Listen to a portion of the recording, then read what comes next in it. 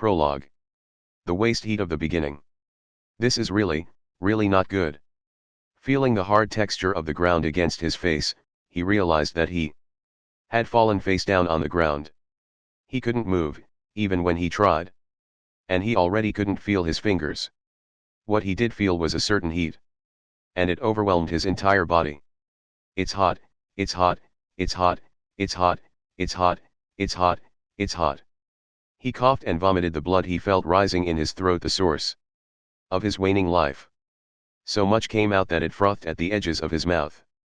With his hazy vision, he could see the ground in front of him stained red. You've got to be kidding me. All of this is mine? Feeling as though all of the blood in his body had spilled out of him, he reached a shaking hand to try to find the source of the heat that was burning through his body. As his fingertips reached the large cut in his stomach, he understood. No wonder it felt so hot. His brain must have been mistaking pain for heat. The clean gash that ran through his torso was so deep it had almost sliced him in half. Only bits of skin were still holding him together. In other words, he had run right into a checkmate in the chess game of his life. As soon as he realized that, his consciousness immediately began to fall away from him. Before his eyes, he saw a black boot descend, making ripples in the red pool of his fresh blood.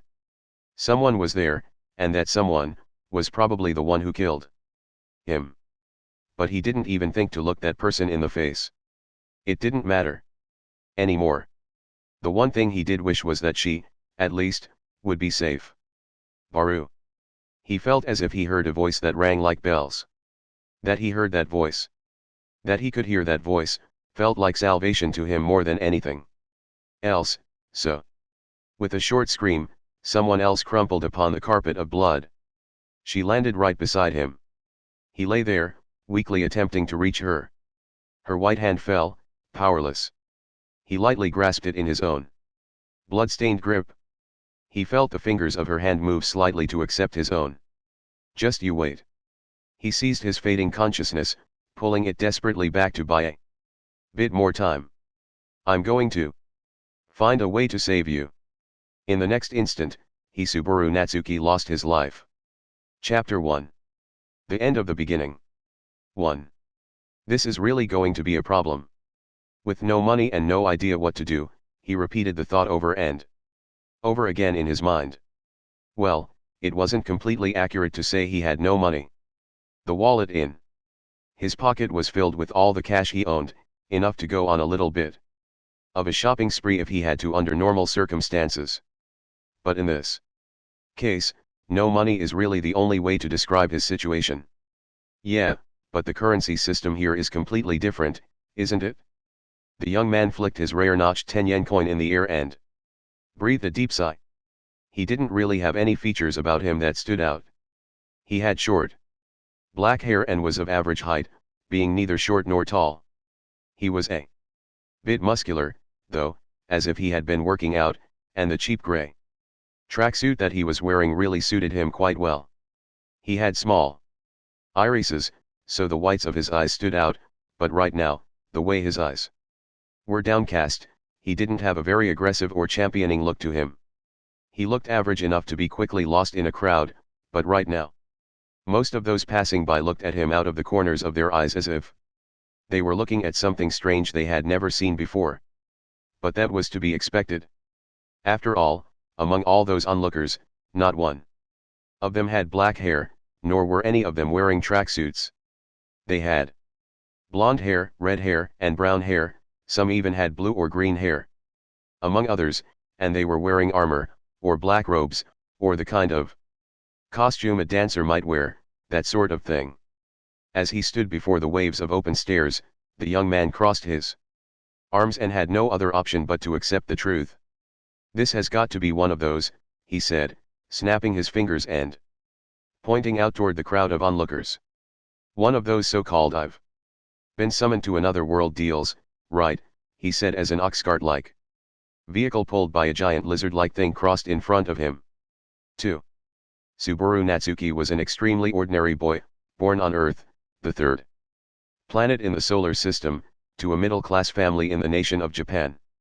If you were to sum up his nearly 17 years of life, the previous sentence would be enough to describe him, and if you felt the need to add anything else, the extra sentence, he was a third-year public high school student with a tendency to not show up to class, would be sufficient. Placed at a fork in the road of life, such as whether to pursue a college degree or jump straight into the workforce, people are generally forced to make a decision one way or the other. That sort of decision-making is something everyone has to deal with and part of what we call life, but in Subaru's case, you might call it his specialty. He was a bit better than your average Joe at running away from things he did not like. In avoiding such a decision, the number of his unexcused absences had piled up, and before he knew it he was a bona fide truant, the kind parents weep over. And to top it all off, now I've been summoned to a whole different world. I guess that seals the deal. I'm a high school dropout now. But seriously, what the hell is going on? He felt as if he was having a not so well thought out dream, but even after pinching his cheeks and smacking his head against a wall, he wouldn't wake up. Subaru sighed. He had drifted away from where he was, getting all sorts of curious looks, and was now sitting against a wall in an alley just off the main road. Assuming I really have been summoned to a fantasy world, the state of civilization appears to be the usual, medieval-like setting. So far, I haven't seen anything mechanical, but the roads are pretty well paved, and of course, I can't use any of my cash. As for whether he could communicate with the people here, and regarding the value of goods, those were things that Subaru checked immediately upon realizing he had been summoned to a different world. Fortunately, he had no problem communicating, and he was able to confirm that commerce was handled in a currency of gold, silver, and copper coins. His first contact, a merchant at a fruit stand, wasn't all that welcoming to him, though. As for why Subaru was so quick to accept and understand his current situation, the fact that he was a modern Japanese youth poisoned by anime and games had something to do with it, and for that he was very thankful. It wouldn't be an overstatement to say that as an adolescent boy, this sort of otherworldly summoning was the kind of thing you'd dream would happen to you, but on that note, without a little bit more of a welfare safety net thing going on, a laid-back guy like myself isn't going to be able to deal, you know. Subaru complained. Given his current situation, and pitiful starting equipment, he couldn't help it. His belongings consisted of a cell phone, which looked like it would run out of batteries soon, a wallet, filled with membership cards from various video rental stores, a cup of instant ramen he'd bought from a convenience store, pork bone and soy sauce flavor, a bag of crispy snacks bought from the same store, corn soup flavor, his favorite gray tracksuit, unwashed, and well-worn sneakers, 2 years old. That was it. I don't even get a single Excalibur? I'm done. What am I supposed to do in this getup? Well, there's only so much you can hope for when you're summoned to a different world on your way back from the convenience store. It had happened in the blink of an eye. Subaru had already gotten hungry and eaten half of the one thing he had that might have been of any use, his pack of crispy snacks, before realizing that he had just gone through his only source of food. But worrying about it wasn't going to help him now. Even if he'd wanted to put his hopes on the possibility that this was being staged as part of an elaborate reality TV show, the large lizard carts and look of all the people passing by nip that in the bud. The fact that no one seems to be paying attention to them means that they're probably normal, both those giant lizards and the half-humans. Subaru grumbled and looked on as people with strange outfits and colorful hair passed by, but out of all of them, the ones who really drove home the fact that he had been summoned to another world were the half-humans. Without having to look too long, Subaru could see people with dog ears and cat ears, and there were even some who looked like they were lizardmen. But of course there were also ordinary humans, the same as Subaru. So this is a world with half-humans, and probably wars and adventures. 2. As for whether there are any animals I'm used to around, I'm not too sure, but given that lizard cart thing, it looks like they use animals in the Same way we do. After putting all of that together, Subaru let out a long breath, but not a sigh. If things unfolded the way he had fantasized about before about otherworldly summoning, he ought to be able to use his knowledge of modern civilization to hold sway over everyone else, but there were a lot of things that still didn't make any sense. The truth is, I have no idea what to do next, and I still have no idea how or why I was summoned. I don't remember stepping into a mirror or falling in a pond, and if I'm to believe this is the otherworldly summoning format I'm used to, where is the beautiful girl who summoned me? The lack of a main heroine in this otherworldly summoning setup was a big hole in the plot. If this were taking place in a 2D world, someone in the creative department was seriously slacking off. If Subaru was really summoned for no reason and then abandoned just like that, it put him on the same level as single-use disposable goods. Now that Subaru had finished establishing the state of his surroundings, he really couldn't think of anything better to do than return to his default state of escaping from reality. I guess if I keep this up, it's no different from locking myself up in my room back home. The thought of his parents crossed his mind, but right now he wasn't in a position where he could just sit around feeling homesick. Thinking he had to do something about his current situation, he stood back up and turned back toward the main road, but just as Subaru was about to walk out onto the main road, he almost bumped into someone who moved out in front of him. Oh, sorry about that. Subaru gave a short apology and tried to continue past, but hold up. He was grabbed firmly by the shoulder and pulled back into the alley. Nearly falling over himself as he turned around, Subaru looked up to see that the person who had thrown him back was a man with a large build. Behind that man were two of his buddies, and the three men stood in such a way as to block Subaru from exiting the alley onto the main road. The way they moved, it didn't appear this was the first time these men had done this, and Subaru had a bad feeling about what was going to come next. May I ask what you three fine fellows plan on doing with me? Oh, it looks like this one here's a smart one. Well, nothing to worry about. Just give us everything you've got on you, and there's no need for anyone to get hurt. So that's the deal, huh?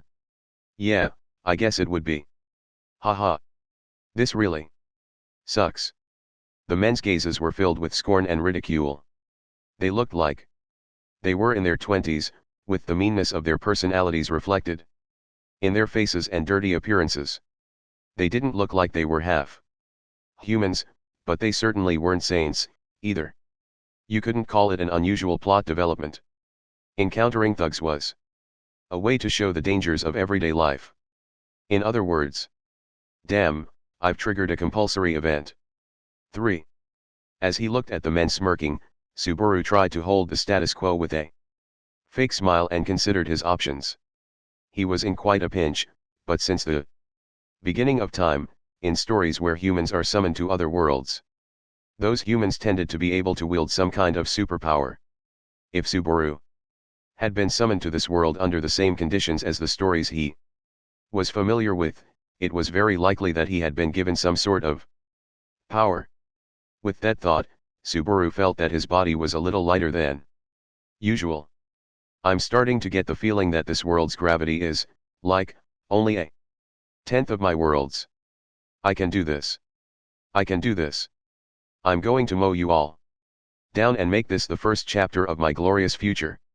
You're only here so I can pull experience points off of you, you scum. What the hell is he going on about, said one of the men. I don't know, but I'm pretty sure he's making fun of us. Let's kill him, replied another. Took the words right out of my mouth. You're going to regret this, returned Subaru, before flying forward with a straight jab from his right hand, aiming for the big man in front. Subaru's fist collided with the man's nose, but he also cut his fist on one of the man's front teeth and started bleeding. I hit someone for the first time in my life. Wow. It hurts way more than I expected. Subaru was confident in his fighting form, but he had never been in a real fight before. The man who was punched fell to the ground. Without taking a moment to pause, Subaru leapt at another of the men, caught off guard, as his next target. With a clean arc he landed a kick on the side of the next man's head, slamming him into the wall of the alley. This was going even better than he'd expected, and he started to be sure of the notion that he was invincible in this new world. I guess in this world my stats are pretty good. What a rush. Now to finish this. Turning back around, Subaru bent forward to beat down the last man standing, when his eyes centered on what that man was holding in his hand, a glinting knife. Immediately Subaru dropped to his knees, bent over forward, and with a spectacular single motion prostrated himself, pressing his forehead against the ground. I'm sorry, that was absolutely terrible of me, I ask that you forgive me. And please find it in your generous hearts to spare my life. Prostration. It was the most extreme form of showing absolute submission to another and the lowest form of Japanese humility. Just where did all of that fired up feeling go? Subaru felt as if he could hear the blood drain from his body. Desperately clinging to any hope of mercy, he tried to make himself seem small and continued to apologize. With a knife involved, fighting was out of the question. No matter how you might train yourself, if you were stabbed, it was all over. All things in life are transient. Before he knew it, the two that Subaru thought he had defeated were back on their feet. One was holding his bleeding nose and the other was shaking his head back and forth, but other than that both looked as though they were in surprisingly good condition. What? You mean to tell me that my one-hit knockout punch only did that much damage? What about my superpowers? I dunno what you're going on about, but shut your trap. You've really done it now. It looked as though Subaru had been completely wrong about being summoned into another world coming with the promise of some kind of powers. He wasn't really any stronger than he had been before. One of the men stepped on the back of Subaru's head, scraping his forehead against the ground and causing him to bleed. Another then kicked him in the face, and Subaru curled into a ball as tightly as he could as he was subjected to further acts of violence. After all, the one who hit first was Subaru. The men didn't hold back at all. Crap, this really hurts. Like, I could die. No, seriously. Unlike in his own world, there was no guarantee that these thugs wouldn't take his life. At this rate, it would be better to try one last-ditch effort to retaliate before he was beaten to death. Stop moving, you whelp. Ow. No, don't. Ow. Ow. Ow. The man with the knife stomped on Subaru's hand as he tried to get up. Then readjusted his grip on the knife so that the tip was held back toward his arm, ready to strike. After we make sure you can't move, we're going to take everything you've got. That's what you get for acting tough, you punk. If you're looking for money or valuables, I'm sorry but you're out of luck. After all, I don't have a cent on me. Then those strange-looking clothes and shoes'll do just fine. You can just stay down and be food for the alley rats. Oh, so there are rats in this world, too, Subaru thought. I hope they aren't big, like monster rats or anything. Subaru looked at the knife about to come down as if it didn't concern him at all, distancing himself from reality as best he could. Subaru didn't see his life flash before his eyes, and he didn't feel like time was slowing down, either. The end would probably come like the cutting of a thread, he thought. But just then. Hey! Out of the way! Out of the way! I'm talking to you! Move, yelled someone in a flustered-sounding voice as they dashed into the alley. Like the men, who suddenly looked up, Subaru managed to glance up in the direction of the voice, though he couldn't move his body. What he saw was a small girl with longish blonde hair dashing by. From her red eyes, you could sense a strong will, and her one canine tooth sticking out made her look like quite a prankster. She seemed more cheeky than anything else, but Subaru felt that if she smiled she would look pretty cute. As if it had been staged for a comeback, the fading light of hope Subaru had been holding lit anew. He was waiting for this kind of development. The girl, in her well-worn clothes and unclean appearance, had stumbled Upon this attempted murder and robbery in the act. What would surely happen next, was that with an overflowing sense of justice this girl would save Subaru's life, right from the clutches of death. Whoa. You look like you're in quite a pinch there, but sorry. I've got my hands full right now.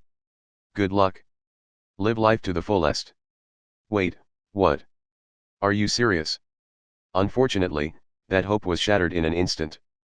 The girl raised her hand in an apologetic sort of gesture and didn't slow down as she continued racing down the alley.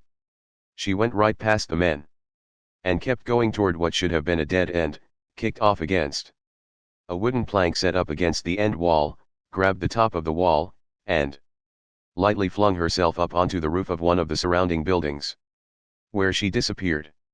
After the girl was gone, a silence fell upon the alley. It was as if a hurricane had just passed. Both Subaru and the men were dumbstruck. However, this didn't mean that Subaru's situation had improved at all. Doesn't what just happened make your anger just sort of melt away and make you want to change your minds about all of this? More like it killed the mood, and now I'm even angrier. Don't think you'll get to die a pleasant death. The men kept their feet planted on Subaru so he couldn't move. As Subaru looked at the glint of the knife in the man's hand, the death that loomed before him seemed ever more real. No, I mean, you've got to be kidding. I can't die this easily, can I? A twitching smile formed on Subaru's face as he looked around, desperately for someone to deny the death that was coming his way. However, no such convenient development came. The tip of the knife drew ever closer. A feeling of resignation came over Subaru and he felt tears welling up in his eyes. It wasn't fear that overwhelmed him, it was more the feeling of emptiness that this would all end without him accomplishing anything. In the midst of this overwhelming despair, feeling as if he had been abandoned by everyone and everything. Hold it right there, you evildoers. That voice overcame the noise of the crowd, the vulgar insults of the men, Subaru's own heavy breathing, as well as everything else, and shook the very foundations of the world. For when people say, time stood still, they must surely be talking about times like this. There was a girl standing at the entrance to the alley. She was beautiful. She had long silver hair, with braids in it that reached down to her hips. She was looking straight at Subaru with violet eyes that shone with intelligence. In her soft features were both elements of youth but also mature beauty. There was also a noble air about her that gave her a dangerous and bewitching charm. The girl was about 1 head shorter than Subaru, which made her around 5 feet, 3 inches tall. The clothes she wore used white as a base color, and there was nothing terribly ornate about them, but on the other hand, the simplicity emphasized her presence. The one thing that stood out was the white cloak the girl was wearing. It was emblazoned with embroidery that depicted a bird of prey, adding to her impression of majesty. However, it wasn't the clothes she wore that made her shine so. I will not stand by and watch any more of your wrongdoing. That is enough. Her voice, like silver bells, rang beautifully in Subaru's ears, and for a moment he forgot the situation he was in. He was completely undone by the silver-haired girl's presence. The other men seemed to be just as shaken up as Subaru was. What? Who do you think you are? If you stop right now, I'll let you go. In a way, this is my fault for not being cautious. So do the right thing and give back what you stole. Hey, what she's wearing looks expensive. You think she's nobility? Wait, huh? What we stole? Please. It is very precious to me. I'd be willing to give it up if it were anything else, but I absolutely can't in this case. Please. I won't do anything to you, so please just give it back. The girl looked as if she was pleading with all her heart. However, there was an inexplicable feeling of pressure that rose within the group. Something was happening that was hard to explain. Wait a minute. We don't know what you're talking about. What do you mean? The men pointed to Subaru, still underfoot. You didn't come here to rescue this guy, did you? Those are some weird clothes that boy is wearing. Did you all have a fight among yourselves? I don't think 3 against 1 is really fair, but, if you're asking me if I know this person, I haven't ever seen him before in my life. Perhaps it was because she thought the men were trying to change the subject, but you could hear an amount of irritation in her voice. Because of that, each of the men rushed to explain themselves. Wait a second. If you're not after this guy, then we're not involved. I bet. It was that girl from before. You said you had something stolen from you, right? That wall. You see. That wall. She jumped off that wall and ran away on the rooftops. She's farther back. Back past that wall. At the rate she was going, she's probably another 3 streets down. As the men continued to plead their innocence, the girl turned her eyes to Subaru, as if asking whether these men were telling the truth. Without thinking, Subaru nodded. It doesn't look like you're lying. So the one who stole from me is down farther ahead? I've got to hurry. The girl turned away from Subaru and the men and toward the main road. The men clearly looked relieved. Subaru, faced with the reality of his abandonment, started to enter a state of shock, when still, this situation is one I can't just ignore. As she turned back around, the girl put her hand up, palm facing outward. And a series of shining lights began to dance in front of it. A dull thud rang out, like that of a hard object striking flesh, followed by the cries of the men as they were thrown backward. Then, there was a high-pitched sound as a fist-sized clump of ice fell to the ground right beside Subaru. The clump of ice, which seemed to have formed heedless of both the season and the laws of physics, quickly evaporated as if it were being eaten by the surrounding air. Magic. The best word to describe what just happened immediately tumbled out of Subaru's mouth. There wasn't any incantation or anything, but that chunk of ice had definitely shot out of that girl's palm. Magic. Having seen it with his very own eyes for the first time, Subaru realized something. It isn't quite as fantasy-like as I imagined. To be honest, this is kind of a letdown. Subaru had imagined there would be more light and energy being bounced around. In reality, all that happened was an unrefined-looking clump of ice suddenly materialized, was used as a blunt object for physical damage, and then suddenly disappeared. There was no feeling or anything put into it at all. Now, you've done it? Subaru's feelings on magic aside, the other men, who had taken a real hit from those clumps of ice, got back to their feet. To be fair, it was only 2 of them who managed to get back up. The remaining man must have gotten hit in a bad spot, because he was still knocked out. But rather than this fact taking the fight out of them, it seemed to just make the other 2 men even angrier. Standing next to the man with the knife, the other drew out a blunt, club-like object, and both were ready to fight. I don't care if you're a magic user or nobility or whatever. I've had enough. We're gonna kill you. Do you really think you can win a 2-on-1 fight? Yelled the man with the knife, holding his face, blood still dripping from his nose. In response to his threats, the girl closed one of her eyes. You're right. 1 against 2 sounds like it could be a little tough. In that case, would 2-on-2 be bit more fair? As if it were finishing the girl's sentence, a new, higher-pitched, genderless voice entered the fray. Startled, Subaru looked around. The other men also followed suit, but there wasn't anyone inside or at the entrance to the alley who looked as though they were the owner of that voice. Then, as if to show both Subaru and the other men the answer to their question, the girl extended her left hand. Sitting on top of her palm and white fingers, there it was. When you all stare at me like that, full of expectation, it's kind of embarrassing. Using its paw to clean its face was a small, palm-sized cat that stood upright on its 2 hind legs. It had gray hair and floppy ears. To the best of Subaru's knowledge, it was nearest to an American Shorthair. That is, if you ignored the fact that its nose was pink and it had a tail about the length of its body. Seeing the small, palm-sized cat, the man with the knife seemed overcome with fear and yelled, "Why, Urea Spirit Mage! That's right. If you want to leave right now, I won't chase after you, but make up your minds quick. I'm in a hurry. With that, the men rushed to pick up their fallen companion and leave the alley, but as they passed the girl on their way out, one of the men clicked his tongue and said, I'm going to remember your face, you bitch.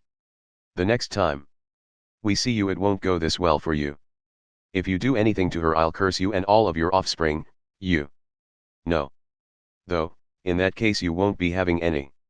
For the thug, that must have been his best attempt at intimidation, but in contrast, the cat's response was light in tone but much more severe. The cat didn't seem to be completely serious, but the men paled more than they ever had before, and ran out into the main road without another word. Once the thugs were gone, Subaru was left alone in the alley with the girl and her cat. Thinking that he at least needed to say thanks, Subaru forgot his pain and started to get to his feet, but don't move, said the girl in a cold emotionless voice. You could see in her eyes that she was being cautious. Even though she realized that Subaru was not with the other thugs, she wasn't about to let her guard down, that much was clear. It was actually Subaru's reaction that was more out of place. Even though the girl was looking at him like that, he was fixed on her beautiful and bewitching violet eyes. Not used to seeing such beauty, Subaru unthinkingly blushed and looked away. See? I knew I was onto something. If he had nothing to hide, he wouldn't look away like that, said the girl. I'm not so sure about that. That seems like a very natural reaction for a boy like him. I'm sensing zero evil intentions, responded the cat. Be quiet, Puck. You know the girl who stole my badge, don't you? Shushing her cat, the girl turned to Subaru. Her expression, full of confidence, was lovely. However, I'm sorry to let you down like this, but I totally don't know her, like. Completely not at all. Wait, what? Seriously? As her confidence was stripped from her face, Subaru was able to get a glimpse of how she naturally expressed herself, as opposed to her ongoing act. With that dignified air of hers out the window, the girl, flustered, turned quickly to the cat still resting on her palm. WHWH, what are we going to do? Was this really all just a waste of my time? A waste that's still in progress. I really think you should hurry. She was really fast when she ran away, so there's a good chance the culprit has some kind of strange protection on her side. Ugh. How can you be so unconcerned about all of this, Puck? You're the one who told me not to get too involved, you know? Anyway. What are we going to do about him, the cat said, as if just remembering about Subaru. As the topic of conversation centered back on him, Subaru put on a weak smile. Oh, said the girl as she finally realized the cat was talking about Subaru. In response, Subaru put on an empty display of confidence and replied. Don't worry about me. Thanks to your help, I'll be fine. You're in a hurry. Right? You should go. Subaru had hoped to finish this off with, if you'd like, I don't even mind helping you out. How about it, lady? While brushing his hair back and flashing a smile, but suddenly dizzy, Subaru reached for the wall but missed, and fell face first back onto the ground. Wait. You shouldn't try to stand up just yet. Well, okay, came the cat's warning, just a step too late. After falling with zero capacity to catch himself, Subaru felt a sharp pain as his consciousness went winging away. So, what should we do? He has nothing to do with us. That's not enough to kill him. We're going to leave him. In the far reaches of his consciousness as it left him, Subaru could hear just a little of the pair's conversation. That's an otherworldly fantasy for you. Everyone has quite the severe view on the concept of empathy. Am I just going to be abandoned here in this alley? Was the negative take. Well, I suppose I was going to die, and now I'm not, so I should be super grateful, was a more positive thought. With those two views in mind, Subaru's consciousness drifted further and further and further away. Are you sure? I'm sure. Right before the thread of Subaru's consciousness was cut for good, he was able to see that silver-haired girl, red in the face, turn around and shout. "There's no way. No way that I'm going to save him, okay? Okay. Man, even when she's angry she's really cute. Go otherworldly. Fantasies." With that last thought, really this time, once and for all, Subaru's consciousness fell into darkness. 5. It occurred to Subaru that the feeling of waking up was similar to having your face rise up from out of a body of water. When he opened his eyes, the sun's light was at an angle and shone into them, causing him to squint at the brightness and rub his eyes. He woke up in a rather pleasant way, and Subaru was the type of person to be fully awake once he opened his eyes. "Oh, you awake," said a voice from right above Subaru's head, with him still lying down. As Subaru turned to look in the direction of the voice, he realized that he was still lying on the ground, but had his head on something soft that was being used as a pillow. "You shouldn't move. You hit your head, so I can't say whether it's safe to just yet." This concerned voice also sounded very kind, as Subaru remembered what happened just before he lost consciousness. He thought, given the circumstances, he might just be in one of those blessed situations one hopes to be in as a boy. To have one's head in a girl's lap. Responding to this divine revelation, Subaru pretended to turn to readjust so he could enjoy himself to the fullest. With a circular motion he rubbed his cheek against it and reached a feeling of absolute bliss, and far more than he expected. He felt a fluffiness from the softness of the hair. "Wow.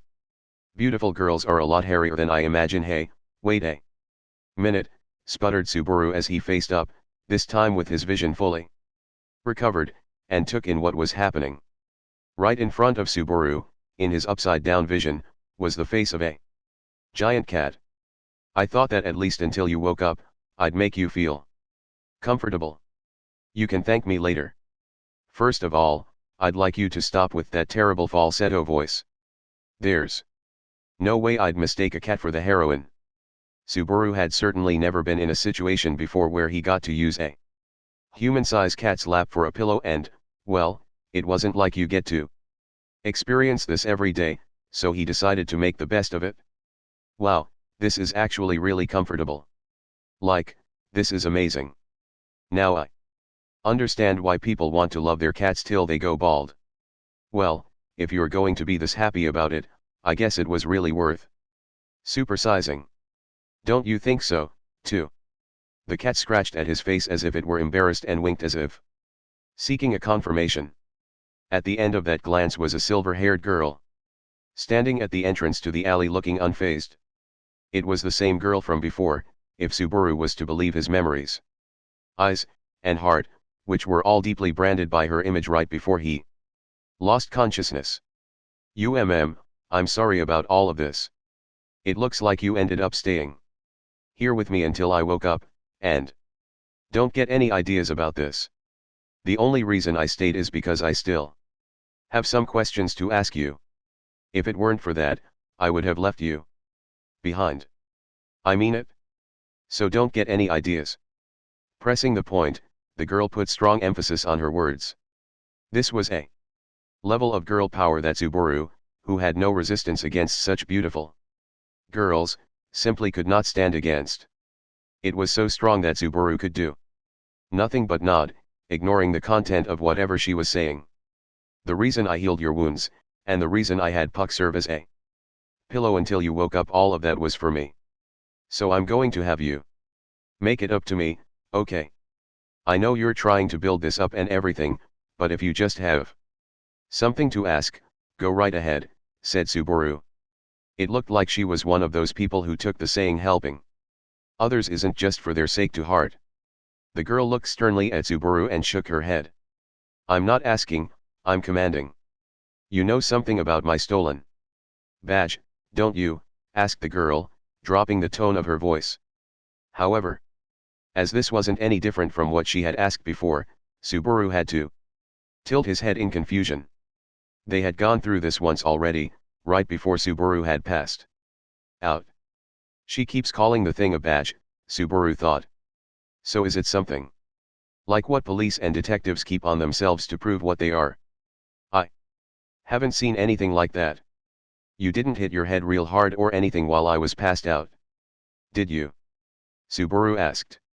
You were only out for about 10 minutes, and no, nothing like that happened.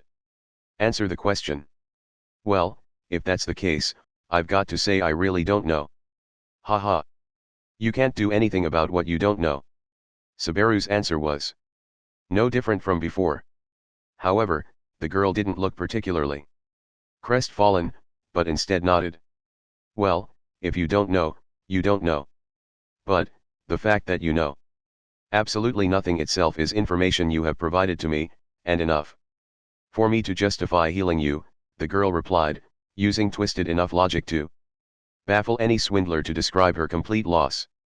As Subaru looked on, dumbfounded, the girl clapped her hands together, as if to finish things. Well, I'm in a hurry, so I'm going to get going now. Your wounds should all be healed, and I threaten those other guys so much I doubt they'll go near you again, but it's still dangerous to enter an alley like this all alone. Oh, and I'm not saying this because I'm worried about you, this is a warning. If I see you in a similar situation again, there won't be any merit to me saving you, so you can't expect me to do so again, said the girl with machine gun rapidity. She took Subaru's silence as affirmation, nodded to herself, and turned around to leave. The girl's long silver hair swayed as she moved, and sparkled fantastically in the dim light of the alley. I'm sorry about that. She's not really honest with herself. Don't think too strangely of her. Okay, said the cat with a laugh as, having returned to its original size, it jumped up onto the girl's shoulder. The girl patted its back as if to affirm its touch, and the cat disappeared, slipping behind the curtain of her hair. Without once looking back, the girl continued to walk on. As he watched her go, Subaru thought about what the cat had said, about her not being honest with herself, and her intentions.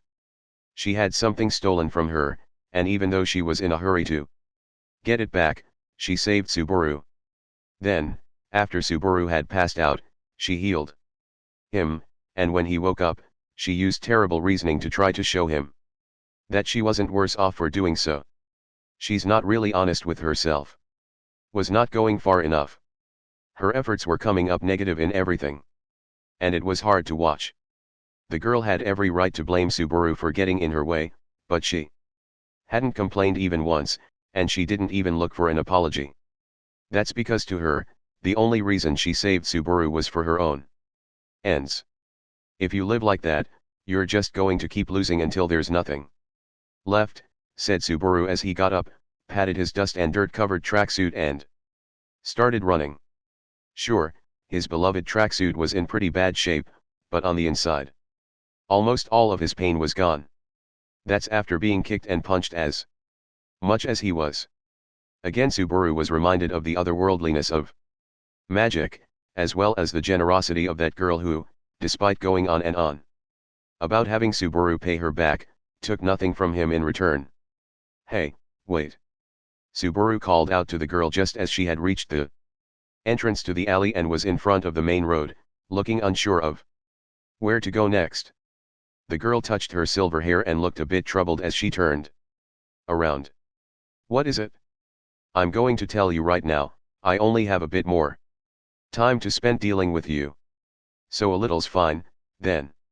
Anyway, what you lost is really important, right? Let me help you look for it.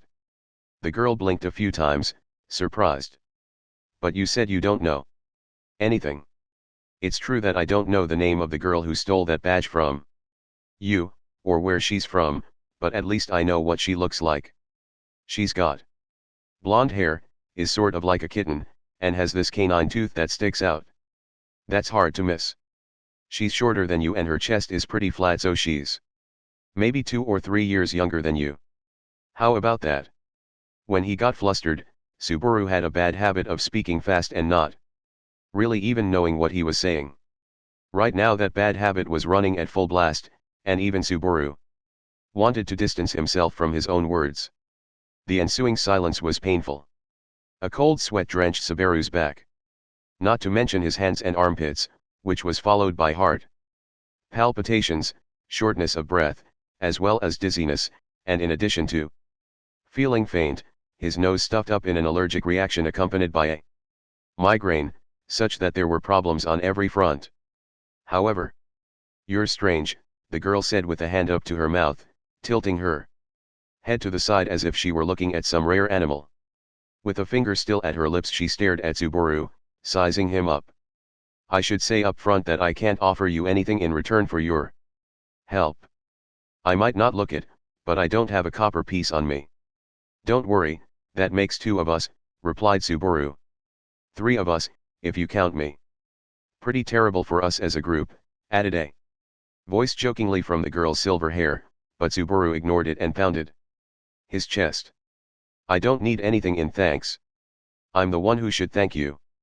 That's why I want to help. I haven't done anything deserving of your thanks. I've already gotten something in return from healing you." "She just won't give it up, will she?" Subaru looked at the girl and her stubborn attitude with a weak smile. "If that's the case, then I'll help you for my own sake. The reason is..." "Yeah, that's it. I'll use you for my one good deed a day project," said Subaru. "One good deed a day?" "That's right. Once a day you do one good thing. If you do that, after you die you've got a one-way ticket to heaven. If I can do it, then a wonderful life of just eating and sleeping is waiting for me, so I hear. So that's why I'm going to help you for my own sake." Subaru felt like turning to himself and asking what the hell he was going on about, but at least he'd managed to make his point. The girl stood in thought, considering Subaru's words, when her cat poked at her cheek with its paws. "I don't sense any evil intentions from him, and I don't really think it's a bad idea, you know? With how large the capital is, it's way better than going on no clues at all. But if I get him involved..." "You're cute when you're stubborn, but it's foolish to let your stubbornness get the best of you and make you lose sight of your goals. I'd really rather not think of my own master as a fool." The cat added its support in favor of Subaru, but the girl was still hesitant. In response, the cat dropped its expression and continued in a serious voice. "Plus, the sun is starting to set. If night falls, I won't be able to help you. I'm not worried about you handling a thug or two, but it's better to be safe than sorry." "Well, it sounds like you're the one to call if there's danger. But, wait. According to what you said, you can't come out at night? Is that one of the deals of your contract or something?" Subaru asked, taking a step closer. The cat flicked its whiskers with its front paw and said, "It's more like, I may look cute, but I'm a spirit, you know? I use a lot of mana just by materializing. When night falls, I return to the crystal that is my vessel and prepare for when the sun is out again. I suppose you could say it's the perfect 9-to-5 job." 9 to 5? That sounds like a government job. The conditions to hire a spirit sound more severe than I expected. Subaru was able to talk naturally about spirits, but that was only because of the analytical power he had as a modern otaku, poisoned by anime and games. Even traits looked down on by the public come in handy sometimes. While Subaru and the cat continued their conversation, the girl continued to anguish over her decision. However, that last point seemed to have tipped the scales, so after much moaning with a number of but s and still s and if s, she finally conceded. "I'm telling you, I really can't give you anything in return, okay?" 6. After Subaru's first friendly interaction in this different world, a pleasant, heartwarming episode, 1 hour had passed. What is the meaning of this? Their investigation had stalled. As Subaru faced the girl's cold stare, he scratched at his face, trying to find a way out. "Even with all of my experience, I never thought that it would be this difficult. You seem to have a really high opinion of yourself, but I haven't seen anything from you to prove it. No matter how you slice it, things aren't going well. Nobody says, no matter how you slice it, anymore." Pointing that out only made things worse, and the girl's stare grew sharper, at which Subaru shrank away. Even though they had been searching for a little under an hour, for some reason, Subaru and the girl were back in an alley. Of course, there was a really good reason for this. There were several factors Subaru had discovered that made their search difficult. First, Subaru didn't know his way around town. Given that he had just been summoned from another world, it was hard to blame him for wanting a pass on this one. Additionally, it seemed that the girl was unfamiliar with the area as well, and at least 10 minutes were wasted with both having full confidence that the other knew their way around. It was pretty funny. Actually, or so Subaru thought. But the way the girl was staring at Subaru, she didn't seem to find it funny at all. Second, the characters and symbols written here and there were completely illegible to Subaru. Given that Subaru didn't have any trouble communicating by speech, he hadn't thought all that much about it, but after a second look he saw that all around, here and there were handwritten symbols.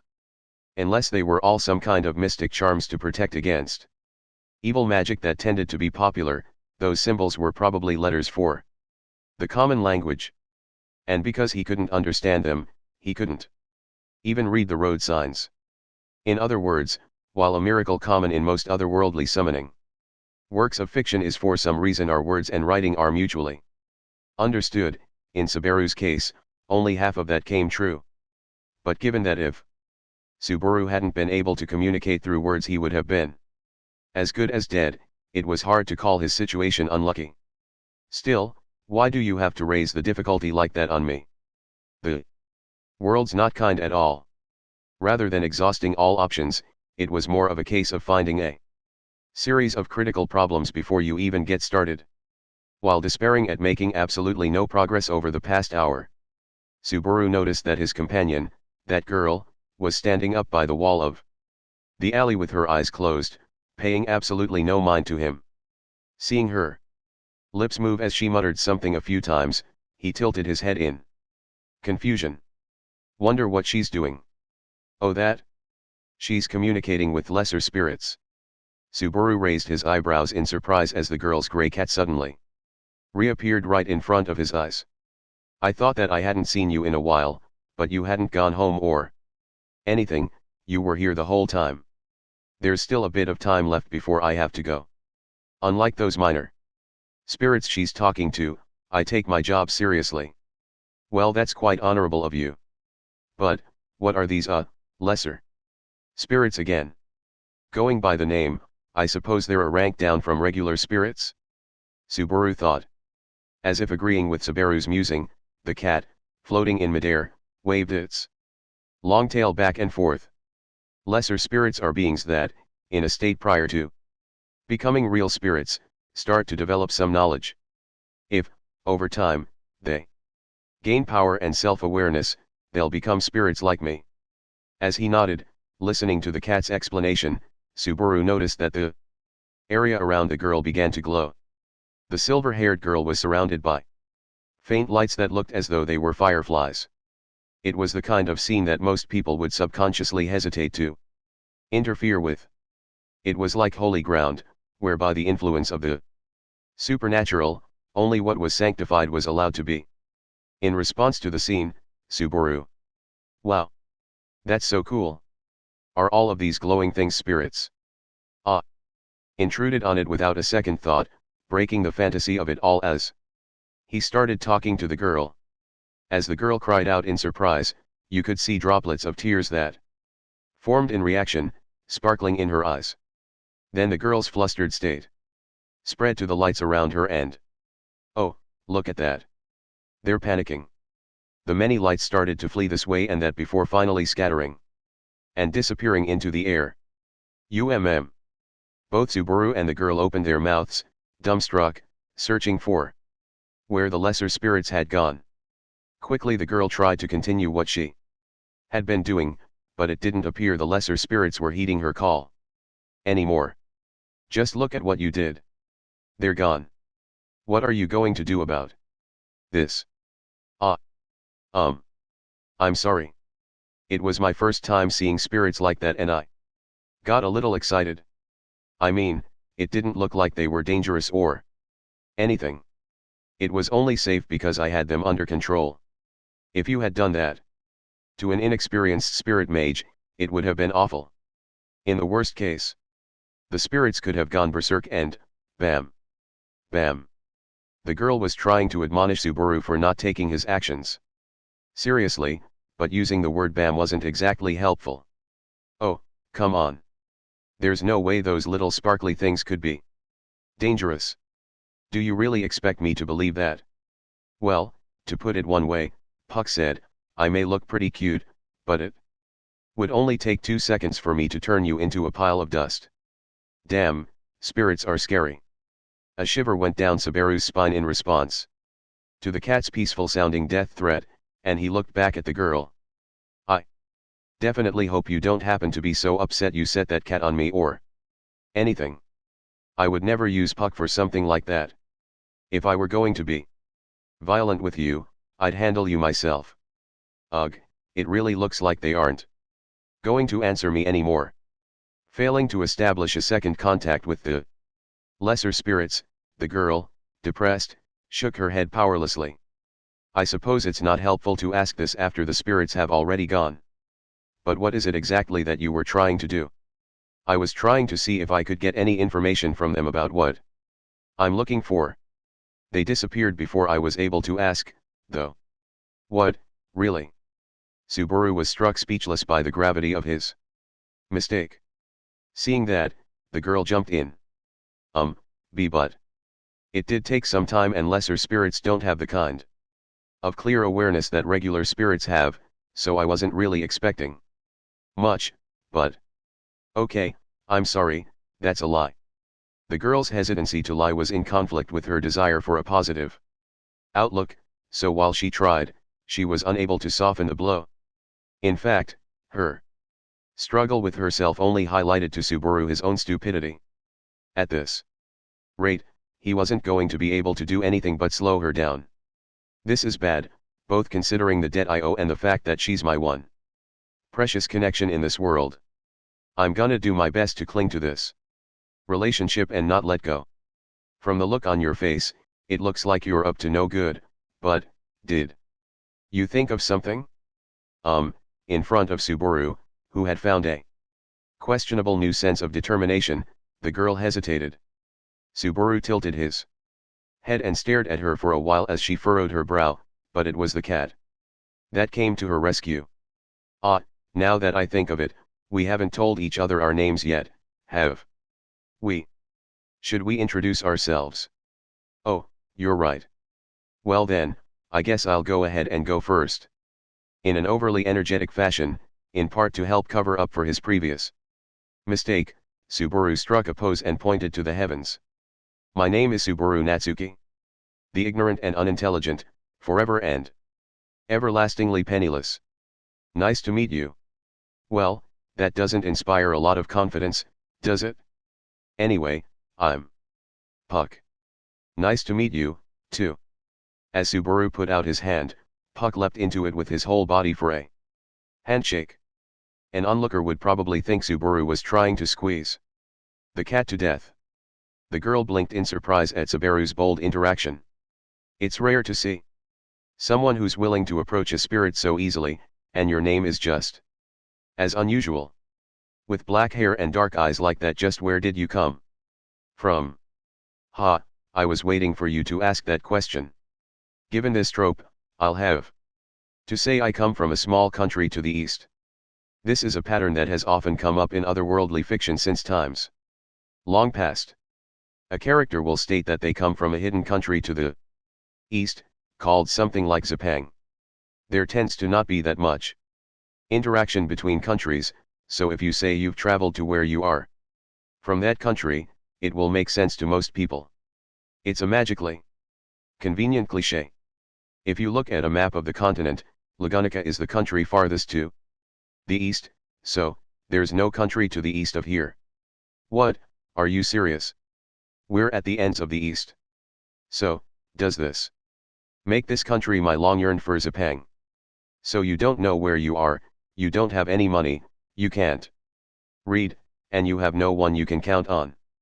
I'm starting to think you're worse off than I am. While Subaru was shocked at this new development, the girl was also starting to look anxious. With every action she took you could see the element of her personality that made her want to help others. She probably couldn't help but be concerned about Subaru, who to her was looking more and more to be not only defenseless, but absolutely helpless. The girl looked at Subaru again carefully, from the top down. Taking another look at you, you actually look like you're in pretty good shape. Uh. Subaru. Huh? Oh. Yep, Subaru. That's my name. Having his name called in such a hesitant way for some reason felt like a fresh new experience to Subaru, and he couldn't help but stumble in his response. After clearing his throat to hide the fact that he was shaken up, he showed his biceps. I do strength training every day. Since I'm almost always cooped up in my room, I've got to do at least that much to stay in shape. I don't really get what you mean by cooped up in your room, but you're from a high-ranking family, aren't you?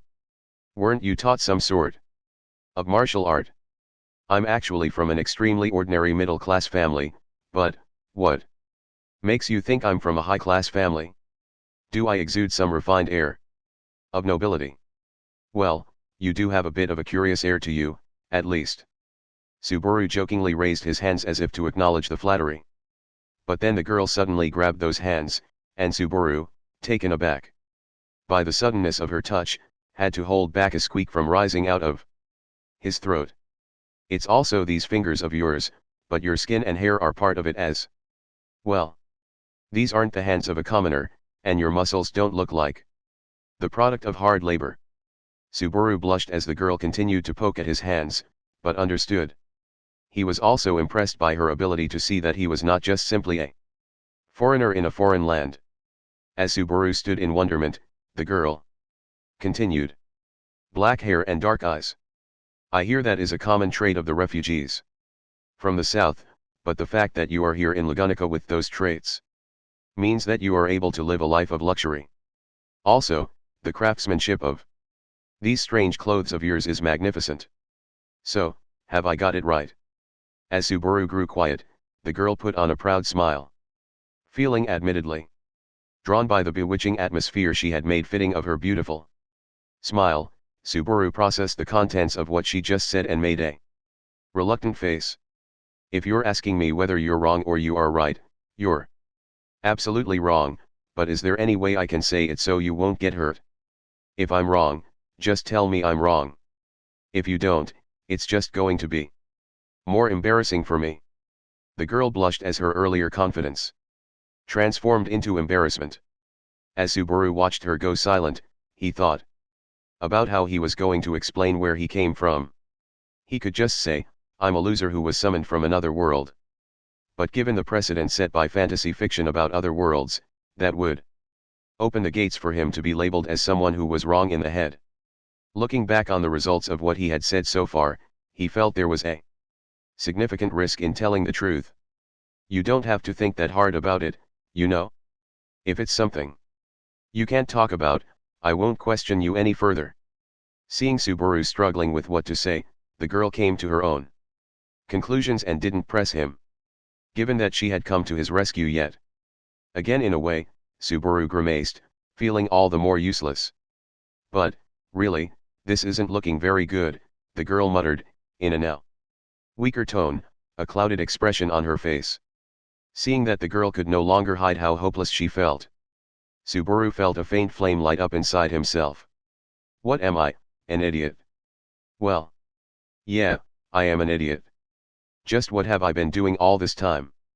Right in front of Subaru stood the girl who saved his life.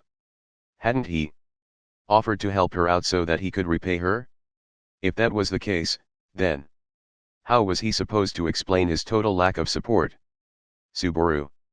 Seeing Subaru fall silent and looking troubled all of a sudden, the girl tilted her head and looked at him puzzled.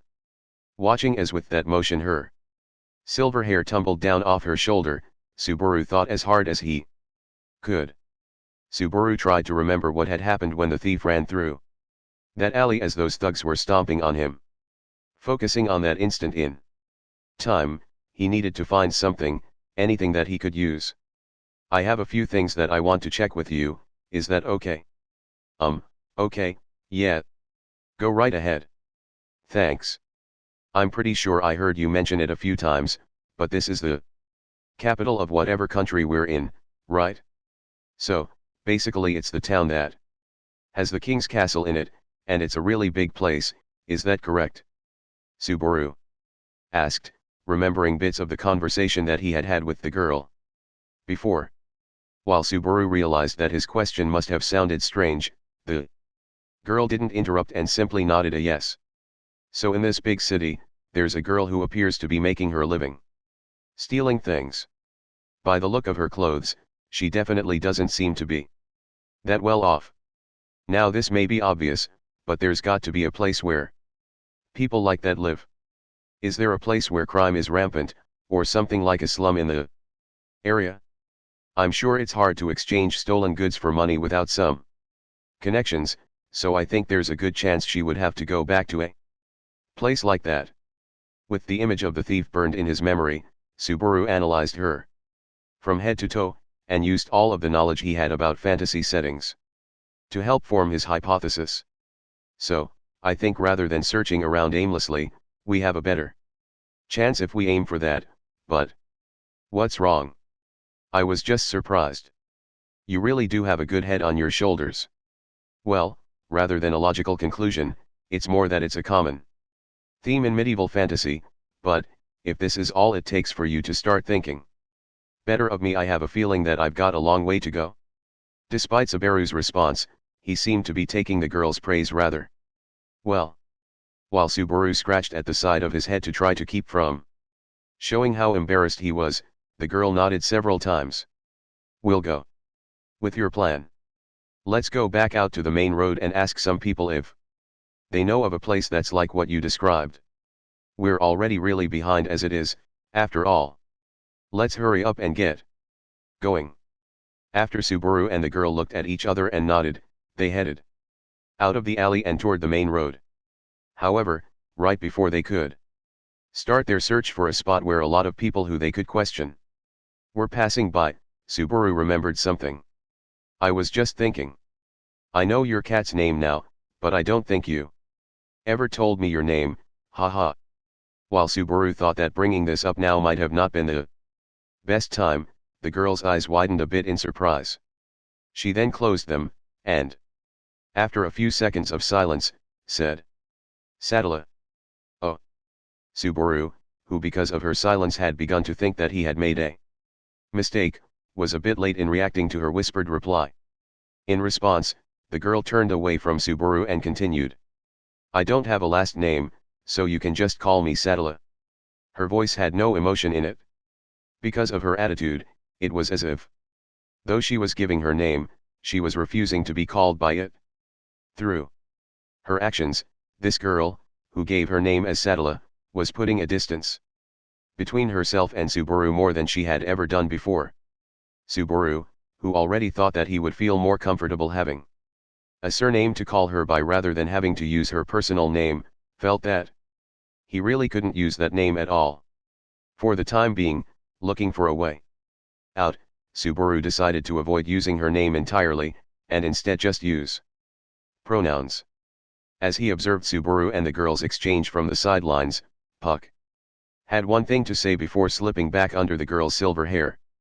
That's in really bad taste, you know, it muttered, though its voice did not even reach the girl's ears, let alone Subaru's. 7. Using the sounds of the bustling crowd as a guide, Subaru and Sadala walked back through the alley they were in and reached the main road about 10 minutes later. Shifting his gaze this way and that, Subaru looked for who they should question first, when Sadala, who stood beside him, pulled on his sleeve. Hey, Subaru. When Subaru looked back at Sadala, he saw that she had her gaze fixed on something on the other side of the street. Subaru looked in the same direction and realized what Sadala was looking at. I have a bad feeling about this, he thought. Adding further weight to his fears, Sadala continued, with a serious look on her face. Do you think that kid is lost? Out of all the possible things that could go wrong with this plan, the final one had reared its head. Well, one of the several things that Subaru had discovered throughout the day was that the silver-haired girl standing next to him was an incorrigibly kind person.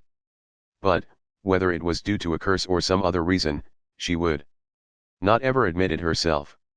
Subaru sighed a deep sigh. Let's just calm down a minute. What are we going to do if she gets up and goes somewhere while we're dilly-dallying? We've got to go talk to her right away. You know, that kindness of yours is a great virtue, and given the fact that I myself was saved by that kindness, I really don't want to say this, but do you have any idea what situation you're in right now? Where Sadala was looking, near the buildings across the street, there stood a young girl. She looked as though she was around 10 years old, with shoulder-length brown hair that was very cute. If she smiled, the people around her probably would not be able to resist smiling back, but unfortunately, at the moment her eyes were filled with anxiety, and she looked moments away from tears. There was probably an 80 or 90% chance that Sadala's observation was correct. Subaru was sure it was, but there's also that my screw UPS are partially at fault, but the thief who stole from you is just getting farther and farther away from us. If we waste any more time here, by the time we catch her, she might already have sold it. And then we'll have no way to get it back. You're probably right, but then certainly it would feel bad to just leave the girl like that, but with all of the other people around, the chance that someone else would help her was high. On the other hand, Subaru and Sadala were pressed for time, and needed to gather information to continue their search. No matter how he thought about it, their current plan should have priority over helping that little girl, but don't you see, Subaru? Look at her, she's crying. If you don't want to stick around with me, that's just fine. Thanks for everything you've done, Subaru. I'll figure this out on my own, after I help that little girl. While Subaru stood at a loss for words, Sadala looked like she had already made her decision. The way she said it, it wasn't as though she was saying that Subaru just didn't understand and she was tired of him, but that she felt guilty for forcing Subaru to play along with her unreasonableness. Her silver hair dancing behind her, Sadala trotted off across the street to where the little girl was standing. The girl, who had been looking down with her teary eyes, noticed that someone had suddenly come to her side.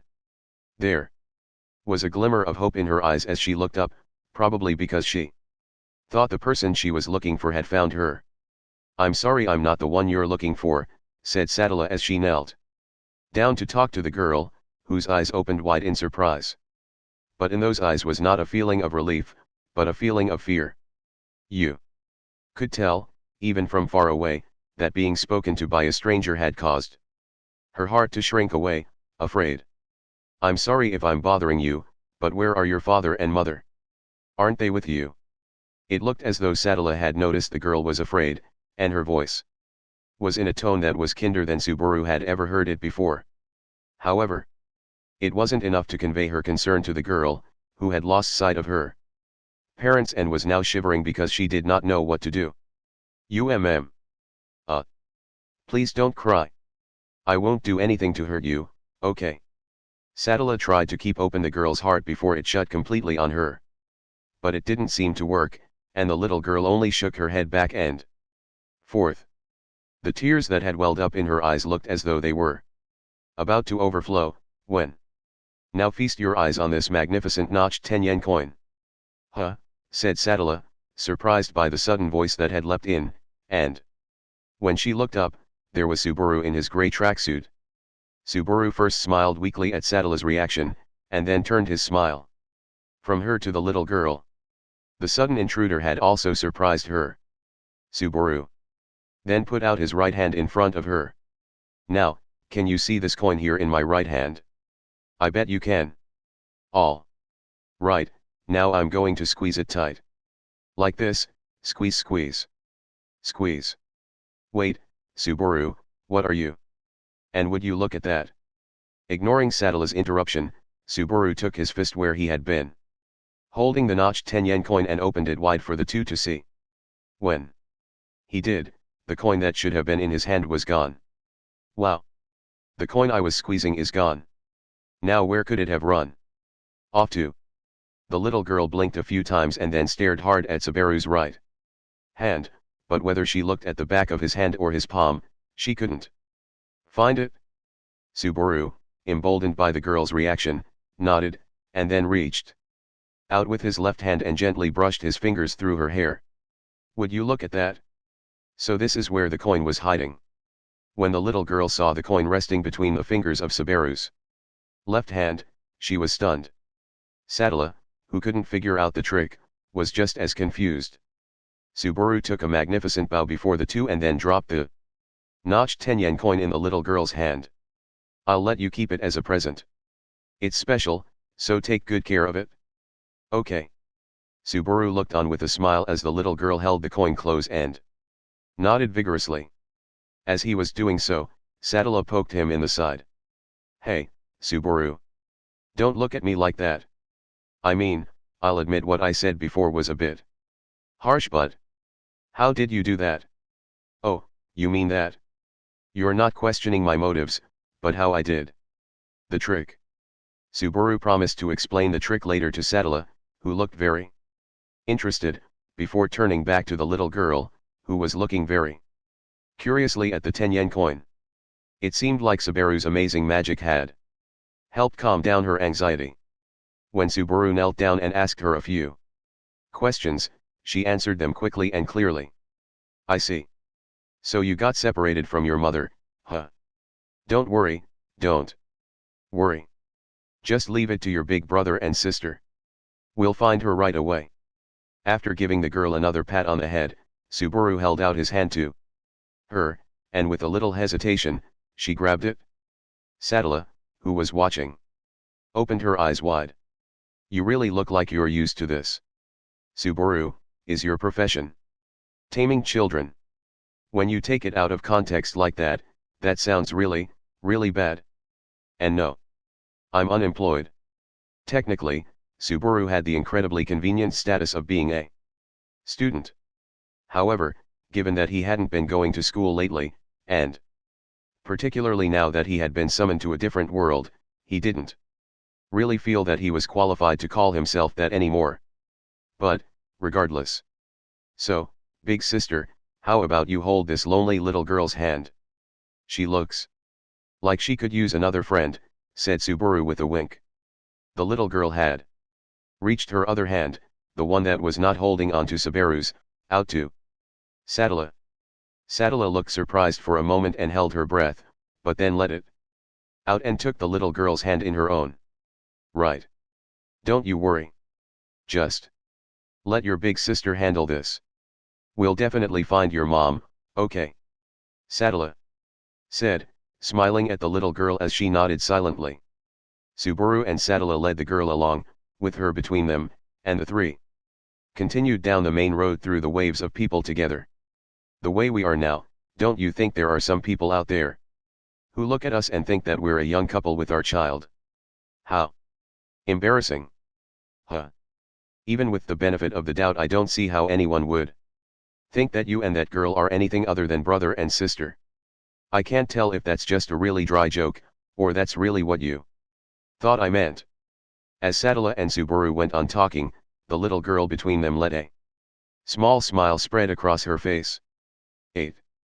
Fortunately, perhaps because they really stood out as a group, it didn't take long before they found the little girl's mother. In this case, it wasn't only Subaru who stood out, but also Sadala, with her silver hair and extraordinary beauty. Thank you so much.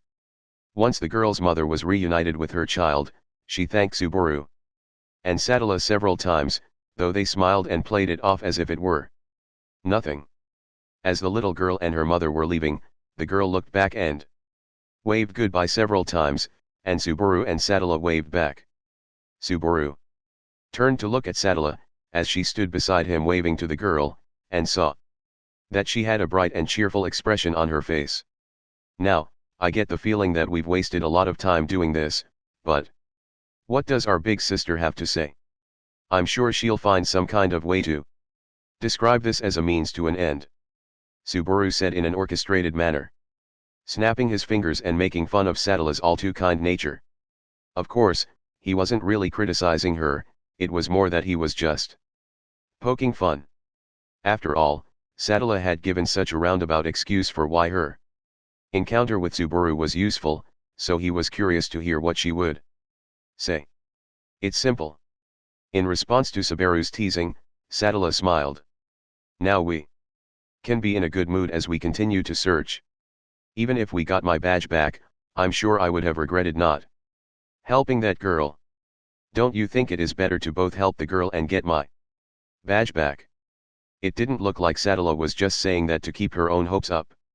She looked so refreshed she probably believed it. With that kind of response, Subaru really didn't know what to say. He would have to rethink his opinion of this girl. Not only was she the type of person who was so kind she always ended up losing everything, she also was the type of person who wanted to have it all. I see. You're right. Thanks to your quick decision, we won't have to say. Sure, we abandoned that little anxious crying girl all lost and by herself, but we were able to get the badge back, safe and sound, hooray. Well, that's a really negative way to put it, said Sattala, frowning, then glaring at him as though she seemed to have remembered something. But besides that, why did you help me? I thought you were against helping the girl, Subaru. I just wanted to show off my ability to do magic tricks. Which is, of course, a lie. Didn't I say so before? I'm going to help you find your badge so I can do my good deed for the day and go to heaven. But since you helped the girl, doesn't that count for your good deed for the day already? That's a very good argument. But I mean, it's not like I'm limited to one a day or anything. I can do more. So anyway, I'm going to do enough for tomorrow today. I'm actually planning to get this whole week out of the way. Subaru had the feeling that he was getting away from the true meaning of this whole do one good deed a day concept, but he still tried to make an argument. Sattala stood by, shocked.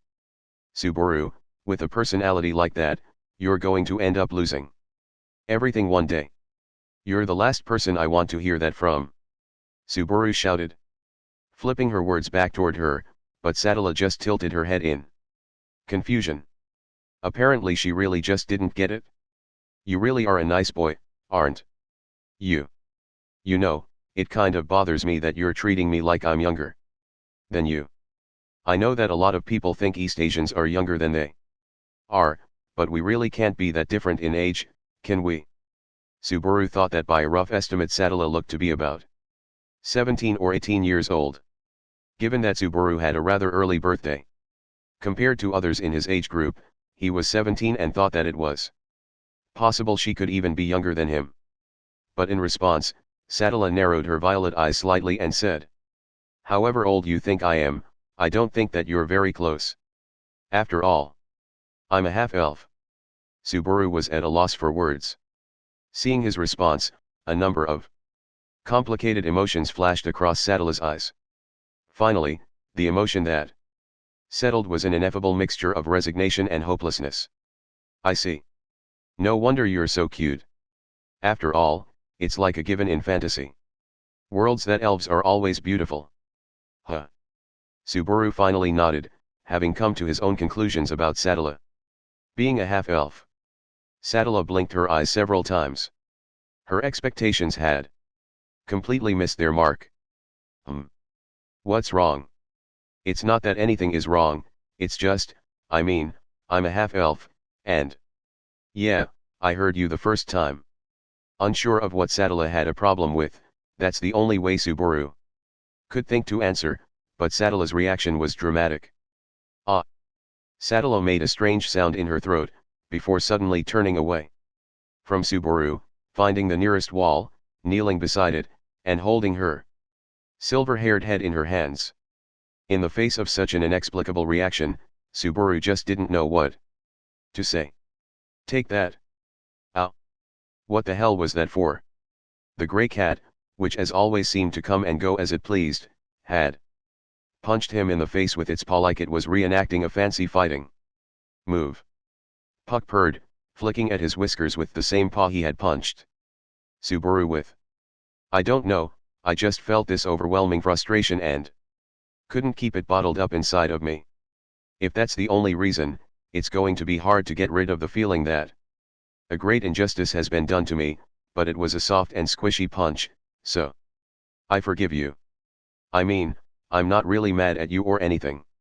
If I had to say one way or the other, I'd say it's the opposite. The opposite, said Subaru, confused.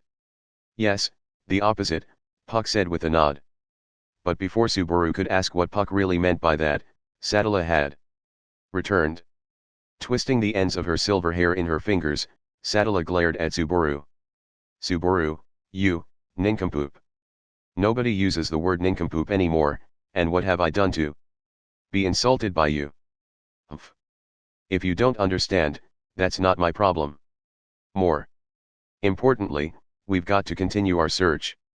With the subject of Satala's unreasonableness cut off without another word, Subaru looked irritated, but that irritation evaporated as Satala began to act more friendly and familiar. Subaru still didn't know why she'd had such a sudden change in attitude, but there were more important things to think about.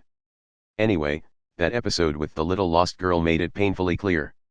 Isn't this town just too big to be searching around for something in? Well, it's the capital of Lagunica. It's the largest city in the nation. If I remember correctly, there are about 300,000 people who live here, and a lot of others come and go. Satala answered Subaru's question in detail and with a hint of pride in her voice. I see, I see. 300,000 people, huh? That's quite a lot. Thanks for the regurgitated information. URR, Satala muttered. It appeared Subaru's guess had been on the mark. Subaru tried to use that new information to picture Lagunica's capital city in his mind. If it had a population of 300,000 people, then for a city in a medieval fantasy setting, it was quite large.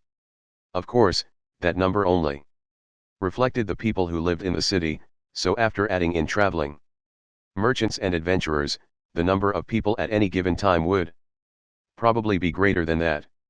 As Subaru watched all of the people passing by from the side of the street, he was again astonished by the concentration of such variety in a group of people. There were half humans, half beasts, and regular humans all mixed together, and it really was like a melting pot of different races. The fact that they had gotten lost in the alleyways for almost an hour wasn't just something to laugh about, either. The area was so large and the roads so complicated that they really had gotten lost. In other words, we don't have any more room for error.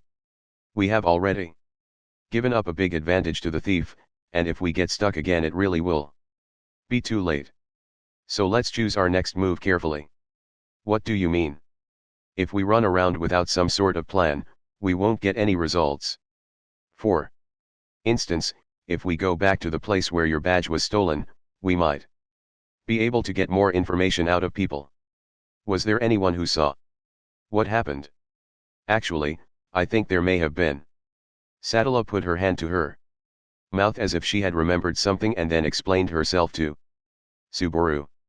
According to Satala, her badge had been stolen in broad daylight, right in the middle of a crowd of people. If so, the theft was a bold move, but looking at the commotion on the street in front of him, Subaru thought that it wasn't necessarily a bad decision on the part of the thief. The more people there are, the easier it is to get lost in the crowd. Do you remember where it was stolen from you? Yes, I think it was this way. Subaru followed Satala down the street. As they made their way through the confusion of the bustling crowd with its many different kinds of people, Subaru felt his sense of distance and direction taken from him just as quickly as when they had made their way through the maze of alleyways before. He felt as if he no longer had any idea of where he was walking. While the place they were in should have been one he had never seen before, Subaru felt a strange feeling that he had seen it before, and that feeling just wouldn't go away. Wait. No, I have definitely seen this place before. Seeing the place that Sadala had led him to, he scratched the side of his face and smiled a half smile. The place where Sadala had had her badge stolen from her was the same street corner to which Subaru had been summoned. This is where I was so confused I decided to go cool my head down in an empty alley, and then had my encounter with thugs A, B, and C. Remembering what had happened about 2 hours earlier, Subaru now mused to himself that amazing coincidences like this really did happen. Sometimes. If so, he was in luck. He had someone in mind that they could talk to. So that's the situation. I told her, leave it to me, and came over here to see you, Mr. Fruit Salesman. Subaru spun around and pointed at the owner of a fruit shop on the side of the main road. The fruit that lined his shop was fresh, and just looking at it made his mouth water. What, it's you again. I was hoping for a customer, Mr. Broke, said the shop owner with a cold glare that didn't seem fitting for one who dealt with customers on a daily basis. The man wore a bandana and was very muscular. He had a stern-looking face and a deep, threatening voice.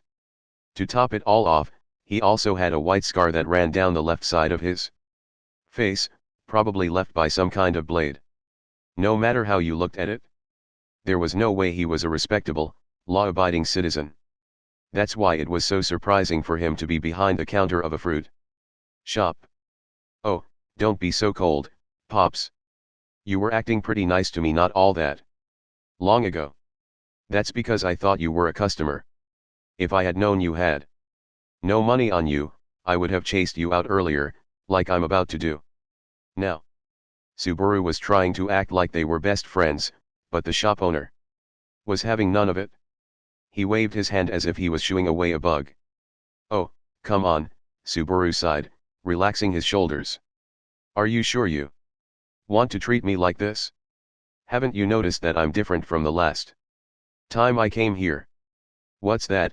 Said the shop owner, unsure of how to react as Subaru made a triumphant expression, nostrils flaring. Subaru stepped aside and held both his hands out to show Sadala standing behind him. Look at that. I brought someone with me. You may have chased me off once you learned I was penniless, but what do you think, now that I've brought in someone who just very well may become a new frequent customer of yours? Subaru. I hate to say this when you've got your hopes up, but I don't have any money on me. Huh, what, really? You're telling me that we were walking around the capital without so much as a single coin between us? The shop owner gave a sigh as he looked at the two paupers in his shop. So? What was it that you wanted to say, now that one beggar's become two? Well, actually, we're looking for something, and I wanted to ask if you could at least hear us out. That was just my way of saying I don't have the time to deal with you people. Take a hint, the shop owner yelled. Subaru felt himself take some intense eardrum damage. This wasn't a good idea after all, was it? Said Sadala, shrinking away as she tugged on Subaru's sleeve. It might be true that asking for help without buying anything was pretty selfish, but that didn't change the fact that they had no money to buy anything with. Just when Subaru was about to give up on trying to get any information out of the man, he heard a voice. Are you, the two from before? Subaru and Sadala turned around. Standing right in front of them was a woman with long brown hair.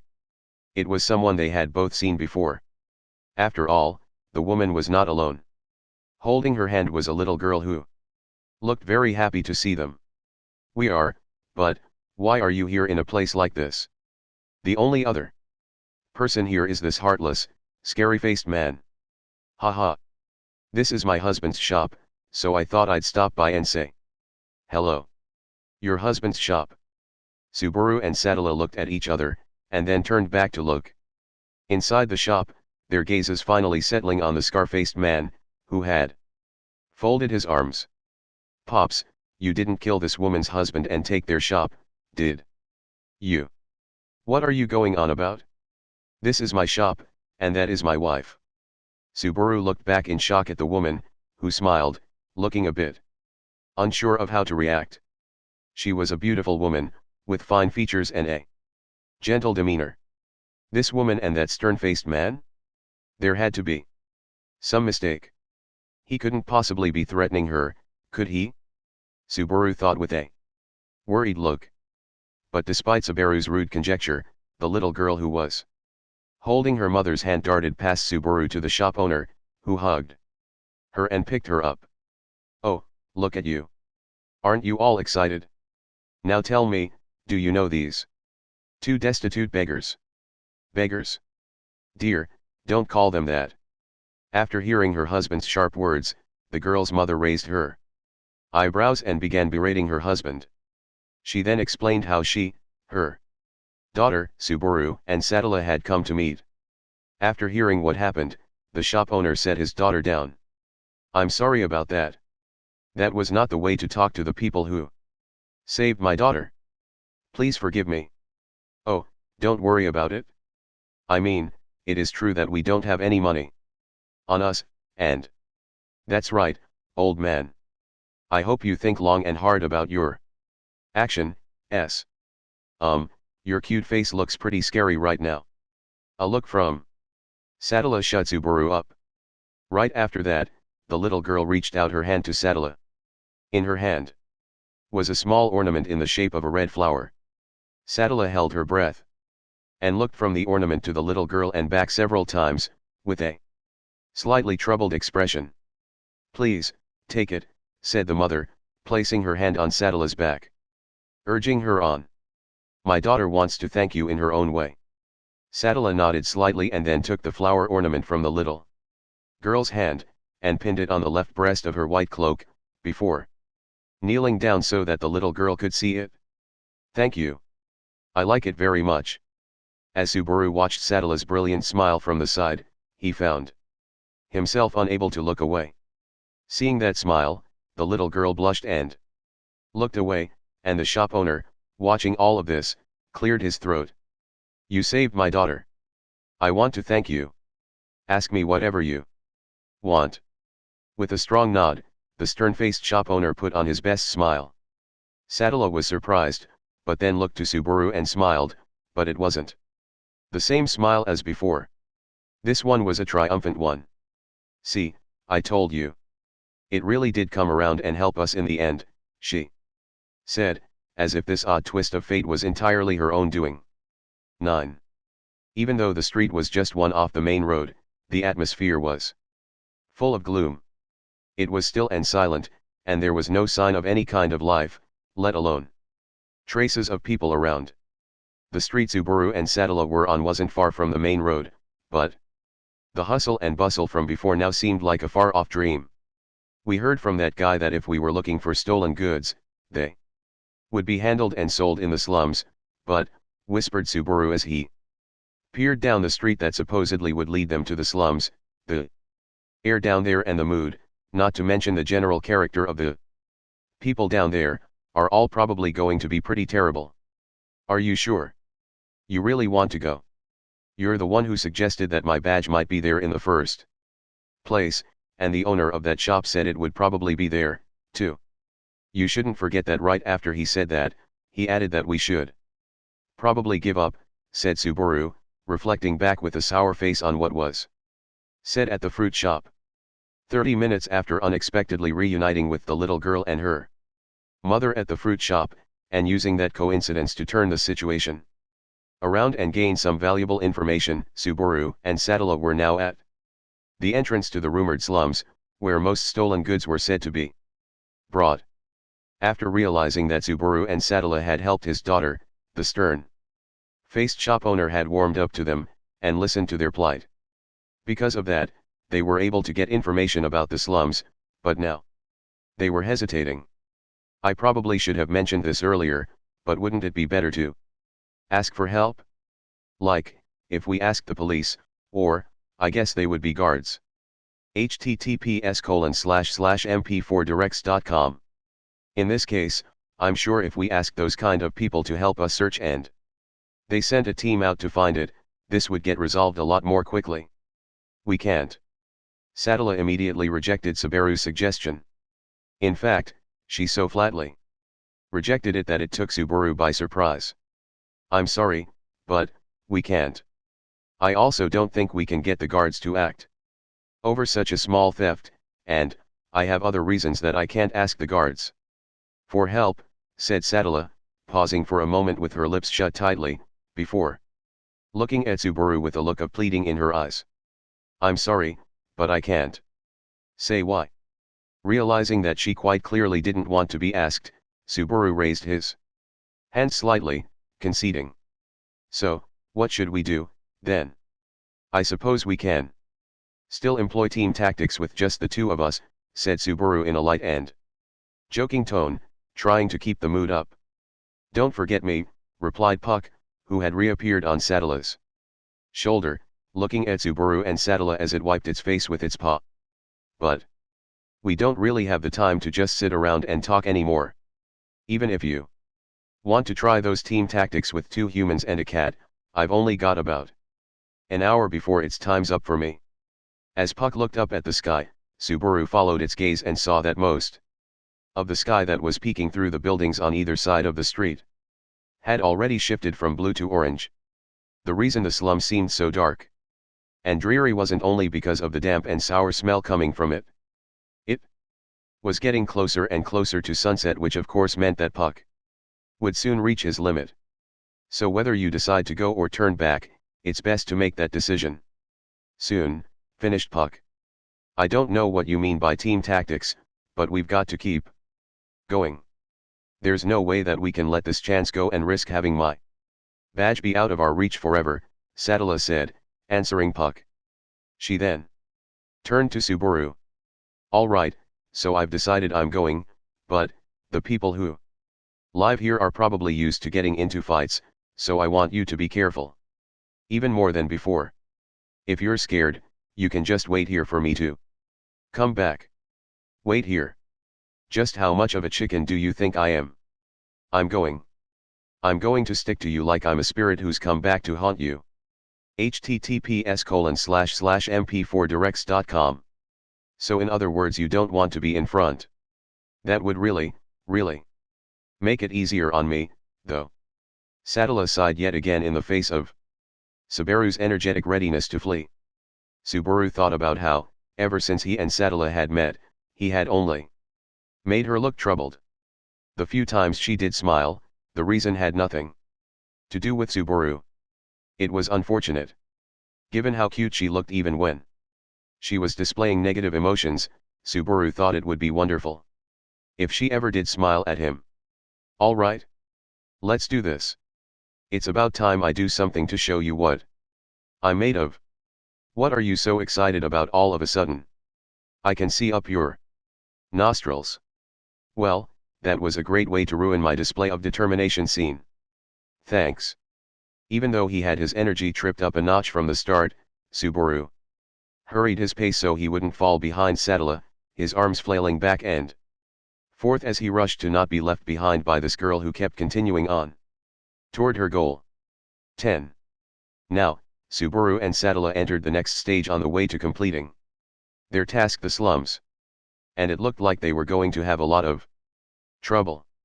That is, until it became clear that an unlikely character would prove themselves very useful indeed. Who, you ask? Me. Yes, me. For some unknown reason, the people here in the slums are really nice to me. Just what unknown variable is responsible for this? Has my charm stat finally been adjusted? I haven't felt so loved since I was in preschool. Back in preschool, Subaru was quite the cute one. His hair was long and he was often mistaken for a girl. Given the change to his current state only took 10 plus a few years. The passage of time really is cruel and unforgiving. Has something about me changed from before? Do I, have something on my face? Well, you do have your evil-looking eyes, short ears, and flat nose on. https://mp4directs.com. Your face. I could have gone without the evil eyes and flat nose description, retorted Subaru before hanging his head. Sadala put her finger to her lips and thought. It probably has too. Do with the way you look and are dressed right now. You're covered in dust and dirt, and there are even traces of blood. The people who live here also have it hard, so they must look at you in pity and can't help but be kind to you. Right now you're doing a good job of making me feel as bad as I look. But you're right. It makes perfect sense. Damn it all. As they say, people with the same sickness pity each other. While it was great that Subaru seemed to be more likable in the slums in an unexpected way, Sattala's likability was at an all-time low. The reason again probably had to do with the way that she was dressed. The thugs from before made similar comments, but you really are dressed pretty well, aren't you? I guess I do stand out, don't I, replied Sattala, looking at Subaru nervously, as she rolled down the sleeves of her white cloak. However, while she acknowledged the problem with her fine clothes, she seemed to be oblivious to the fact that it wasn't just the clothes, but the person wearing them as well. I have something I'd like to ask you, but what's that? This is no place for you and your fancy clothes to be walking around in, young lady, so go on now, get out of here. Again, Sattala was brusquely turned away as she tried to ask someone for help. Given that her low rate of success had to do with both her good looks and her fine clothes, rather than twice worse off, it was better to say she was worse off squared. However, it wasn't as though Subaru could suggest that she get all dirty like he was. At least you might be a little better off if you take off your cloak, Subaru suggested. I know, but, Sattala gripped both shoulders of her cloak with her hands, but would not take it off. Subaru thought that her response was a little bit strange, but he didn't bring it up. As Sattala looked down, she lightly brushed her hand against the red flower decoration pinned on her left breast. Subaru, seeing how Sattala found https://mp4directs.com comfort in that decoration, couldn't help but feel like smiling, and it made him want to try even harder for her sake. If Sattala couldn't do this on her own, he was glad to make use of his dirty appearance to make progress. I guess this means that good things can come even from getting beat up by a bunch of thugs in an alley, Subaru thought. Well, don't worry too much. You can leave this to me. Anyway, with the fruits of my labor, we'll soon have her cornered, so let's keep chasing after that criminal. So yeah, with the fruits of my labor, we'll soon have her cornered. So let's keep searching. I understand that you're happy to be useful for once, but it's really lame when you put so much emphasis on yourself like that. Subaru had struck a pose with every pause of his sentence, which he thought was cool, but when Sattala put it like that, it just made Subaru seem like he was hopping up and down as if to say, look what I can do. Sattala stared at Subaru with a face that looked like she regretted raising her opinion of him earlier, and Subaru just responded with a weak smile. It had been little more than 2 hours since they had met, but with things like this, Subaru already felt as though he had known Sattala for a long time. However, this little episode had a different ending than the last few. I'm sorry, but I'm already at my limit, said Puck weakly as he leaned up against Sattala's neck. His grey coat glowed with a weak light, and his figure blurred as if he were going to disappear at any moment. The way you disappear kind of looks like you're dying. I tried to stick around longer than usual because I wanted to protect my precious daughter from this evil-eyed guy hanging around her. But when I work myself to the bone, I end up fading away when it's time for me to disappear. That's terrible. But leave it to me. I won't let any dangerous guys near her after you disappear. Wait, does that mean it's okay for me to wipe you off the face of the earth before I disappear? No. Not okay, shouted Subaru, stepping away and hugging himself. I'm joking, said Puck with a small burst of laughter. After that, Puck looked to Sattala, who took from her breast pocket a crystal that was glowing with a green light. I'm sorry for pushing you so hard, Puck. I'll do my best from here on. https://mp4directs.com Out, so you just get some rest. The green crystal continued to glow with a faint light in Sattala's hand as she held it.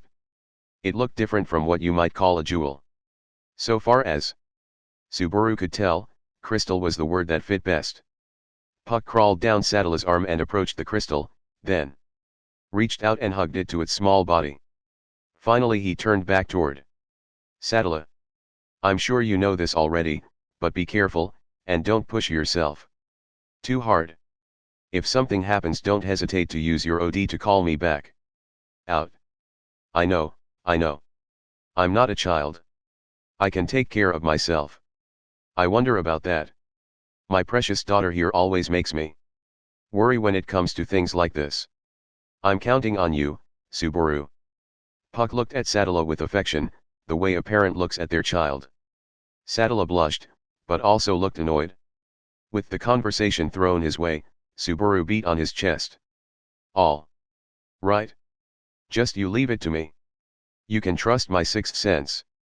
When it sounds the danger alarm, I'll get us out of there in no time. I really don't understand half of what you're saying, but all right. Now, with that out of the way, good night. Be careful. With a last glance directed at Sattala, Puck finally vanished. His small body became a small ball of light, which gradually melted away into the world around it as he disappeared. Other than the fact that it was a talking cat, this was the first time Subaru had seen Puck do anything spirit-like. Now, having seen this fantastical display, he felt mixed feelings of excitement and awe welling up inside him. As Subaru was getting excited all by himself, Sattala ran her hands lightly over the crystal and put it carefully back in her breast pocket. From the conversations that they had before, Subaru thought that crystal must be holding Puck's core right now. Now it'll be just the two of us, but don't get any ideas. I can still use magic, you know. Apparently Sattala had taken Puck's last words seriously, and was on her guard. Hey, the last time I was alone with a girl was in elementary school. I'm not really capable of doing anything. Haven't you been paying attention to https://mp4directs.com? My lack of human skills thus far. You're totally hopeless, but then again, I'm convinced. Alright. Let's keep going. But remember, with Puck gone we need to be even more careful than before. Perhaps shocked by Subaru's proud proclamation of his cowardice, Sattala couldn't seem to keep up her apprehensions of him, and so tied back up the front of her robe and went on ahead. I'll be the vanguard, so you just keep your eyes on what's behind us. If anything happens, call me right away. You mustn't think that you can handle everything on your own. I don't want to be mean, but you're really weak. Well, when you put it that way, it's hard to get angry about it. If Sattala just wanted to push Subaru away, you're really weak would have been enough. Given that she couldn't hide what she truly felt, Sattala was soft at the core, too soft, even. Subaru nudged Sattala along, even though it looked like she wanted to say something, and the two continued their search. Despite all the talk, their search continued in the same way as before. Their methods were basic.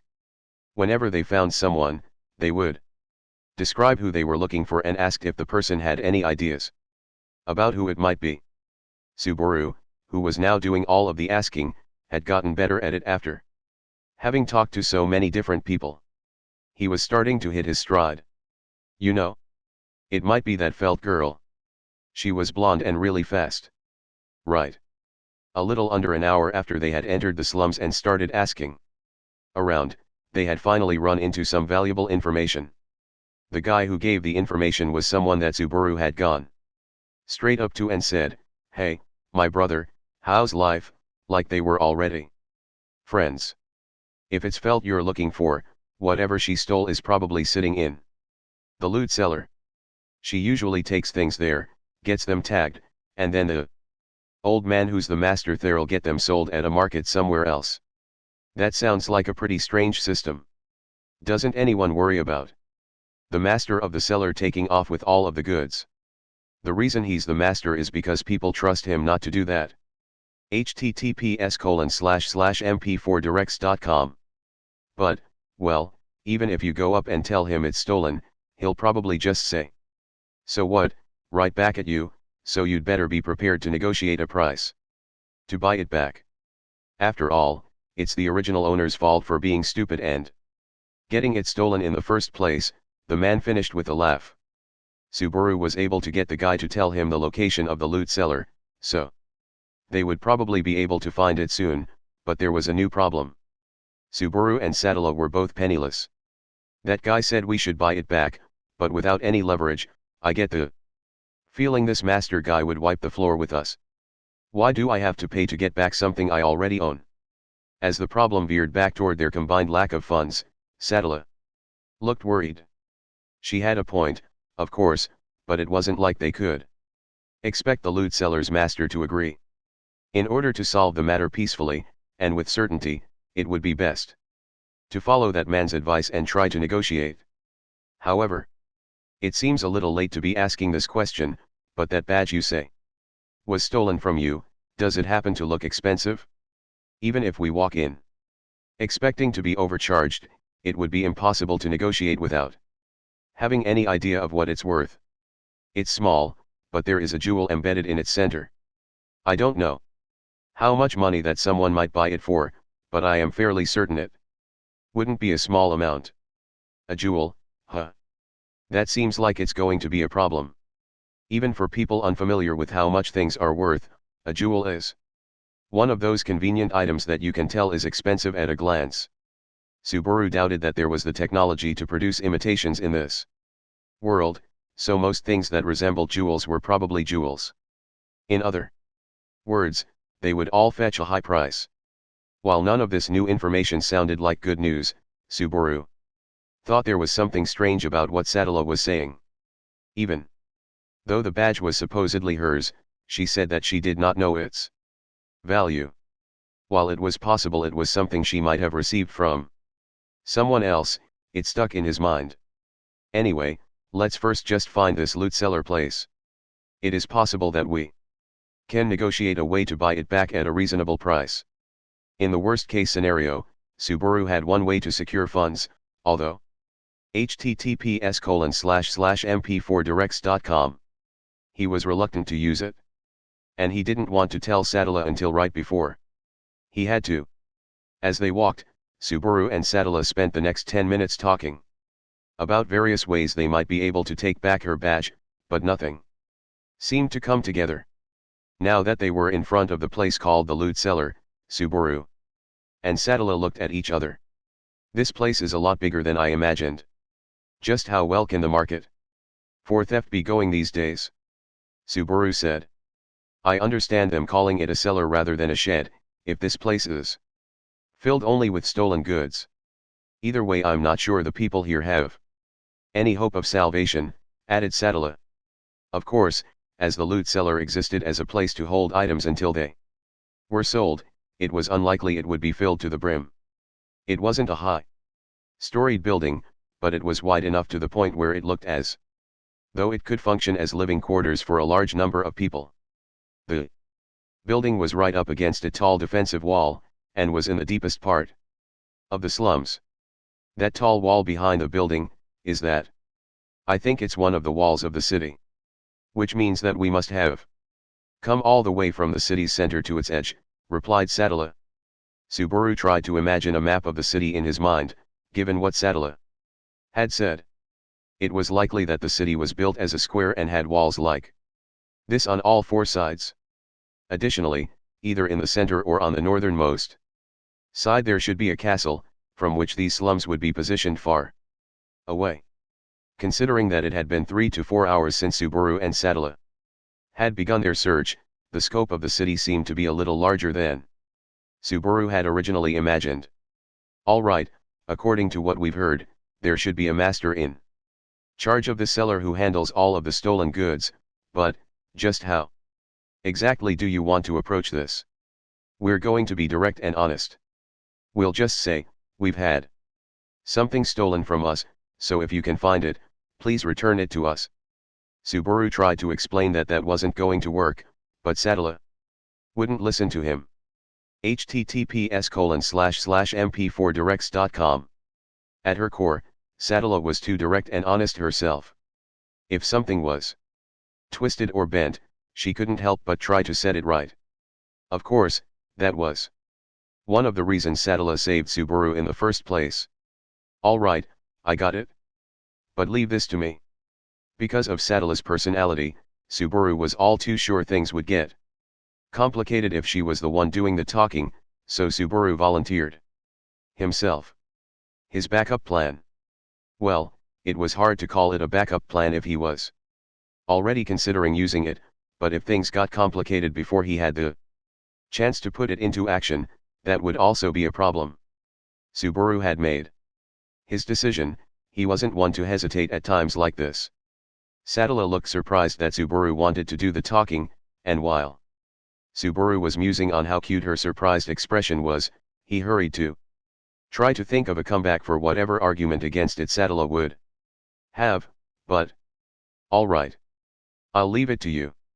Look, I understand that it's hard for you to let me handle something this important, and I'm not stupid enough to think that I've gained your trust, but I've got a plan, so if you just trust me this once wait.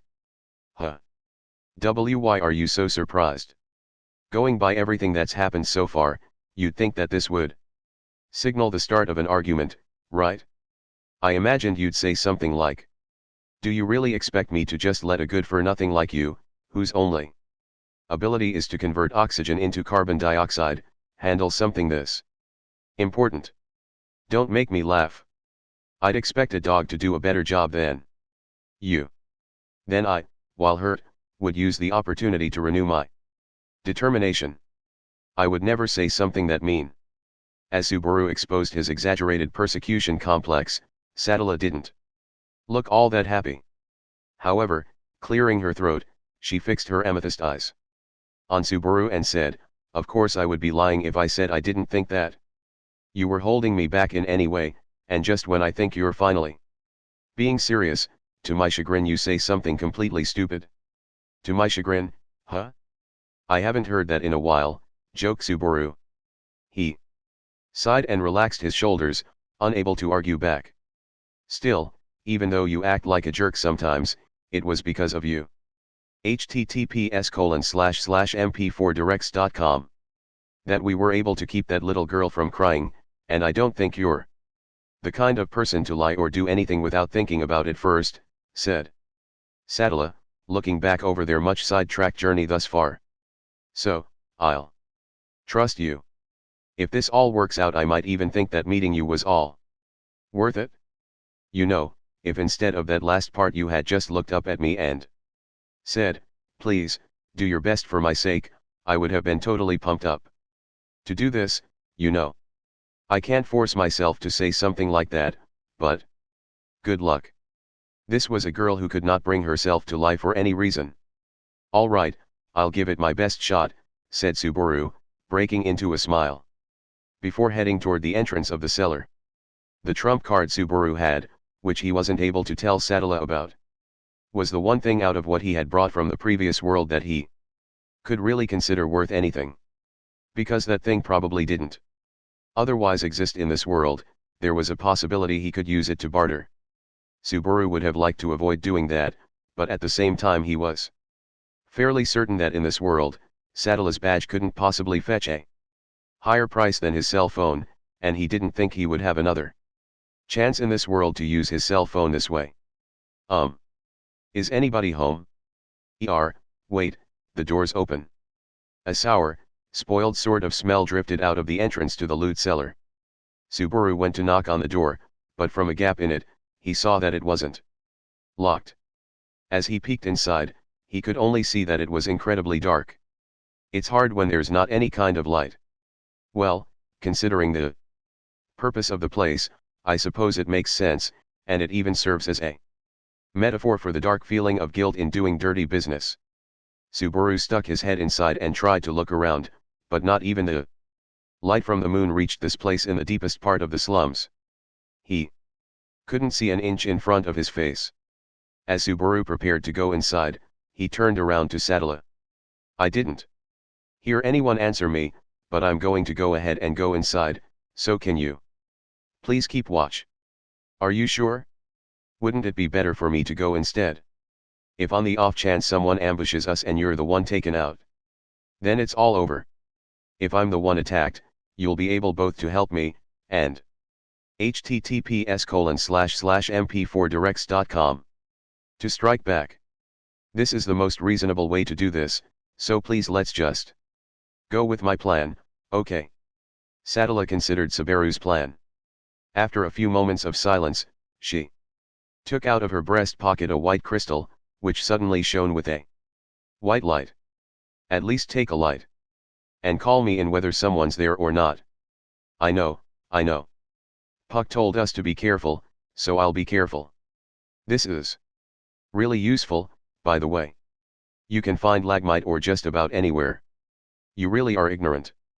Aren't you, Subaru, said Satella, unable to contain her shock, as she handed Subaru the lagmite ore. The crystal gave off a faint warmth along with its light, which was about as much illumination as you could expect from a candle. Okay, well then, I'll go take a look.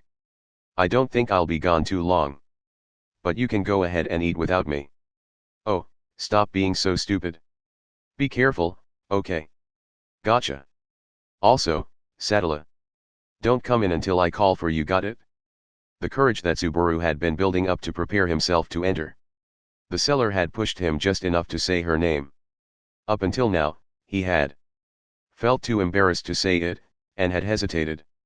After clenching his fist together, excited he was able to finally say it, he looked back at Satella. What's wrong? Satella was looking at Subaru frozen, with her eyes open wide. This reaction was far different from any that Subaru expected, and so he tilted his head in confusion. I'm sorry. It's nothing. Once we get my badge back, I'll apologize properly. I don't know what you're planning on apologizing for, but I'd rather hear a thank you instead. It would be even better if that thank you came along with a smile. You dummy. As those two words came out of her mouth, Satella made a little bit of a smile, which Subaru made sure to burn into his memory. Even with his stupid jokes, Subaru was at last able to make her smile. If all of this turned out well, he would like to see that smile again, in a brighter place. https://mp4directs.com. Alright. Will it be a snake or a demon that pops out this time?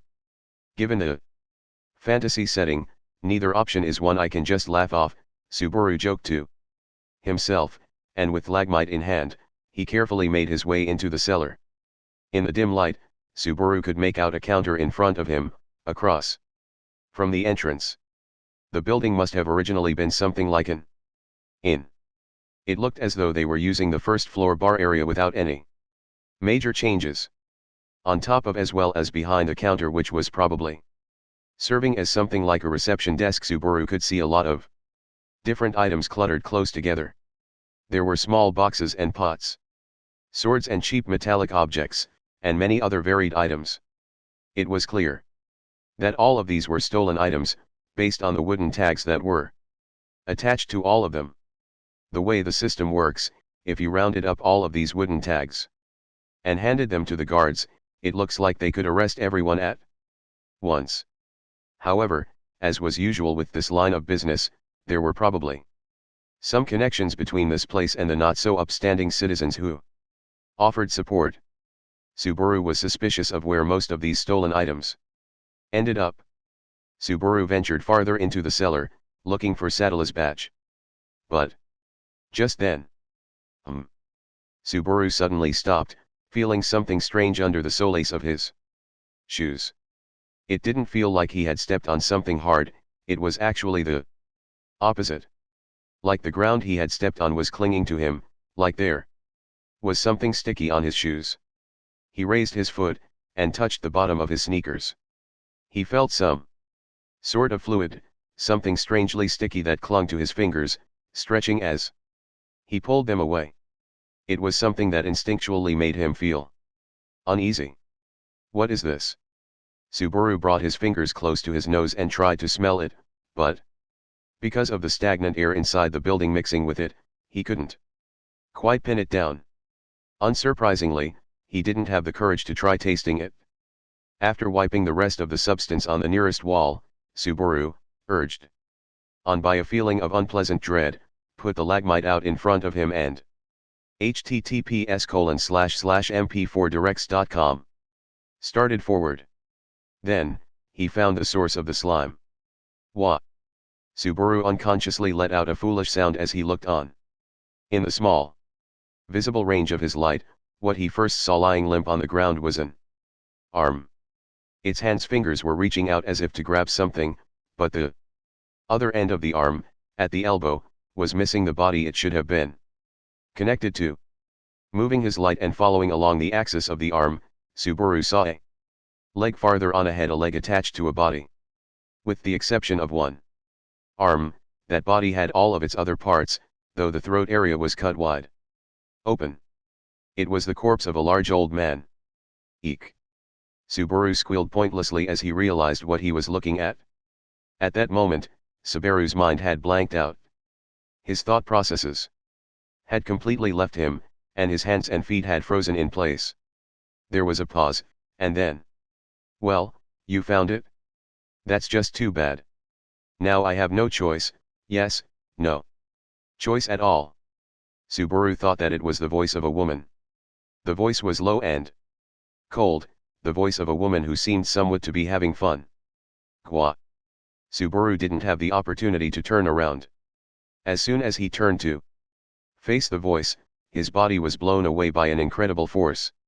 He hit his back against the wall, and on impact let go of his lagmite, and darkness closed in as it tumbled into the distance.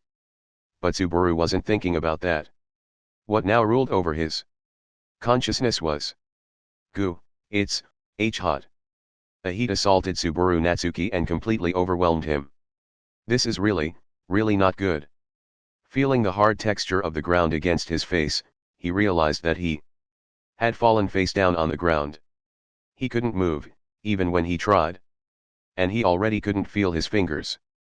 What he did feel was heat, and it overwhelmed his entire body. He coughed and vomited the blood he felt rising in his throat, the source of his waning life. So much came out that it frothed at the edges of his mouth. With his hazy vision, he could see the ground in front of him stained red. https://mp4directs.com. You've got to be kidding me. All of this is mine? Feeling as though all of the blood in his body had spilled out of him, he reached a shaking hand to try to find the source of the heat that was burning through his body. As his fingertips reached the large cut in his stomach, he understood. No wonder it felt so hot. His brain must have been mistaking pain for heat. The clean cut that ran through his torso was so deep it had almost cut him in half. Only bits of skin were still holding him together. In other words, he had run right into a checkmate in the chess game of his life. As soon as he realized that, his consciousness immediately began to fall away from him. Now, even the heat that had been ravaging him disappeared, and the unpleasant feeling of touching his own blood and organs vanished as his consciousness continued to fade. The only thing left behind was his body, which refused to follow his soul. Right before his eyes, he saw a black boot step down and make ripples in the red carpet of his fresh blood. Someone was there, and that someone was probably the one who killed him. But he didn't even think to look that person in the face. It didn't matter anymore. The only thing he did wish for was that at least, she would be safe. Baru. He felt as if he heard a voice that rang like bells. That he heard that voice. That he could hear that voice, felt like salvation to him more than anything else, so. With a short scream, someone else fell upon the carpet of blood. She fell right beside him. There he was, weakly attempting to reach her. Her white hand fell, powerless. He lightly grasped it in his own blood-stained grip. He felt the fingers of her hand move slightly to grasp his own. Just you wait. He seized his fading consciousness, pulling it desperately back around to buy a bit more time. I'm going to https://mp4directs.com. Find a way to save you. In the next instant, Subaru Natsuki lost his life. https://mp4directs.com. https://mp4directs.com. Chapter 2. A Struggle Too Late. 1. What's wrong, my man? You're staring off into space. Huh. When a man with a white scar across his stern face spoke to Subaru, that's all he could respond with. The man with the scar twisted his face. Look, I'm asking you what you're going to do. Are you going to buy that? Able or not? Huh. Enable. You want to eat one, right? You started talking to me, and then you suddenly stopped and stared off into space. I almost freaked out. So, what'll it be? The muscular, scar-faced man put a round, cute-looking red fruit into the palm of Subaru's hand. Whatever it was, it looked almost exactly like an apple. After Subaru looked at the fruit and then back at the man's face, he said, "No, I mean, didn't I tell you already? I'm forever and everlastingly broke. You kidding me? I've had enough of you wasting my time. Get outta here. I've got a job to do. I don't have time to deal with your nonsense." The man annoyedly pushed Subaru aside and went across to another part of the shop. Subaru continued to look around, puzzled. Huh? What's going on? He was so flustered, it was a miracle he was even able to get a sentence.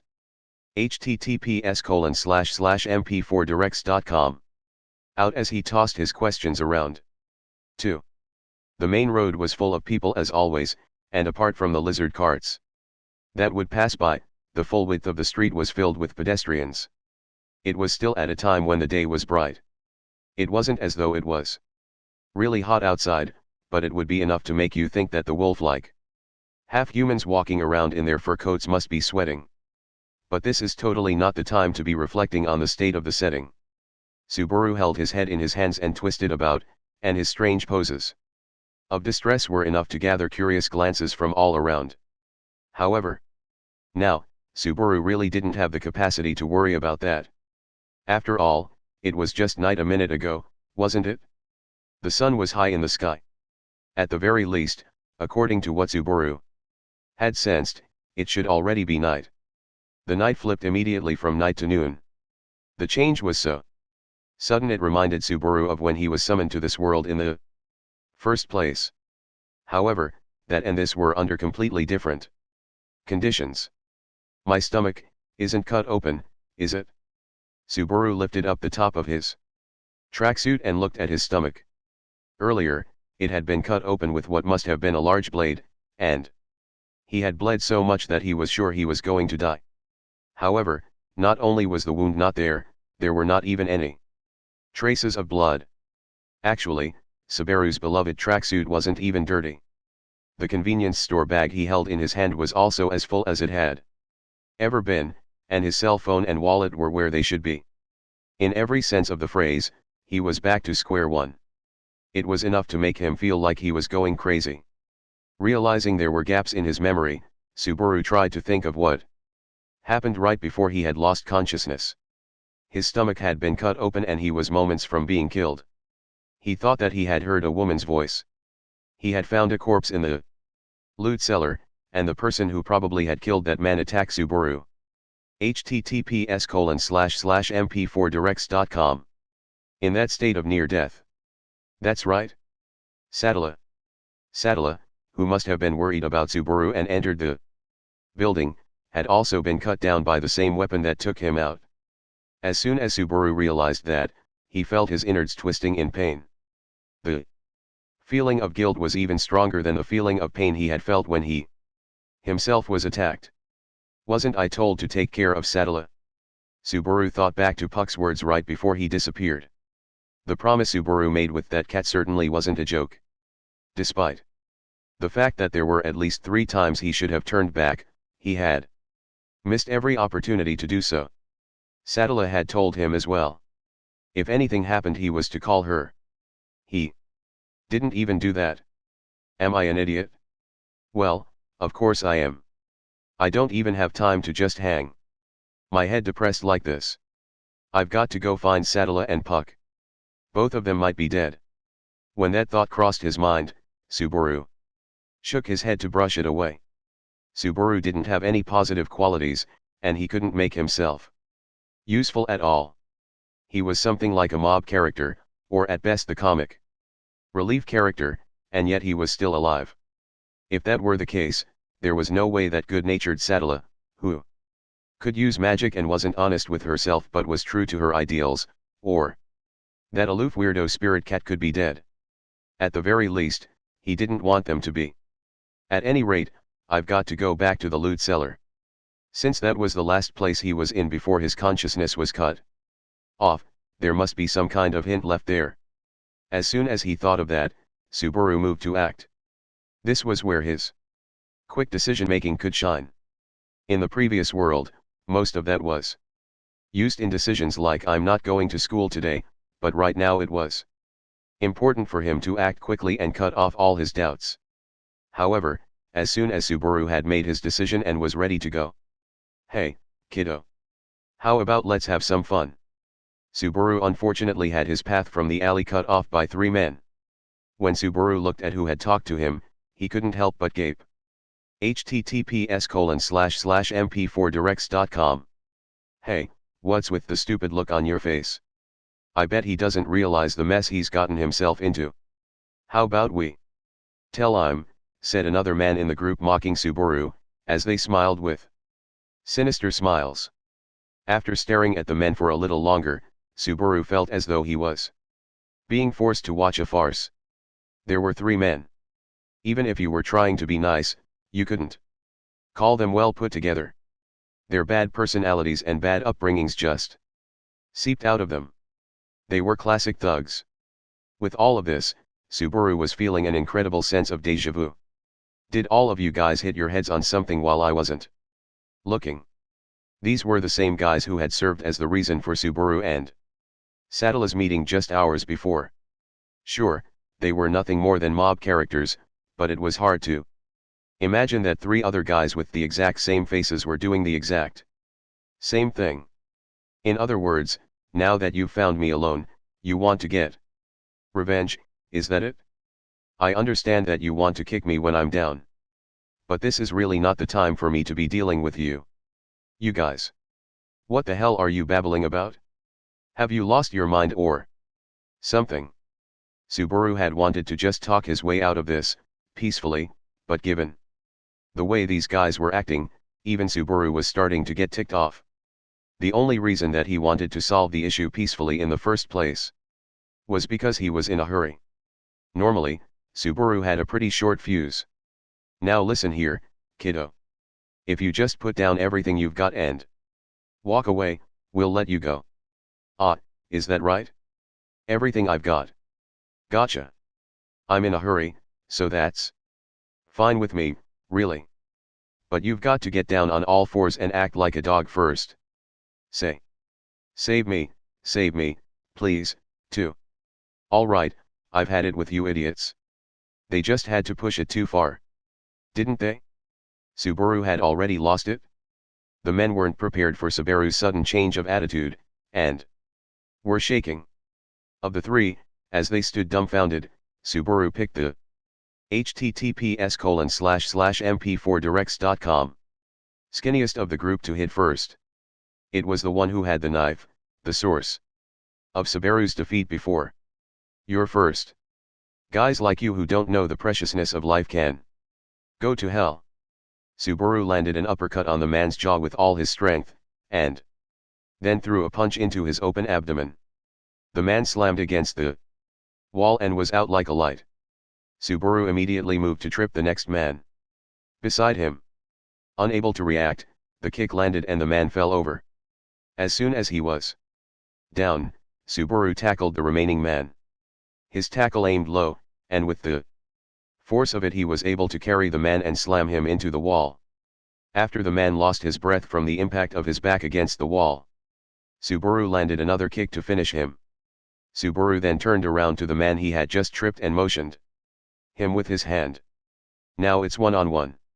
Come at me with all you've got. Who are you to act all fair and square with that surprise attack? You little punk. The man ran at Subaru and grabbed his collar, trying to push him into the wall.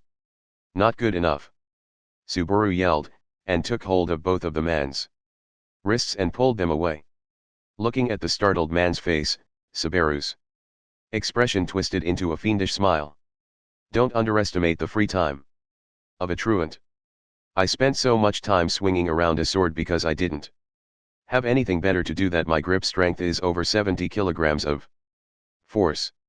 I can bench 80 kilos, too.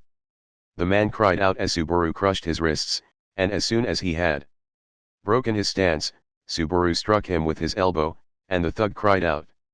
As Subaru spun around behind him and put his arms around his waist, he said, "If I accidentally kill you, don't hate me too much for this, but I've always wanted to try doing a suplex on someone without mats."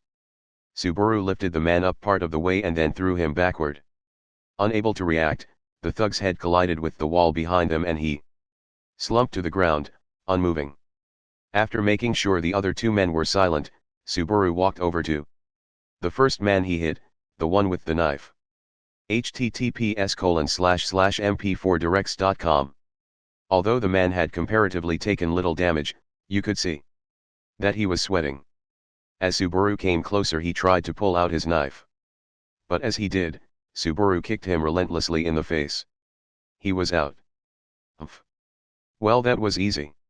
In this world, evil never triumphs, said Subaru Natsuki as he struck a pose to celebrate his victory. After checking for sure that none of the men had actually died, Subaru immediately left the alley. Even with this, it's not like the situation has gotten any better. I've got to hurry to the loot cellar. Subaru noticed as he was leaving that there were onlookers who were wowing and gasping in surprise that he had left the alley unscathed. If you realized I was back there, then you should have gone to the guards, Subaru thought as he held back the urge to lecture them. Right now he couldn't let any minute go to waste. 3. After having enacted his revenge back in the alley, Subaru headed toward the deepest part of the slums, and when he arrived at the entrance to the loot cellar, the sun had already moved far across the sky. Finally I found it. It sure took me a long time, damn, said Subaru, wiping the sweat from his brow, and slumping down to rest. He had spent nearly 2 hours running around before he finally had reached his destination. I was just here, so I thought I would be able to find it again without getting lost, but probably the biggest problem was that Subaru couldn't read any of the signs. Additionally, it wasn't as if he could mention the name loot cellar outside of the slums, so he had to rely completely on his memory. Last time we came here I was talking with Sadala, and my eyes were on her most of the time, so I guess it's no surprise I don't remember the way. Very well, damn it, said Subaru as he continued to drip with sweat. However, the greatest sin Subaru had to face was now right in front of him. While he was doing his best to ignore it by talking to himself, his heart wouldn't be fooled. It started to beat louder and louder as his pulse https://mp4directs.com quickened, and Subaru felt his hands grow heavy. His mouth felt dry and his ears were ringing again and again inside his head as though someone was hitting him. The answers that Subaru sought were inside that loot cellar. For an instant, Subaru had a flashback as he closed his eyes, the old man's corpse, his own sliced open abdomen, and the figure of Sadala, whom he had dragged into all of this. Don't be scared. Don't be scared. Don't be scared. Are you an idiot? Well, of course I am, but do you think I'm really going to come all this way and then go back empty-handed? Of course, it wasn't as though Subaru had any place to return to. Right now, this was the only place that he could cling to. Finding his determination and facing forward, Subaru realized that his knees were shaking as he tried to walk. He slapped his legs to calm himself down, and after a deep breath he finally moved forward. In the orange light of the early evening, the rough door to the loot cellar looked as though it was wordlessly rejecting him. Is there anyone home? After pushing away these negative feelings, Subaru knocked on the door and raised his voice. The dull sound rang out, but there was no answer. With uncomfortable silence as his only answer, Subaru became frightened by that very silence and Knocked harder on the door. Someone. I know there's someone in there. Come on, answer me. Please. Clinging to a fleeting sense of hope, hoping and praying that what was happening right before him was somehow a mistake, he beat harder. Unable to take the force of Subaru's sudden desperation, the door began to creak and its hinges started to bend, and then... Cut it out already? What are you doing, trying to break the door down? Just because you don't know the password. The door was suddenly opened with a great force, and Subaru, who had been leaning up against it, was thrown back. Subaru was thrown about 5 meters from the entrance to the cellar, where he rolled a few times and then looked up, completely startled. At the end of Subaru's gaze was a giant, red-faced, bald old man. https://mp4directs.com. The man had ragged clothes that covered his muscular body, and the red light of the setting sun shone on his polished bald head. In other words, it was a giant, very energetic-looking old geezer. Who are you, boy? I've not seen you around here before. How did you know where to find this place? How did you get here? Who told you? With astonishing speed, the old man closed the distance between him and Subaru and lifted Subaru up by the collar. Feeling his feet leave the ground, Subaru very quickly learned his place. Subaru had thought that in most circumstances he could win in a fight, but these were not ordinary circumstances. As he was held up by the 6 or 7 foot tall old man, Subaru lost all desire to resist. My name is Natsuki Subaru, the ever-busy and never-free wandering vagrant. For now at least, would you be so kind as to put me down? Let's talk with both our feet on the ground, Subaru added, giving it his all just to squeeze out that indirect request. 4. While his violent first encounter in the place had left a terrible first impression, in the end, Subaru was let into the loot cellar. Subaru had described the man from whom he'd first gotten information about the loot cellar, and told the giant old man that he was the one who introduced him to the place.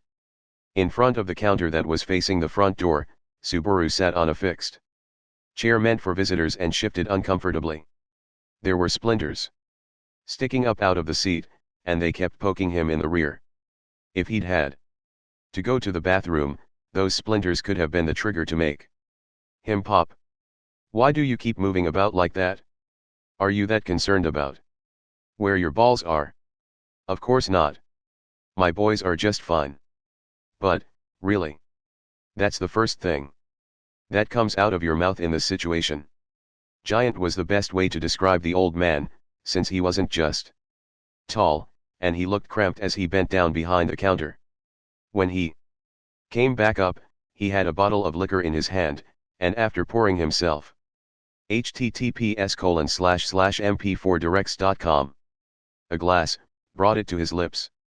Well, you interrupted my drinking time. I hope you have a good reason for coming here. If not, that's just terrible. The sun's just started to set and you're already drinking? You're going to die an early death if you keep that up. With that retort, Subaru, holding his chin up with his hand and elbow on the counter, took a quick look around the inside of the loot cellar.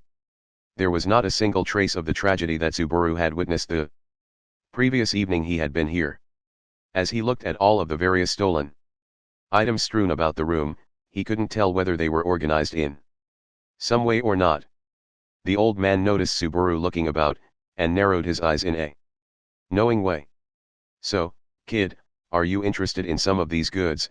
He said, striking right away at the heart of the matter. The giant old man, who had given his name as Ram, smiled as he poured himself another shot of liquor into his dirty glass. There are really only 2 reasons that people come to this place. They're either bringing something in they stole, or they have some business with the stolen items themselves. Well, one of those is one of the reasons I'm here. One of the reasons, huh? So that means you've got some other business being here.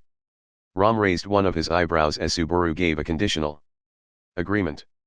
Subaru nodded, and then, reluctantly, knowing full well that he probably wasn't going to be taken seriously, said, This may sound a bit odd, but... Old man, have you, died recently? Subaru decided not to add in the details about the decapitated arm or sliced throat. Old man Ram opened his grey eyes wide for a few moments before, as if to signal time starting back up again, he broke into a laugh. Gee, ha ha ha. I was wondering what you were going to say. Now I may be an old man with not much time left to live, but too bad, I haven't died yet.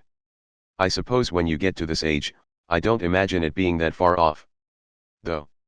Apparently, Ram took Subaru's question as some kind of edgy joke, and took out another glass for Subaru. Want a drink? https://mp4directs.com. Subaru refused the alcohol with a hand signal, followed up by a sorry. Not right now. Subaru had managed to get his first question out, but the others inside him were multiplying. The corpse that Subaru had seen in the loot cellar, there was no question about it. It was definitely the corpse of the old man who was sitting in front of him right now. Sure, it was dark, and it was the first time Subaru had ever seen a corpse. So it wasn't as though he'd been in a perfect state of mind. However, this old man had so many characteristic features about him, Subaru couldn't imagine mistaking him for someone else. But Subaru could turn the question he just asked on himself. He, too, had been inflicted with mortal wounds as well. Subaru started to think that it had somehow been all a dream. He wasn't sure he could trust what was inside his own head. Was all of what happened here really a dream? If it was, then how much of it was a dream, and why am I here in the first place? The burning pain Subaru had felt, the warmth he felt from that girl's touch, the overwhelming pangs of guilt, if they were all just some leftover traces of a dream, then why was he here right now? It would make more sense to say that everything since he'd been summoned to this world in the first place was a dream. Ram, have you seen a silver-haired girl around here lately? Silver hair? No, I can't say I have. Silver hair's one of those things that stands out in a bad way, too, so even if my memory's starting to fail me, I don't think I would have forgotten if I saw someone like that, said Ram, following up with a laugh. But that didn't make Subaru feel any better. Ram must have noticed the seriousness in Subaru's expression, because he wiped his own smile away and said, "Drink," putting a glass in front of Subaru again. Ram tilted the glass and filled it up full with an amber-colored liquid. Seeing that Subaru did nothing but stare silently at the glass, once more he said, "Drink." "I'm sorry, but I don't feel up to it right now. Plus, I'm not so much a little kid that I want to drink to act like I'm cool." https://mp4directs.com. What are you talking about? Drinking and acting up is exactly what kids like you are supposed to do. So go ahead and take a big gulp and burn up your insides. When you do that, you'll be able to cough up a bunch of things you've got stuck inside because they won't be able to take the heat. So, drink, said Ram a third time, pushing the glass on Subaru. Overpowered by his attitude, Subaru took the glass in his hand and brought the amber liquid to his nose. A strong smell of alcohol struck the inside of his nose and Subaru's face twisted as he almost started coughing. However, despite all of Subaru's resistance, there was a part of him that wanted to do as Ram said. Subaru had thought that drowning one's troubles in alcohol was the mark of a lame adult, but all right, here goes. Subaru tilted the glass and drank all of it in one gulp. Immediately his esophagus began to scream as it was burned. Subaru slammed his glass on the counter. Arg. Gah. That's terrible. It's hot. It's so bad. Ugh. Disgusting. You don't have to say it that many times. Come on. You're going to lose out on half of the fun in life if you can't understand how good liquor tastes. As Subaru spewed out comments along with the heat from the liquor, Ram yelled at him and drank again. This time he took the whole bottle up and gulped from it. After drinking about 3 times as much as Subaru just had, Ram gave a mighty burp and smiled. But still, you should be proud of yourself. That was good form there. So, How about it? Do you feel like letting any of that stuff inside you out now? Yeah. Just a little. Old man, it's time for me to take care of that one. Other reason I'm here. Turning the old man's smile back with a wicked smile of his own, Subaru wiped his mouth with his sleeve and pointed into the back of the cellar, where it looked like most of the stolen articles of value were concentrated. Ram's face took on an air of seriousness, and Subaru told him directly. I'm looking for a badge that's got a jewel embedded in it, and I want you to let me have it. This was Subaru's original goal. Other than confirming Sattla's safety, it was the main reason he was here, to retrieve the thing so important to Sattla that she would face danger just to get it back. https://mp4directs.com. Even while Subaru still felt insecure about the state of Sattla's well-being, he thought that if he could at least get a handle on the state of the badge, he would have a clue toward finding her. After Subaru had stated his goal with all of his emotions thrown behind his words, Ram made a difficult expression on his face before replying. A badge with a jewel. I'm sorry, but no one's brought in anything like that. Really? Think long and hard about it. You sure you're not going senile yet? If I can't remember when I'm at my best with liquor running through me, then I really have to say I don't know. However, just as the last thread of Subaru's hope was about to be cut, Ram gave him a sly grin. Someone's made plans with me to bring something in later today. I'm told it's something valuable, too, so it might just be the thing you're looking for. Is the person bringing it in, by chance, a girl named Felt? That's exactly the case, but, what? You actually know the name of the thief who took it? Subaru couldn't help but strike a victory pose. Just as he'd thought he had lost all of his leads, things had connected once again. Felt's name had just come up. Felt, the name of the girl who had supposedly taken Sattla's badge. If that were the case, Felt's existence would prove Sattla's existence. At the very least, Subaru would be able to be sure that Sattla wasn't some figment of his imagination. I was just about to think that my love of silver-haired heroines had made me delusional. I'm sorry to interrupt your strange sense of relief there, but you don't have any guarantee that you'll be able to buy back the item, even if she brings it here. If it's got a jewel embedded in it, it's going to fetch a high price. Ha! You can look around at me all you want, but I'm sorry. I've got nothing. I am eternally and peerlessly penniless. Then you're out of luck. Ram yelled back, taken by surprise. But just as he did that, Subaru lifted up a finger in front of his face and waved it back and forth. Tisk tisk tisk. It's true, I may not have any money. However, in this world, you do not necessarily need money to obtain things. https://mp4directs.com. There's this wonderful system called barter, haven't you heard? Ram didn't argue back, he just nodded in silence, egging Subaru on. Subaru dug around in his pants pocket, and in his hand when he took it out was. What's that? It's the first time I've ever seen anything like it. This object that I now raise up is fantastic magical item that can be used to freeze any object in time. It is called a cell phone. It was a compact size, white-colored, thin model cell phone. As Ram looked on amazed at this mysterious item he had never seen before, Subaru quickly moved his fingers and a moment later a white light flashed in the darkness inside the building. As a loud shutter sound rang out along with the flash, Ram fell back behind the counter. It was such an exaggerated reaction that Subaru couldn't help but laugh, but Ram was obviously mad. What are you doing? Are you trying to kill me? Don't think you can fool me with your funny moves? Wait, calm down. Take a deep breath, relax, and come over here. And take a look. Ram was still red in the face, and it wasn't because he had been drinking.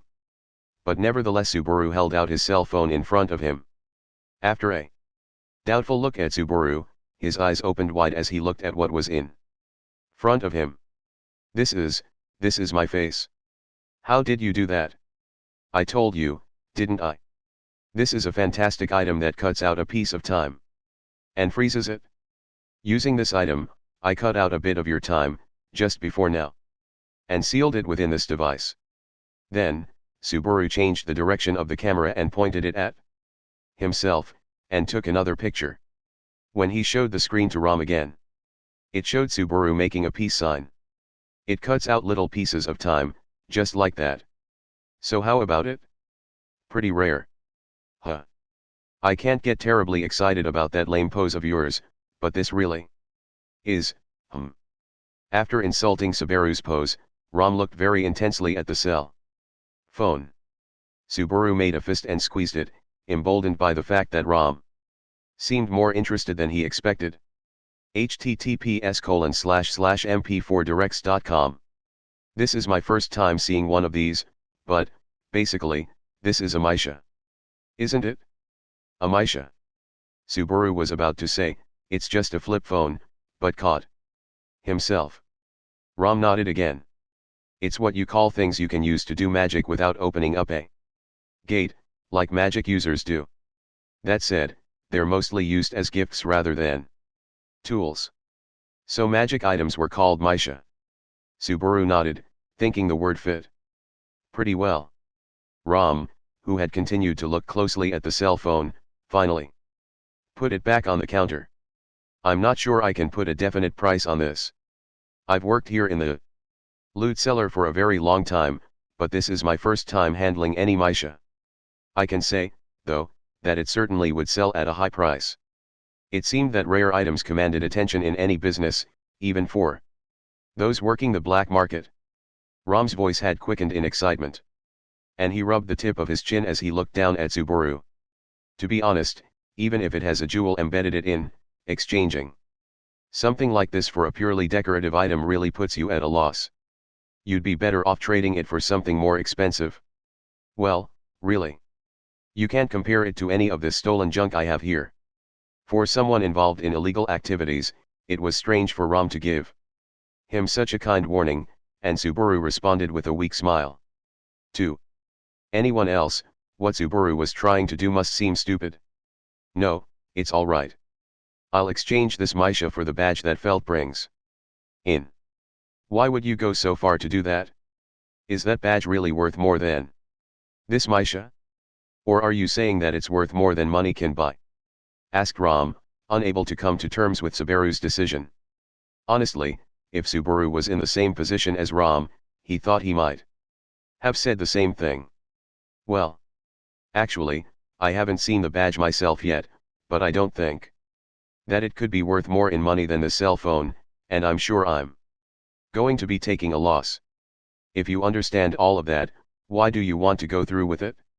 Isn't it obvious? I want to take a loss. Ram blinked a few times at Subaru, but at the same time Subaru felt a https://mp4directs.com sense of exhilaration, because this was his answer. I want to pay someone back. I'm someone who always feels like they have to return a favor. I'm one of those modern kids who can't handle the feeling of being indebted to someone. I wouldn't be able to sleep at night. So, even if I have to take a big loss, I'm going to take back that badge. So, it sounds like this badge isn't actually yours. Is that right? It belongs to a beautiful silver-haired girl who saved my life. I don't understand why, but it's very precious to her. But what about that person who saved you? Why isn't she here? I'm currently looking for her. Actually, right now I'm not even sure. She's not a figment of my imagination that I created because I was feeling down. Subaru gripped his fist and laughed off his previous anxiety by putting it into words. Subaru was going to get this badge back, and then once again meet that girl. He wanted to see her smile. You're quite the idiot, aren't you? Laughed Ram as he looked on at Subaru and his determination. 5. After having gotten through the first round of negotiations, Subaru spent the next while chatting with old man Ram. Given how interested Ram seemed to be in the Misha, Subaru mused to himself that gadgets were something men were fond of, no matter what world you were in. Whether it be your clothes or this, you've really got a lot of strange stuff on you, don't you? I mean, these things here are delicious. I know, right? Hey, wait. I thought you said a bite? Those are my corn chips. That's the last food I had on me. Oh, don't be so stingy. If you keep something as tasty as this all to yourself, you're gonna fall straight to hell, I tell ya. Oh, and you won't, for eating all them yourself. Blaming others while you're doing the same yourself is a really bad habit of you baby boomers. I said, stop eating those. Subaru thought he was just being kind by sharing some of his snacks, but https://mp4directs.com. After seeing them all get eaten like this, he sure did regret it. As he put his empty snack bags back in his convenience store bag, he was close to tears. By the time they both heard a knock on the door, it was already quite close to sunset. It was just as Subaru was starting to doze off, and when he looked up, he saw Ram move his giant body lightly toward the door. After quietly putting one ear against it, Ram whispered to the giant rats, "We give poison to the great white whale. We lend a fishing hook to our most honorable great dragon. We say, burn in hell." To each of Ram's short questions came a curt answer. Along with the special knock, those had to be passwords. Satisfied with the answers, Ram unlocked the door. "Sorry I took so long, old man Ram. I had someone really persistent on my tail, and it took me a long time to lose him." With a friendly tone in her voice, a young girl slipped past Ram, bragging of her exploits. The girl's blonde hair was semi-long, and her eyes were red like a rabbit's. From the side of her mouth peeked a mischievous canine tooth. The clothes she was wearing looked easy to move in, but they were in tatters. Subaru stood up without thinking, causing a clatter. The girl immediately looked his way and wiped the smile from her face. "Who's this?" "Hey, Ram. I told you I was going to bring something big, so I didn't want anyone to be here, didn't I? I understand how you feel, but that kiddo there has some business with you, Felt, and it's not completely unrelated to that big thing you said you were bringing in." Ram's answer only made Felt more suspicious. By the way she was unconsciously drawing her hand close to her chest, it appeared that that's where she was holding the badge. Felt continued to be on her guard as she looked at Subaru. "What's with that guy? You didn't sell me out, did you, Ram? Just how long do you think we've been working together? I'd never do anything like that. The only reason he's here is because I think that he's got https://mp4directs.com. An offer for you that ain't too bad." Ram winked at Subaru, "Right. https://mp4directs.com. https://mp4directs.com. While feeling disgusted at being winked at by an old man, Subaru cleared his throat to help dispel his nervousness and, ignoring Ram's continued gaze, turned to face Felt. "You don't have to be so nervous. Why don't you just sit down and have a glass of milk first?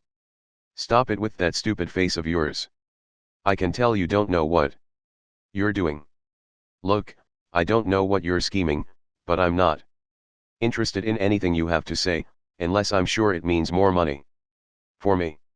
So go ahead and get straight to the point." Felt's reaction was cold. Subaru's shoulders fell at how bad his first impression went by, "But I begged this old man here to give me some time to talk to you, but my business is actually with that jeweled badge you have hidden away in your pocket there." The girl raised her eyebrows along with the level of her caution. Subaru knew not only about her theft, but exactly what she stole. But Subaru raised both of his hands in front of her, trying to calm her down. "I'm not planning on doing anything. I've only come here to talk. That is, to negotiate." Subaru then, with his two hands still in the air, pointed down at a small table near the counter. "Let's aim for a result where both of us come out on top. In other words, a win-win situation." After a short pause, Felt nodded, and both sat down on either side of the small table. Ram then poured 2 glasses of milk and set both in front of them. I'll give you the place and this milk, but you're on your own when it comes to negotiating. Don't worry, I've come here prepared to have everything taken from me. Just watch me as I lose it all, said Subaru, punching his fist into his other hand as if he was bragging, about to enter a fight, though saying nothing to be proud of. Ram snorted, but felt, who had already begun to drink her milk, twisted her face. Hey, Ram. You haven't watered this milk down, have you? It tastes terrible. Why does everybody have to insult the drinks? I'm showing you some. https://mp4directs.com. Kindness here, said Ram before taking his giant hand and rustling Felt's hair. Subaru thought it looked as though Ram was going to tear Felt's head off. But it was clear from Ram's face that he meant no harm and was just patting her head like any old man would his grandchild. Plus, Felt looked used to it. You two look closer than I thought you would be. I'm getting lonely over here all by myself. Don't say something wimpy like that when you've got a face that looks just as awful as this old man's. I've had my face insulted before, but really? As bad as this guy? Come on, yelled Subaru, shocked as he looked back up at Ram's bald head and was stricken with horror. While Subaru didn't have the most handsome features and was often mistaken for some kind of thug, he didn't think they were so bad as to be compared with this 6-foot-tall giant of an old man. You're right. Sorry about that, I went too far, replied Felt. Here's where I'd want to say that, to make it up to me, I'd like you to call me Big Brother in a cute voice for the rest of the discussion, but I'll go ahead and forgive you for now. You've got to be careful so you don't say anything too hurtful, or... Ram, what's wrong? I'm really beginning to think you two have teamed up together just to come in here and make me angry. Ram was smiling, but a vein was popping out of his forehead. Subaru and Felt looked at each other and shrugged their shoulders. Ram let out a deep sigh. Just when I thought Felt had made a new acquaintance around her age, you turn out to be just as twisted as the others. Ram, please. I know you think you're helping, but I'm going to ask you to stop saying such embarrassing things, said Felt. Plus, around her age? Although I suppose from your perspective, everyone else looks like they're in the same age group. Subaru took another look at Felt, but even taking into account the fact that she was probably thinner than she should have been, she looked about 12 or 13. If you wanted to give her the benefit of the doubt and stretch your imagination, she might have been able to pass for 14 years old. It was enough of an age difference for Subaru to feel embarrassed if Felt were referred to as his acquaintance or friend. https://mp4directs.com. But Subaru's analysis aside, Felt and Ram's argument continued on. Without him, what do you think is going to happen to you if you keep up this lone wolf attitude of yours? Sooner or later, I'm going to get too old to be able to take care of you anymore. Do you really think you can make it on your own? Just how many times have you told me this already? Isn't it a mark of senility to say the same thing over and over again? But other than that, it'll be a long time before you're too old for anything, and before that happens, You'll do what? Subaru said, jumping in, as Felt's sentence trailed off. Felt suddenly looked up, irritated.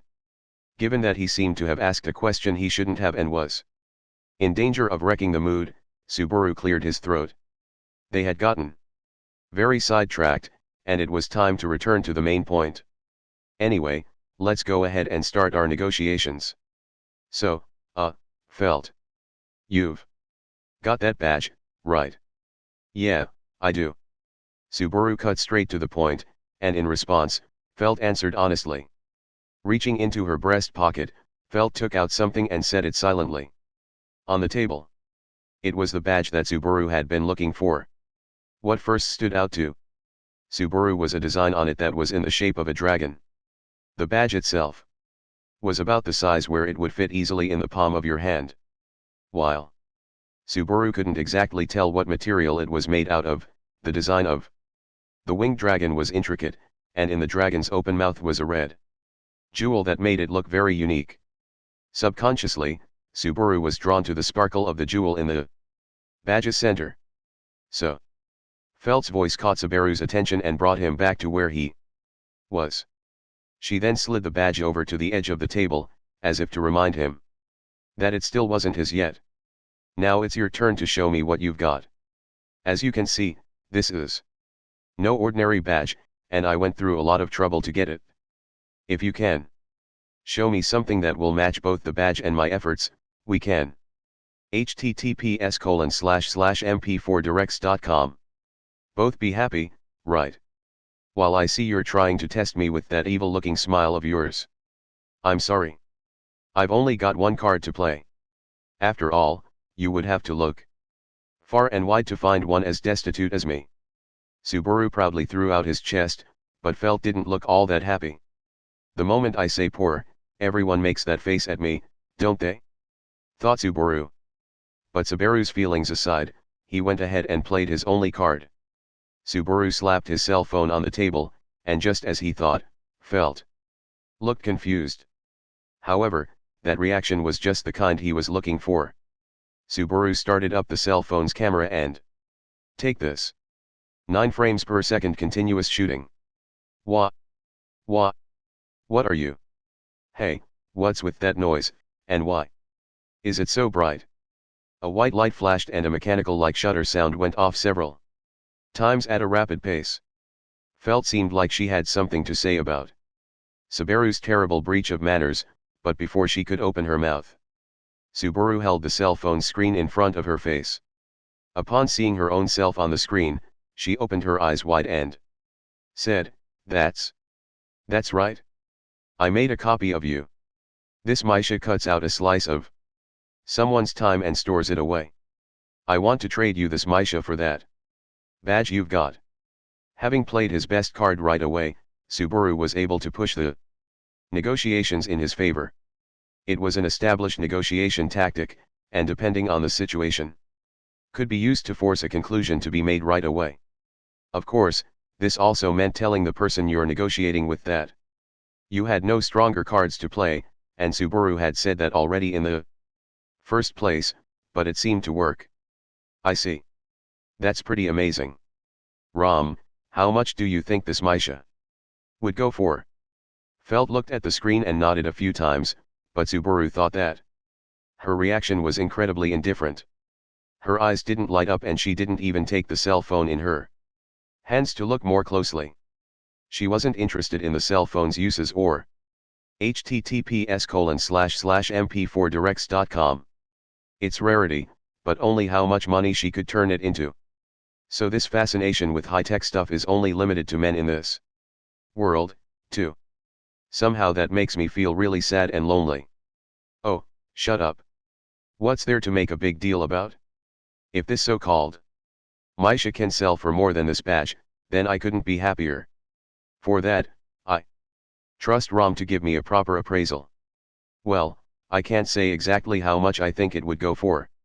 To be honest, I don't think the two objects can be compared. I think that badge could go for a lot of money, but not as much as this Misha. In other words, I think you have a lot to gain by making this trade, Felt. That's what I think. I see. If that's the case, then why not? Felt seemed pleased when the trade got Ram's seal of approval.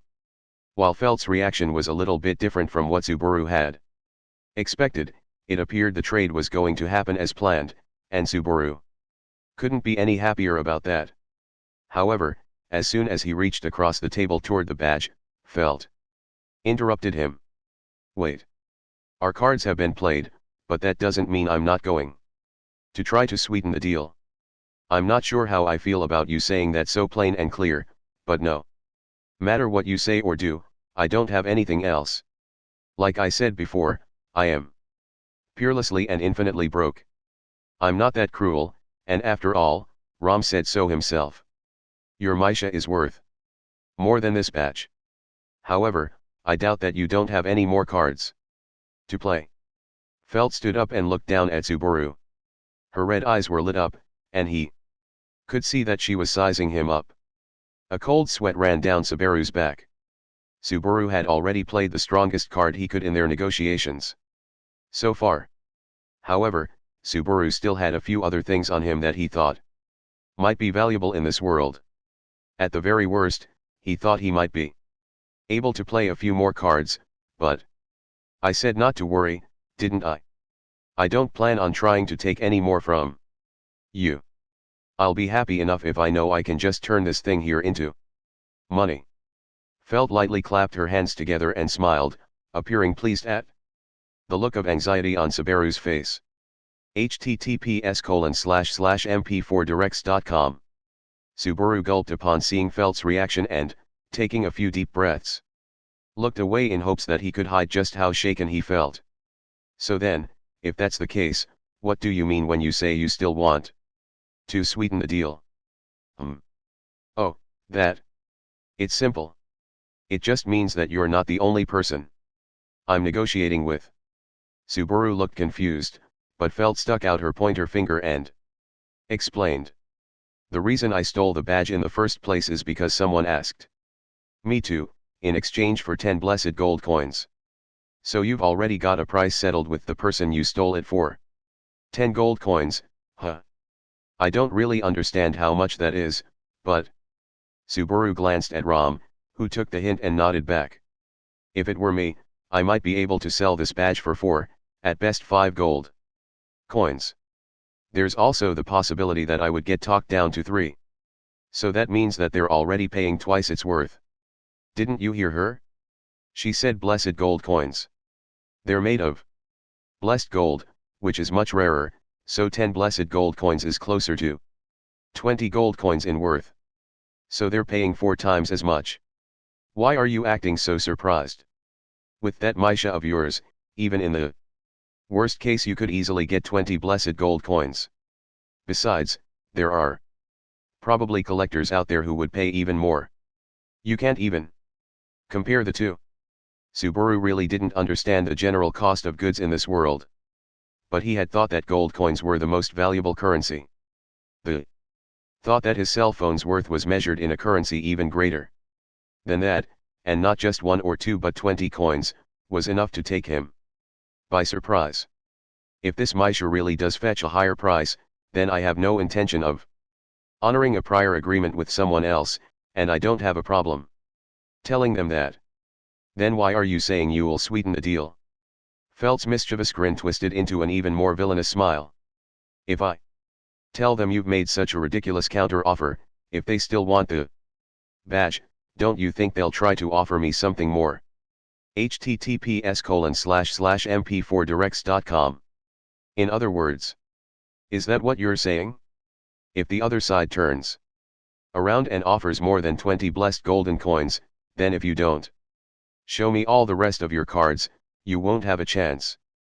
Felt's villainous smile had become so villainous it had reached a breaking point and become more like something refreshingly triumphant as she said those last words. On the other hand, with this ominous turn of events, Subaru's expression started to cloud over. So when are you planning on meeting with this person who commissioned you to steal the badge? I assume you'll let me sit in on the negotiations, right? Of course, if I put you at too much of a disadvantage, I might end up losing some of the money there is to be made.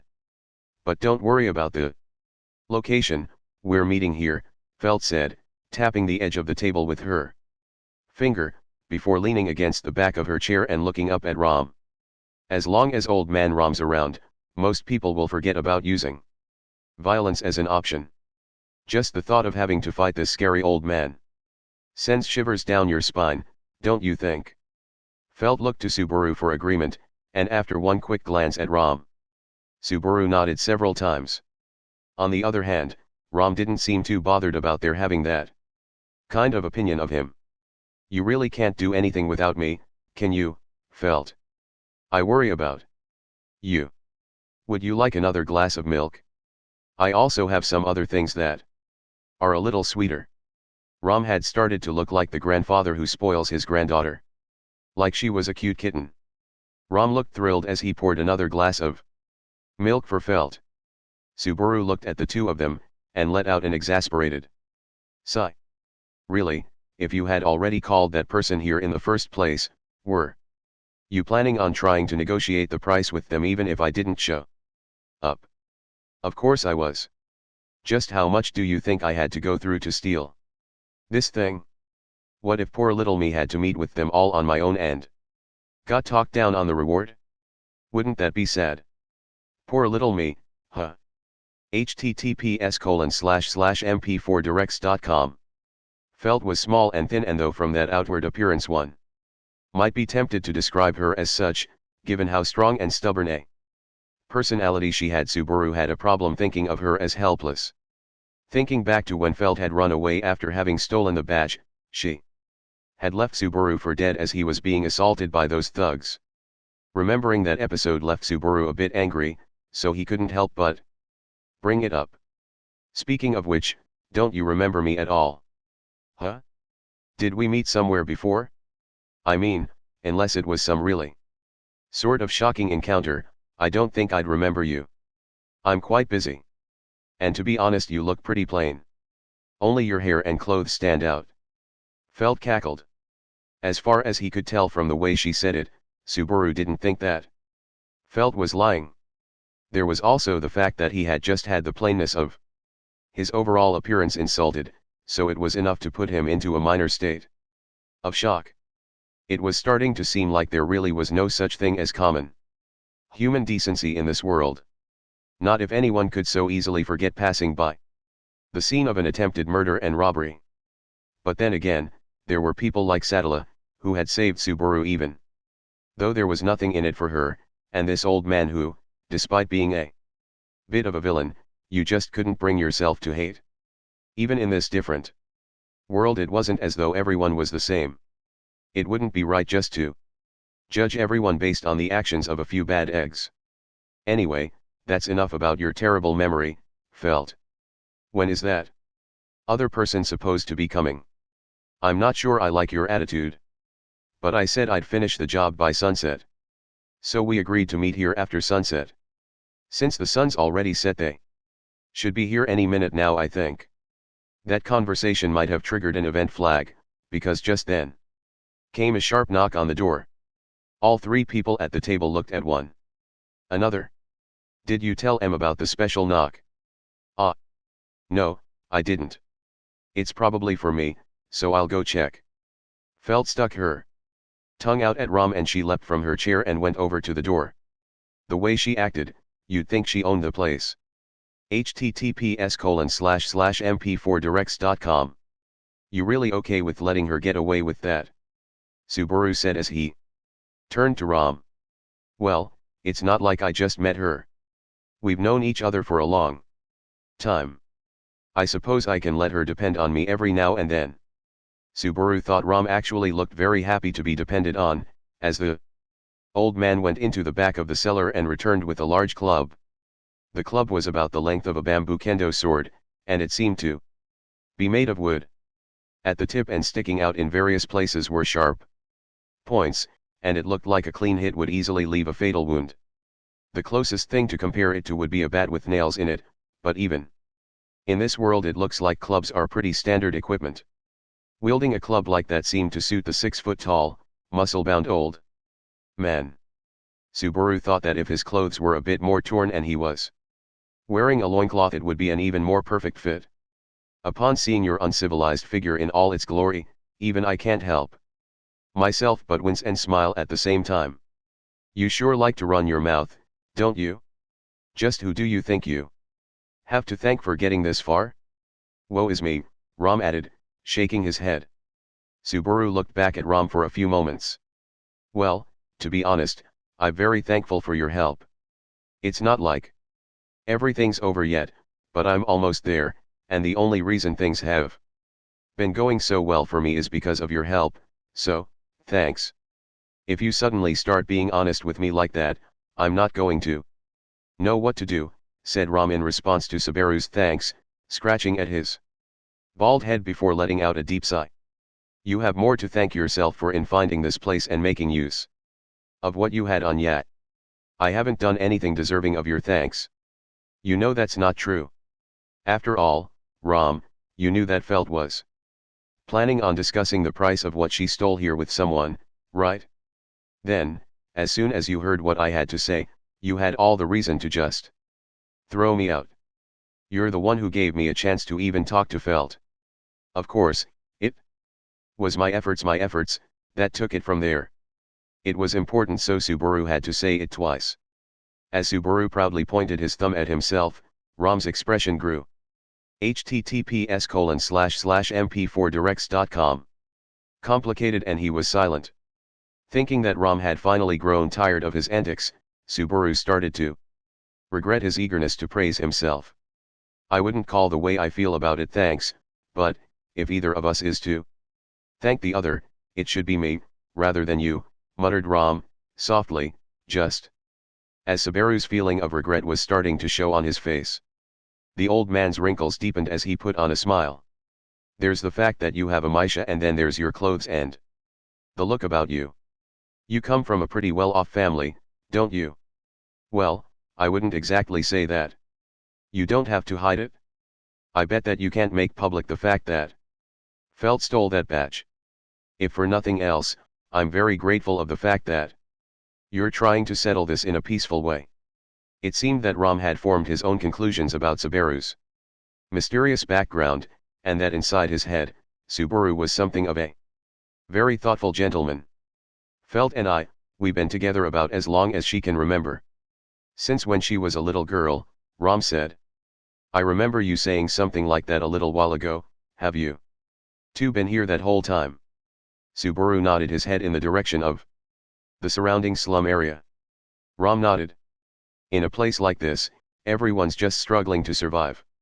In that kind of environment, the young ones tend to gangs from others like them. But, Felt really isn't suited to that. If the way she's been acting is the way she acts to everyone, I'm not that surprised. Felt's attitude so far seemed resolute and bold, but while that sounded good, there was no question that all of that resolution was geared toward her own ends. If you act like that, Subaru thought, anybody who wants a mutually beneficial relationship with you isn't going to be too thrilled. But isn't there also a problem in how she approaches you, Ram? I don't mean to be rude or anything, but I think that part of the reason her selfishness has gotten so bad is because you're always there for her. I don't have anything I can say to that. After all, it's true that I tend to spoil her, Ram said softly as he ran his hand over his bald head. The way the old man looked when he said that made it clear to Subaru. https://mp4directs.com. That Ram felt as though Felt was family to him. They probably weren't related by blood, but at least from Ram's side, there was a clear bond between them. Well, I hope it's not a one-sided sort of thing, Subaru muttered, without being clear on who the subject was. But Ram must have heard, because he whispered, I don't mind, even if that's the way it is. Actually, it'd be best if it were that way. But just then it looked as though their time was up. What are you two doing, muttering to yourselves?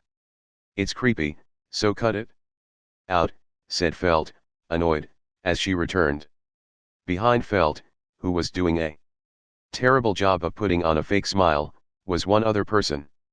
I was right, it was for me. We're over here, would you care to take a seat? Felt motioned, pushing Subaru aside, and turned back to the person behind her while attempting to be courteous.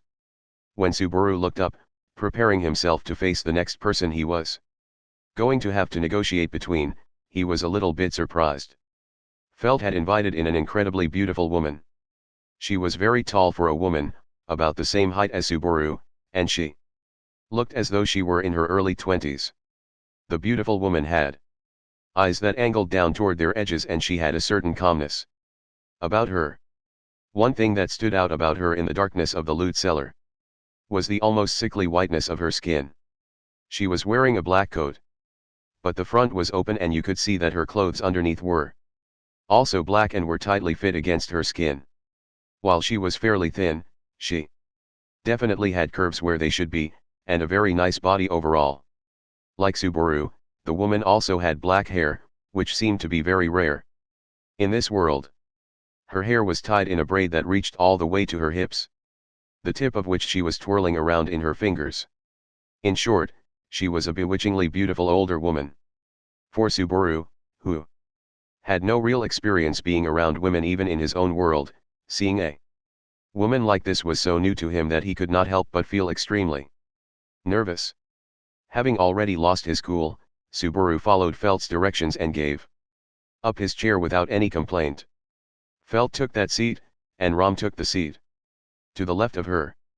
Subaru just stood to Felt's right, unable to hide his nervousness. https://mp4directs.com.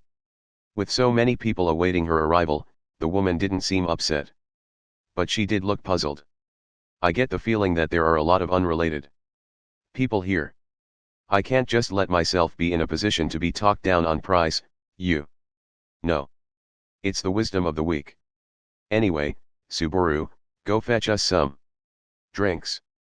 Felt motioned to Subaru with her hand, like she was ordering a servant around, but Subaru couldn't bring himself to talk back, and so went behind the counter and picked out some relatively clean glasses, filled them with milk, and came back to the table to set them down.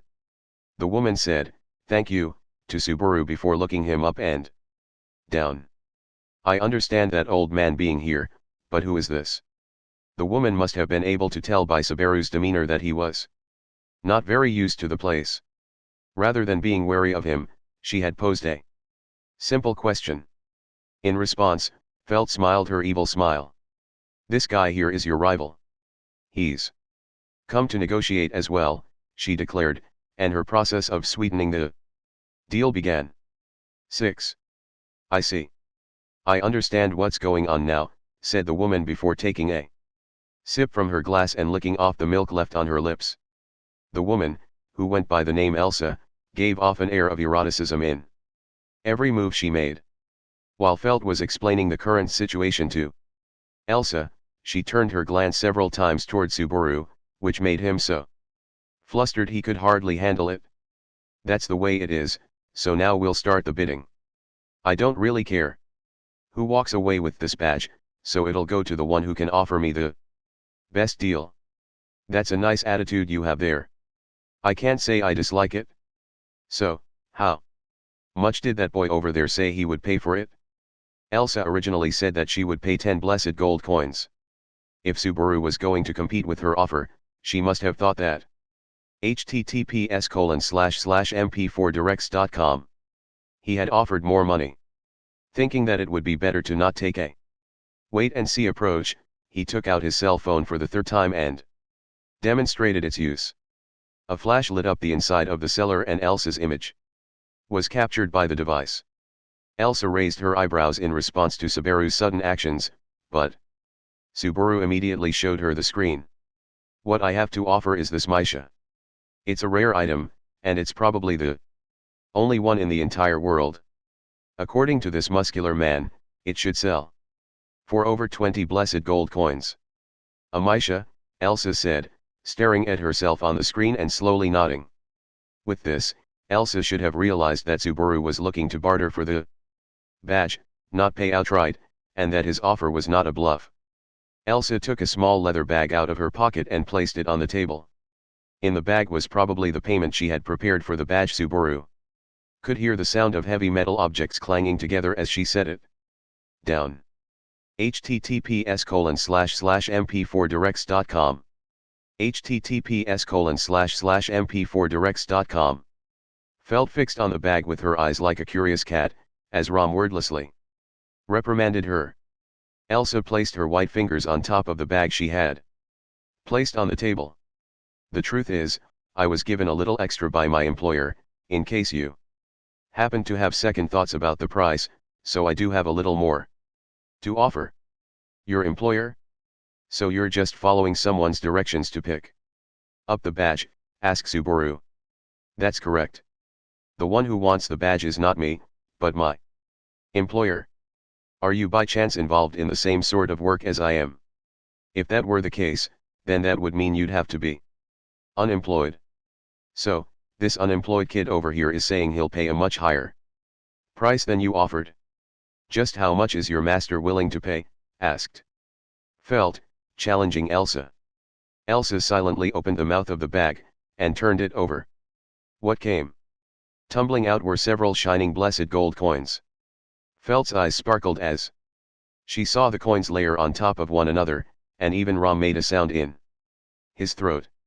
Subaru was more concerned with the number than the coins themselves. If he counted correctly. 20 coins, exactly, said Elsa. This is all that my employer has given to me. This is what they decided would be enough to pay for the badge, but, am I correct in thinking their estimates may have been a little off? Asked Elsa, directing her question at Ram, rather than Felt. After counting the coins, Ram gazed down at a nervous-looking Subaru. And then smiled. There's no reason for you to act like such a baby. You should be embarrassed. Aren't you a man? It's true that 20 blessed gold coins is an outrageous amount. However, I remember saying that in the worst case, your Misha should sell for 20 gold coins. In other words, it's worth more than that. Ram took his giant call-used hand and roughly patted Subaru on the head. The way I see it, the negotiations lean in favor of the kid. No offense to your employer, but it looks like you're going to have to bring them there. https://mp4directs.com. Money back, Ram said, shoving the coins back toward Elsa. Subaru let out a cry of excitement.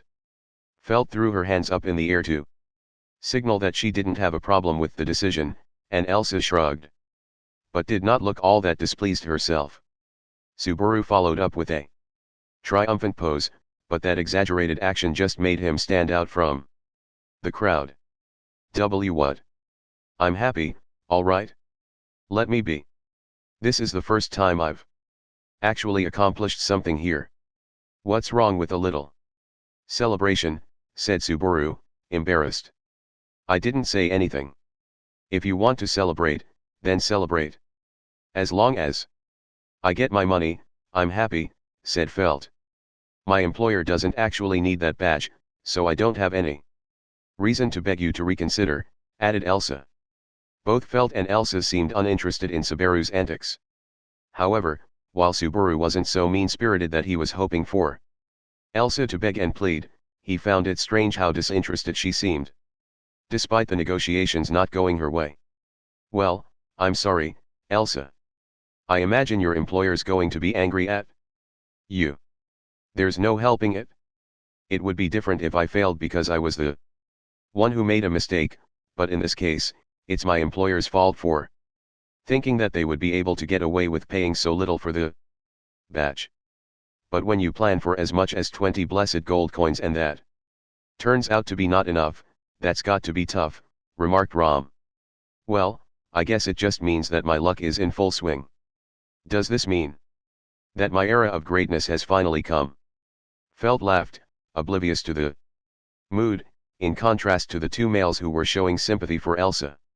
Either way, Subaru had managed to complete one of the goals he had in coming here. Without having to fall back on a plan B, it looked as though there was a glimmer of hope that he would be able to pay Sadala back. Normally, it would be best to report to Sadala that Felt and Elsa were the ones responsible for the theft, but Subaru didn't have it in him to do anything that might result in either of them getting locked up. It had been simple opportunism. Well, as the negotiations did not go in my favor, I think I'll take my https://mp4directs.com. Leave now.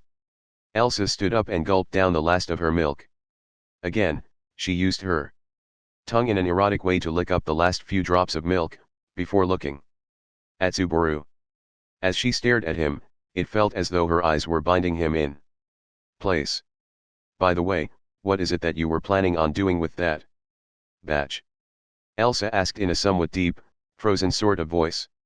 The sweet ring of her voice threatened Subaru's eardrums and made him feel, by some delusion, as though he couldn't lie. Oh, I was planning on returning it to its owner. As soon as he said it, he knew he had made a terrible mistake. He had just declared, in front of both the girl who had stolen it and the woman who had ordered the theft, that he was going to return the stolen item to its owner. I see. So you're with them. Subaru's words were enough to set Elsa's cold murderous intent into motion. What? Subaru felt a sudden impact from his side. The impact was enough to force him to the side, and unable to catch himself, he tumbled to the ground. From Subaru's perspective there was first pain and shock, his vision spinning as he hit the ground. When he looked up he saw that Felt was clinging to his side. What do you? Are you an idiot? Pay attention and get out of the way. You want to die? Felt yelled. Think you are doing? The last part of Subaru's shout was drowned out by Felt's. Subaru was in shock. From his low vantage point he saw Elsa facing toward him. Oh, it looks like you managed to dodge that one, she said, her head tilted in surprise. Elsa held in her hand a weapon that glimmered with a dull light. The weapon was, according to Subaru's knowledge, a kukri blade, and it clashed with the rest of Elsa's image.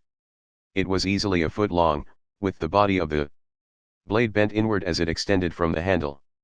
Due to the weight of the tip, it was a weapon that was often used similarly to an axe to decapitate enemies or prey, and just by looking at it, it was not hard to imagine the weapon's vicious brutality. https://mp4directs.com. Despite wielding the blade, Elsa's serene smile was unchanged. From her stance, it was clear that she had already swung the weapon once. Which meant the only reason Subaru was safe was that Felt had leapt up and tackled him out of the path of the weapon. Fear, late in coming, made Subaru's hands and feet shake, and he felt nauseated. However, the situation wasn't going to stop just for him. Rack! Old man Ram let out a roar as he rushed toward Elsa, swinging the club that had never left his grasp since the negotiations had begun. The spiked part of the club came barreling down toward her head. Despite the club weighing at least 20 pounds, Ram swung it as if he were swinging a twig, and it cut through the air before slamming against the floor of the cellar. As the club sprang off the floor it felt as though the entire building had shook. Several stolen articles flew from the shock of the impacts, which continued as Ram and Elsa traded blows in front of Subaru. This is my first time in mortal combat with a giant, said Elsa. Go ahead and keep talking, little girl. I'll turn you into mincemeat and feed you to the giant rats. As Ram threw his insults he swung his club even faster. Before the power of that swing, any untrained attempt to block would be no more effective than a sheet of paper. Inside the cellar, there was very little room to move around, and allowing the swings of that club to corner you could easily be a fatal mistake. However, Elsa's skill was of such a high level it could only be called freakish. While still wielding her kukri, dangling from one hand, Elsa, herself like a black shadow, was able to slip around each of Ram's surely fatal swings. Her movements were precarious, walking a thin line, just barely away from life threatening danger, and still it was she who was in control of the fight, not Ram. This can't be good, thought Subaru instinctively. Something in his head was setting off an alarm. This is bad, muttered Subaru, his lips shaking. Don't worry. There's no way old man Ram can lose. Ever since I can remember, I've never seen Ram lose a fight. Felt yelled back, putting her trust for Ram in words as if to dispel her own doubts. In Felt's words were experiences built up over long years, experiences that formed her unshakable trust. But even without Felt telling Subaru, https://mp4directs.com. outright, he could see their trust in how close they were when they interacted with each other. Despite Felt's confidence, Subaru was preparing for the worst. But he couldn't figure out why. Take that. Before Subaru could pin down his anxiety, there was a change in the flow of the fight. Ram yelled and kicked over the table, the same small wooden table they had been negotiating around. The table split and splintered from the force of the kick, and for an instant Elsa, who was up against a wall, was hidden behind its fragments, her line of sight cut off. Ram swung his club down with all his might. If the hit landed, it was sure to be an instant kill. However, Rom. Felt's distraught scream shook the air inside the loot cellar. Subaru then saw the result that Scream had sought to prevent. Something was flying, spinning in the air. It was Rom's right arm, still tightly gripping his club. The arm, which had been severed at the shoulder, flew through the air, spraying blood everywhere before it landed against the wall. The whole room had been showered with blood. Subaru and Felt were no exception. Felt screamed again.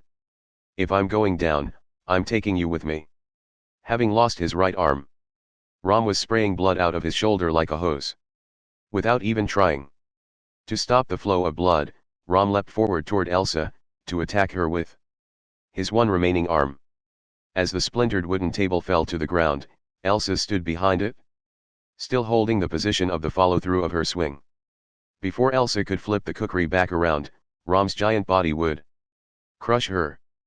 But in that fleeting moment of Rom's last stand, "I forgot to tell you before, but thank you for the milk," he was cut short. With her other hand Elsa struck with a broken shard from the very glass she had been drinking from. On the sharp tip of the shard were droplets of blood that had come from Rom's slit throat.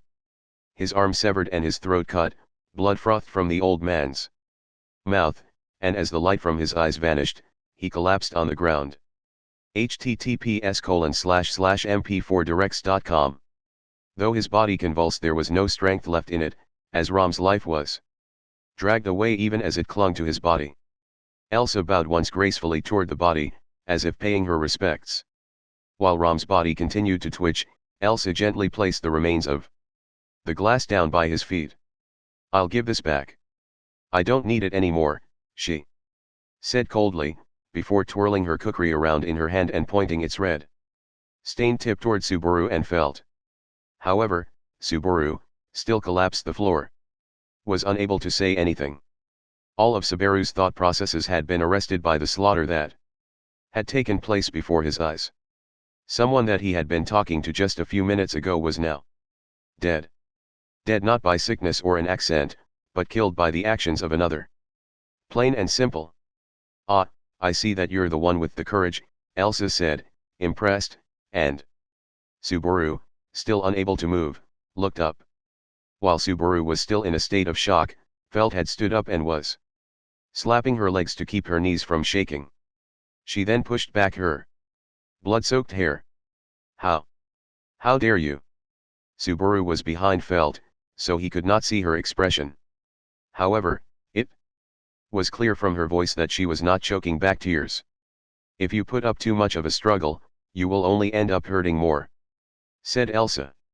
"I bet you'd still plan on killing us even if we didn't fight back, you psycho. If you move too much I won't be able to make a clean cut. I'm not all that skilled with a blade."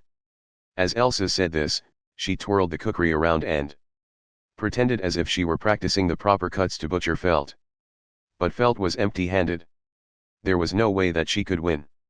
In his mind, Subaru had reached the conclusion that he should cry out. He needed to distract Elsa, even if only a little bit, to allow time for Felt to escape. If he could just give her time to call for help, or even just escape on her own. But even though Subaru had made his decision, he couldn't stop his body from shaking. "I'm sorry for getting you wrapped up in all of this," Felt said to Subaru. https://mp4directs.com. In an apology little above a whisper. "I." In response, Subaru's face jolted up toward Felt, and forgetting the words he should have said to her, he could only manage a choked mutter, as though pleading for her forgiveness. But Felt left Subaru's sentiments forever behind her as she dashed forward. There was a loud sound as she kicked off from the ground, and it was as though a gale had suddenly blown through the cellar. Just when Subaru thought that Felt had vanished from his sight, he saw Elsa's body twist.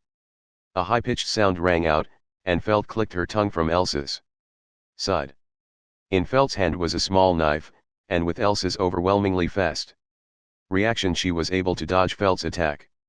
Felt leapt back, riding the gust of air she made as she flew. With Felt's irregular movements, even the walls of the cellar became like ground to her.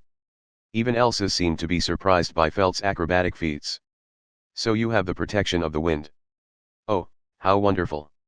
The world must adore you, I envy that. Elsa's ecstatic smile suddenly turned, and her eyes were filled with hatred as her arm bent back.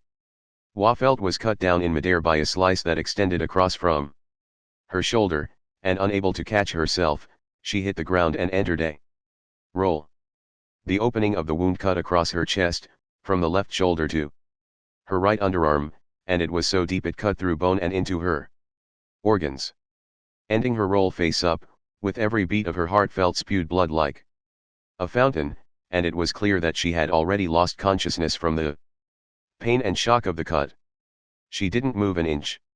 In just a few seconds the flow of her blood lost its pressure, silently signaling the end of her life. Subaru could not move.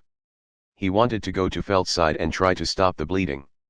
If it was too late for that, then he at least wanted to close her eyelids. But Subaru's arms and legs rejected his plea, and he could do nothing but shiver, shamelessly. The old man and the girl are both down, but you won't move. Have you already given up? Elsa said in a tone as though she pitied him, with eyes that looked bored. All she had to do was walk a little closer and strike a single time with her https://mp4directs.com knife. That much was obvious to her, hence her bored look. In Elsa's movements was not even the slightest hint of hesitation. It even seemed as though she was trying to hold back a yawn. In response to Elsa's attitude, Subaru felt an uncontrollable anger welling up inside him. The two people fallen in front of him were people he had met just under an hour ago.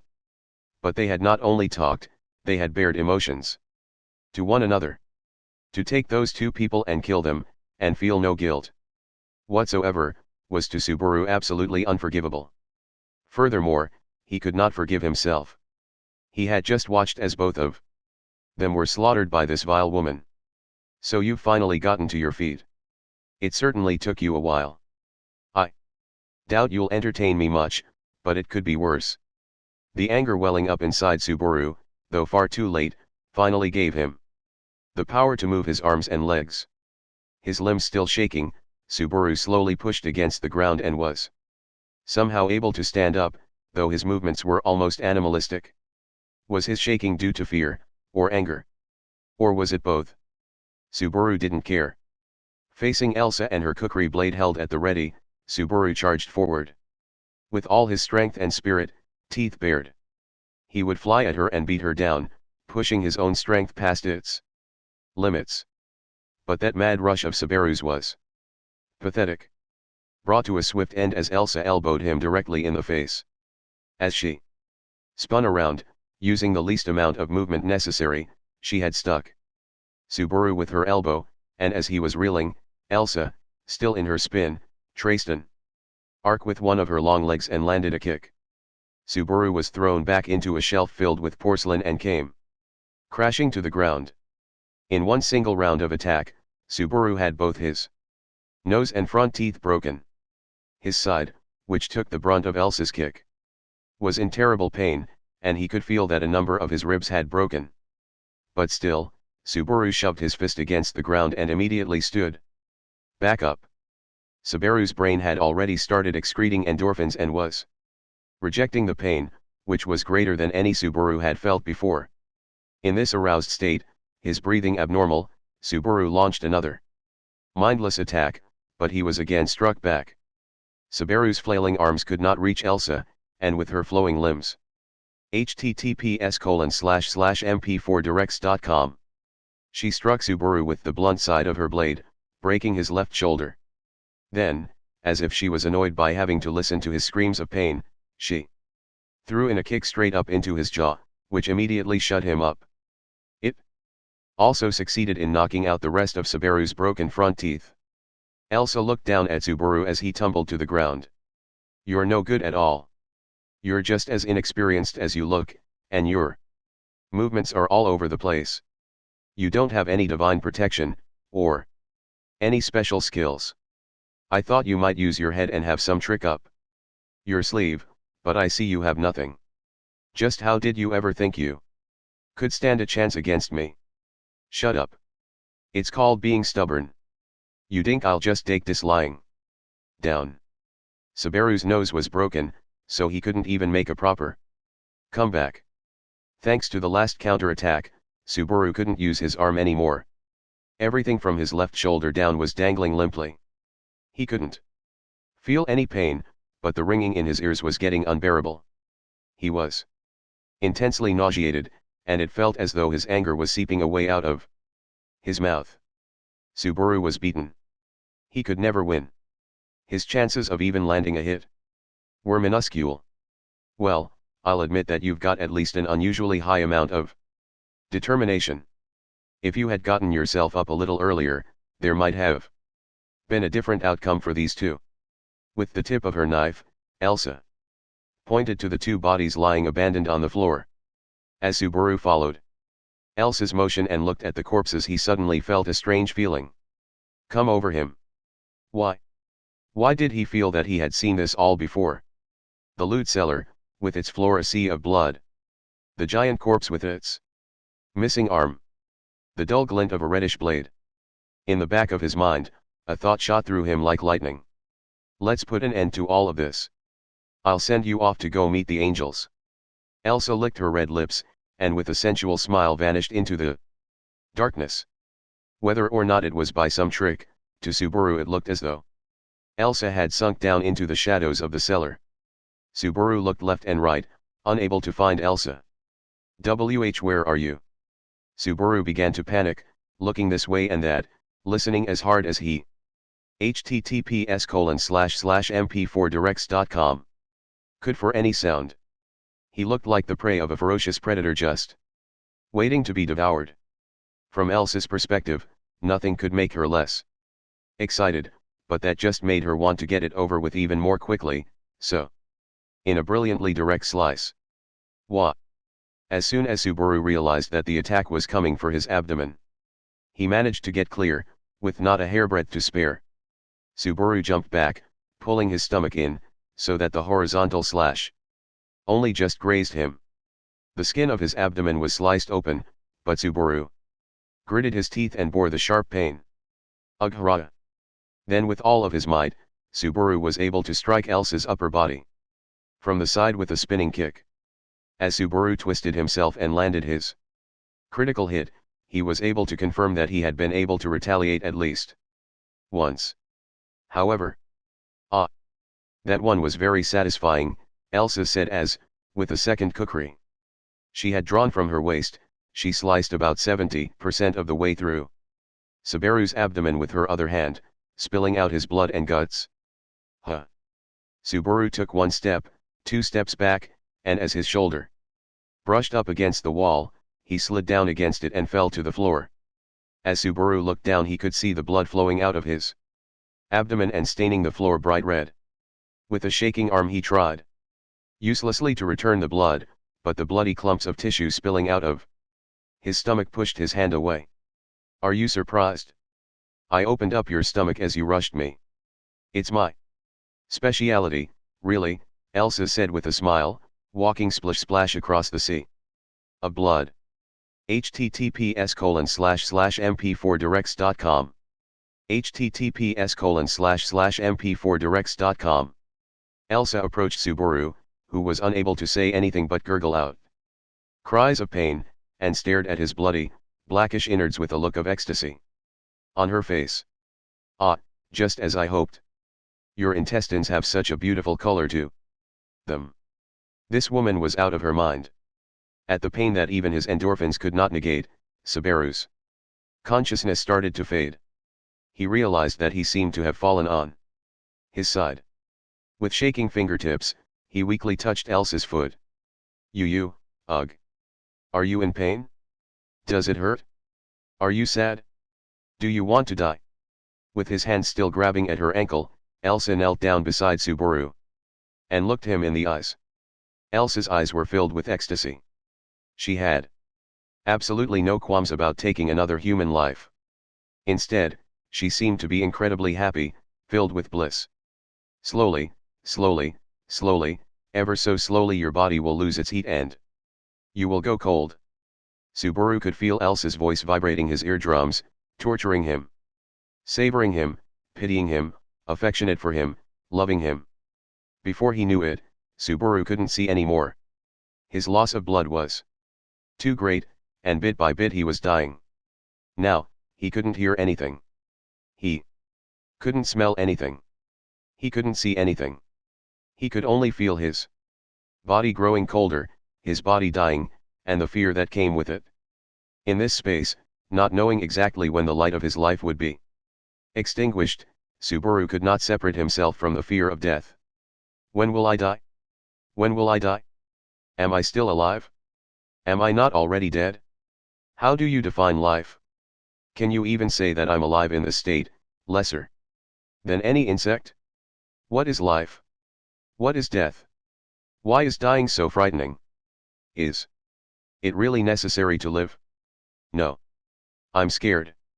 I'm scared. I'm scared. I'm scared. I'm scared. I'm scared. I'm scared. I'm scared. I'm scared. I'm scared. I'm scared. I'm scared. I'm scared. I'm scared. I'm scared. I'm scared. I'm scared. I'm scared. As an absolute and unconditional death grew ever closer, Subaru's mind instinctively rejected it. At the end, that rejection filled everything that Subaru was, and as his vision widened out, he thought, "Ah, I'm dead." https://mp4directs.com. And with that very last thought, Subaru Natsuki's life flickered out. https://mp4directs.com. Chapter 3. Ending and Beginning. 1. Hey, man, don't just stare off into space like that. You want an apple. As soon as Subaru's consciousness had returned to him, there was a ripe red fruit in front of his face. It looked just like an apple, and as he stared at it, the phrase fruit of knowledge crossed the back of his mind. It was that forbidden fruit that, when eaten, resulted in expulsion from paradise. If Subaru ate that fruit now, would it save him from the inexplicable situation he found himself in? "Hey, kiddo," said a middle-aged man as he furrowed his brow and called out to Subaru, who was being completely unresponsive. Subaru slowly drifted from the vague edge of his consciousness back toward reality, and when he was back, he suddenly raised his head. He looked this way and that, his heart beating ferociously and his breathing ragged.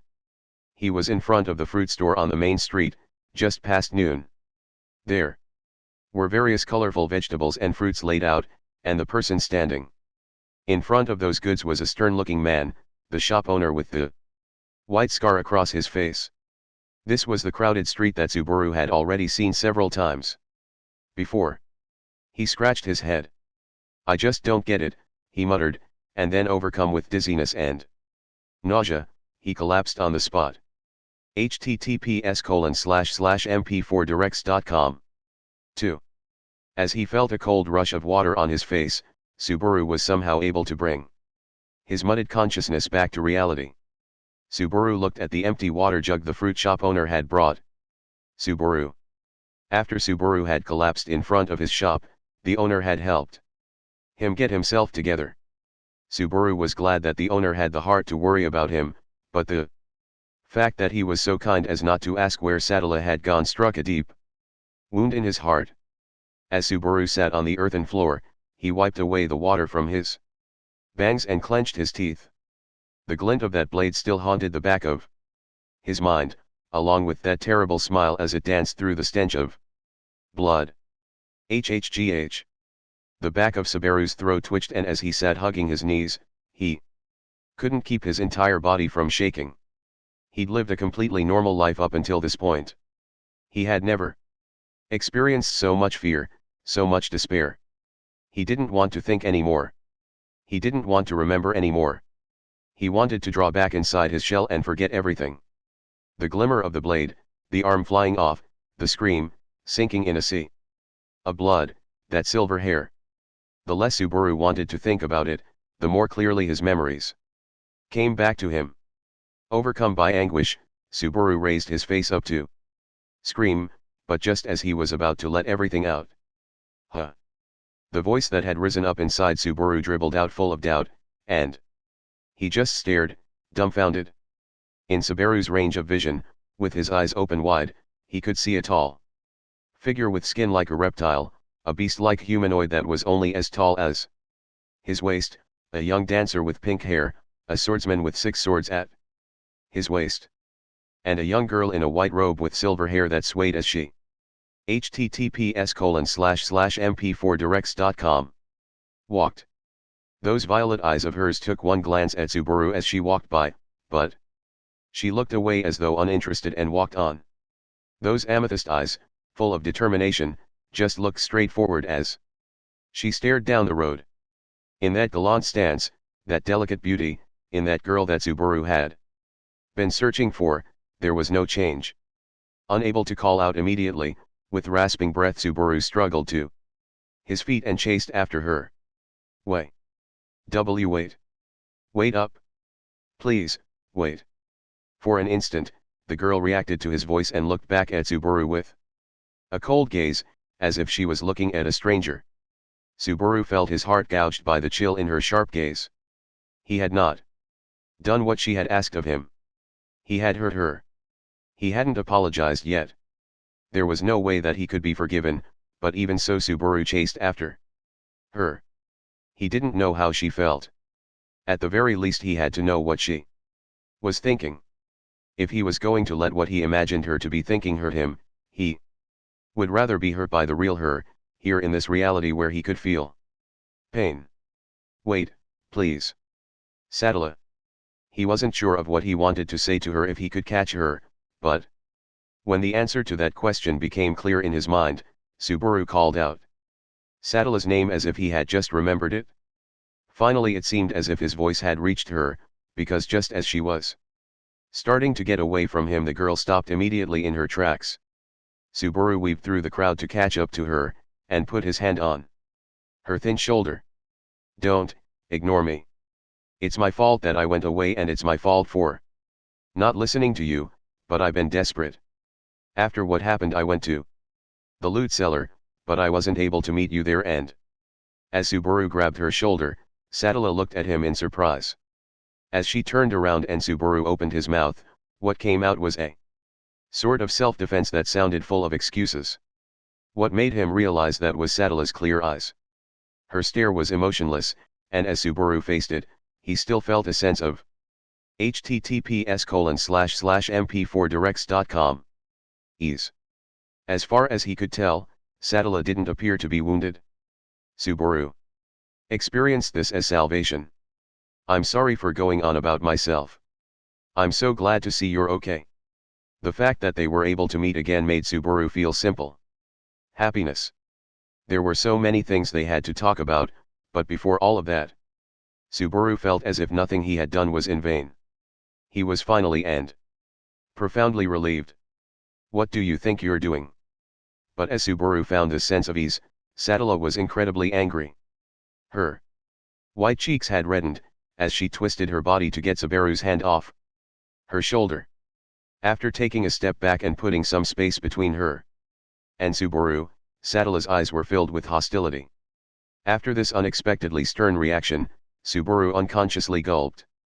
Still, this reaction made sense. From Sadala's perspective, she should be shocked that Subaru would even show his face in front of her. There was no insult too great for her to lob at Subaru and I don't know who you are, but what the hell are you thinking, calling someone the same name as that witch of jealousy?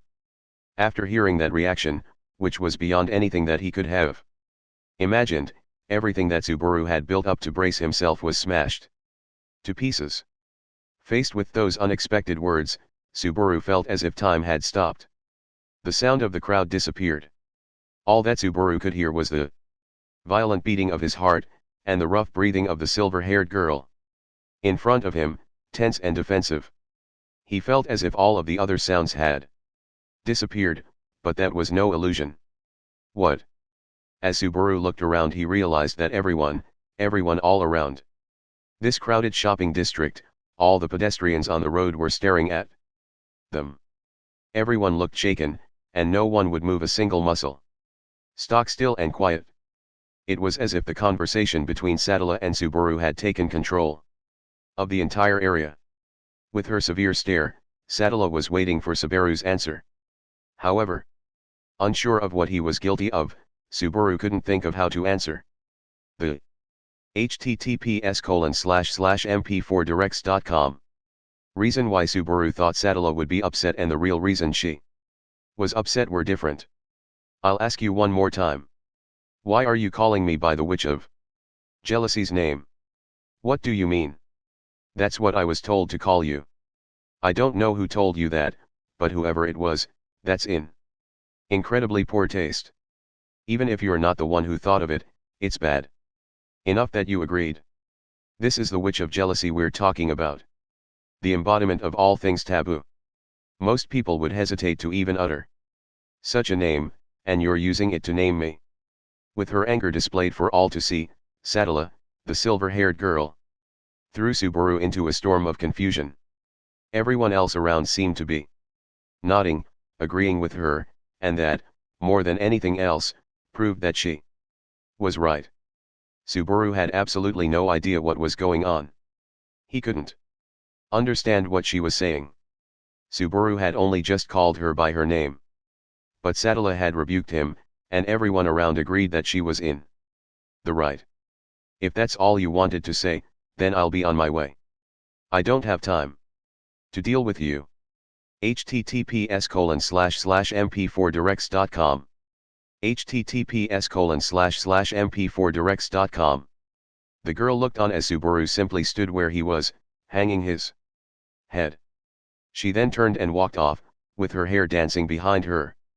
Having nothing more to do with him, Subaru thought to call after her, and started to shout her name, but it got caught in his throat as if it had frozen shut.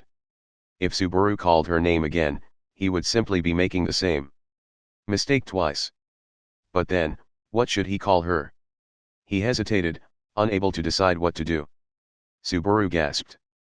On the canvas top of a cart on the side of the street, from a position just a head taller than Subaru, something leaped. A small body was pulled by gravity toward the ground, and as soon as it landed it took off on the wind. That little gust of wind, with dirty clothes and blonde hair trailing behind it, wove through the crowd with a godlike dexterity, and from it an outstretched arm slipped into a certain girl's hawk-embroidered white robe. The two only touched for an instant, but to that little gust of wind, that moment was enough. As the wind made the robe fly up and the girl with the robe twisted around, the wind took off flying again. It can't be. The silver-haired girl raised her voice in shock and stuck her hand into her robe. She couldn't find what she was looking for, and with eyes opened wide, she looked in the direction of the quickly fleeing wind. Seeing the dragon-adorned badge in that wind's hand as it passed quickly by, Subaru yelled, felt. With Subaru's call, the wind waved for a moment in hesitation, but without slowing down it quickly flew down a narrow alley. Everything happened so incredibly fast that Subaru could only see for an instant what happened, but that had to be. I've been had. Is that why you stopped me? Are you two working together? Moaned the girl as she looked at Subaru standing still. The girl quickly turned her palm toward Subaru, but apparently changing her mind, she ran off in the direction the wind had gone down the alley. Hey, wait. This is a misunderstanding. Subaru took off after them down the alley, hoping to sort things out. As he ran, his mind was filled with questions and doubts. There was too much. https://mp4directs.com. Information to process, and his panicked mind couldn't deal with it. Even without that, he had just gone through death twice, and everything in his mind was muddled. There's got to be someone out there who'll be nice to me. Why the hell was I even summoned here? Subaru yelled, having had enough with nothing making sense, as he kept running with unsure footing down the dark alley. Subaru wasn't sure of his stamina, but at a short distance, he didn't think he would lose to those two girls. However, damn. A wall. Subaru spat. Right in front of him was a dead end. Neither of the two girls was there. Felt probably could easily climb over a wall like that, and he thought that Satala would have been able to do something about it with her magic. I could try to climb over to the other side, but I don't think I'd be able to catch up to them. Subaru couldn't afford to waste time here. He had no idea how to get around the capital, so if he lost them here, it would be impossible for him to catch up to them. Then should I head to the loot cellar? If Satala and Felt are alive, then Ram must be. Even as Subaru said this, he felt that several things were wrong and contradicting themselves. Felt had been cut down. Ram's neck was slit. Satala fell in a pool of blood. Subaru had his abdomen cut open twice. How was it that everyone was alive? No. Now's not the time. I can't waste time thinking. Right now I've got to. Subaru would go on ahead and quickly meet up with Ram. That was what Subaru had to do. He could think later. The best thing for him to do right now was to leave this alley and head to the slums. Subaru turned around. You've got to be kidding me. Right in front of him, blocking the entrance to the alley, were three shadows, three people, with dirty clothes and a rough and barbaric appearance. Three thugs who used these alleys as their hunting grounds. It was Subaru's third time encountering them that day. https://mp4directs.com 3. Give it a rest already. Just what is it going to take for you punks to learn? Tired of seeing those three thugs again, Subaru furiously stomped on the ground. This was the third time they had met. Every time was in a back alley. 3 against 1. Given how their first and second efforts were fruitless, Subaru was stunned that they were so determined to catch him that they'd try a third time. I don't have the time or the patience to deal with you fools. Out of my way, now. The current situation had really put Subaru out of sorts, but there was also the fact that, given what happened last time, he thought he should be able to scare them if he shouted. At least that's what he thought. Get out of my way, he says. Ha! I don't like your attitude. You don't get it, do you? You're not in a position to be ordering us around. It was 3-on-1 last time and you guys still lost like you were nothing. You think you can talk big like that? Even sore losers would show more shame when they wail. However, the thugs didn't seem to fear Subaru at all, and kept up their taunting. Subaru bit his lip at their unexpected reactions. Even small-time villains like this had a sense of pride, he thought. He wanted to avoid wasting any more time and risk losing Felt and Satala. Also, given the risk that a fight would entail, Subaru decided that he should deal with this peacefully. Fine. Have it your way. I'll give you everything I've got. That's what you want from me, right? Subaru held back his irritation and raised both of his hands in the air, showing that he was giving up. The thugs all looked at one another after Subaru changed his attitude, and then all burst into laughter. What's that? If you were that scared, you should have just said so. Ha! Look at this guy. Don't talk all big if you're just gonna bend over. Whatever. If he's going to do as we say, that just makes it easier on us. Right? But what a coward, huh? Subaru was irritated, but he just laughed it off. He decided to name the https://mp4directs.com group of thugs dumb, dumber, and dumbest to make himself feel better. And muttered under his breath, so they wouldn't hear. Once I meet back up with Satala, I'm going to borrow Puck and make them pay. Just as Subaru was about to lay out all that he owned in front of him, he froze. Huh. Out of everything that had happened since Subaru had arrived in this new world, this was the most unsettling. Why? At Subaru's fingertips, inside his plastic convenience store bag, was a bag of crispy snacks. Corn soup flavored, they were one of his favorites, and he had grabbed them on a whim at the store to eat in place of his dinner. When Subaru was with Ram at the loot cellar, he had shown them off to him as a great late-night snack, an act that he had later regretted. However, that bag was still there, as full and sealed as when he had bought it at the store. I shouldn't have these anymore. Ram ate them all, and I complained. And, there weren't any left. I'm sure of it. Why were the snacks back in the bag? There was no trace that it had been opened.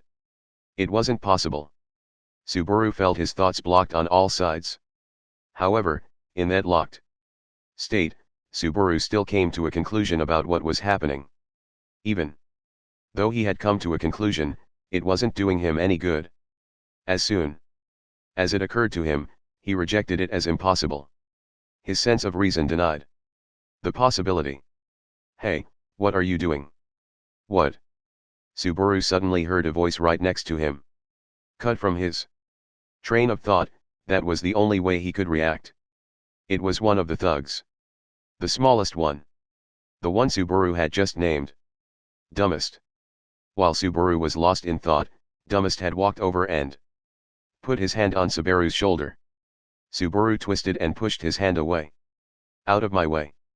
What'd you say? In every sense of the word, I've run out of time to deal with you guys. I've got to check something. Are you kidding me? As Subaru pushed Dumbest aside and moved to https://mp4directs.com. Exit the alley, the other two stood angrily in his way. Get out of my way. I've got somewhere to be. He had to rule out this unbelievably stupid, unthinkable theory. Faced with Subaru's yell, the men hesitated a bit. If he could break through and get out onto the main street, he would probably be out of harm's way. After deciding that, Subaru stepped down to kick firmly off the ground. However, just as Subaru put his foot down, it twisted.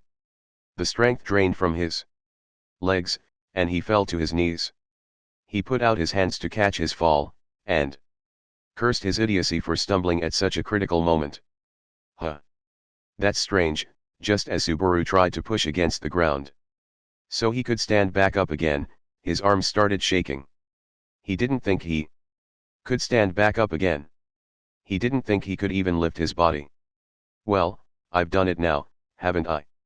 Subaru looked back as he heard that voice tinged with anxiety, and then he realized what had happened.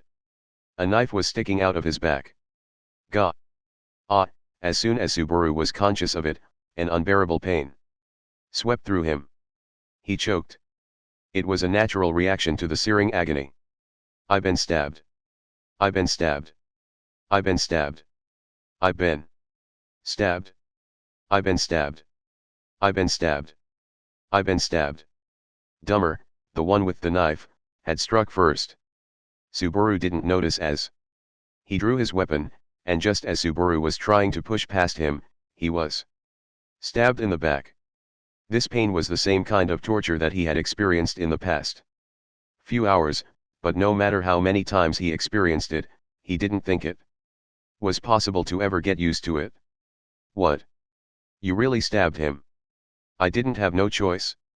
What do you think would have happened if he had escaped out into the street? Just think of what we'd have to deal with if he did. Wait. Don't do that, you idiot. Ugh. Yeah, this is bad.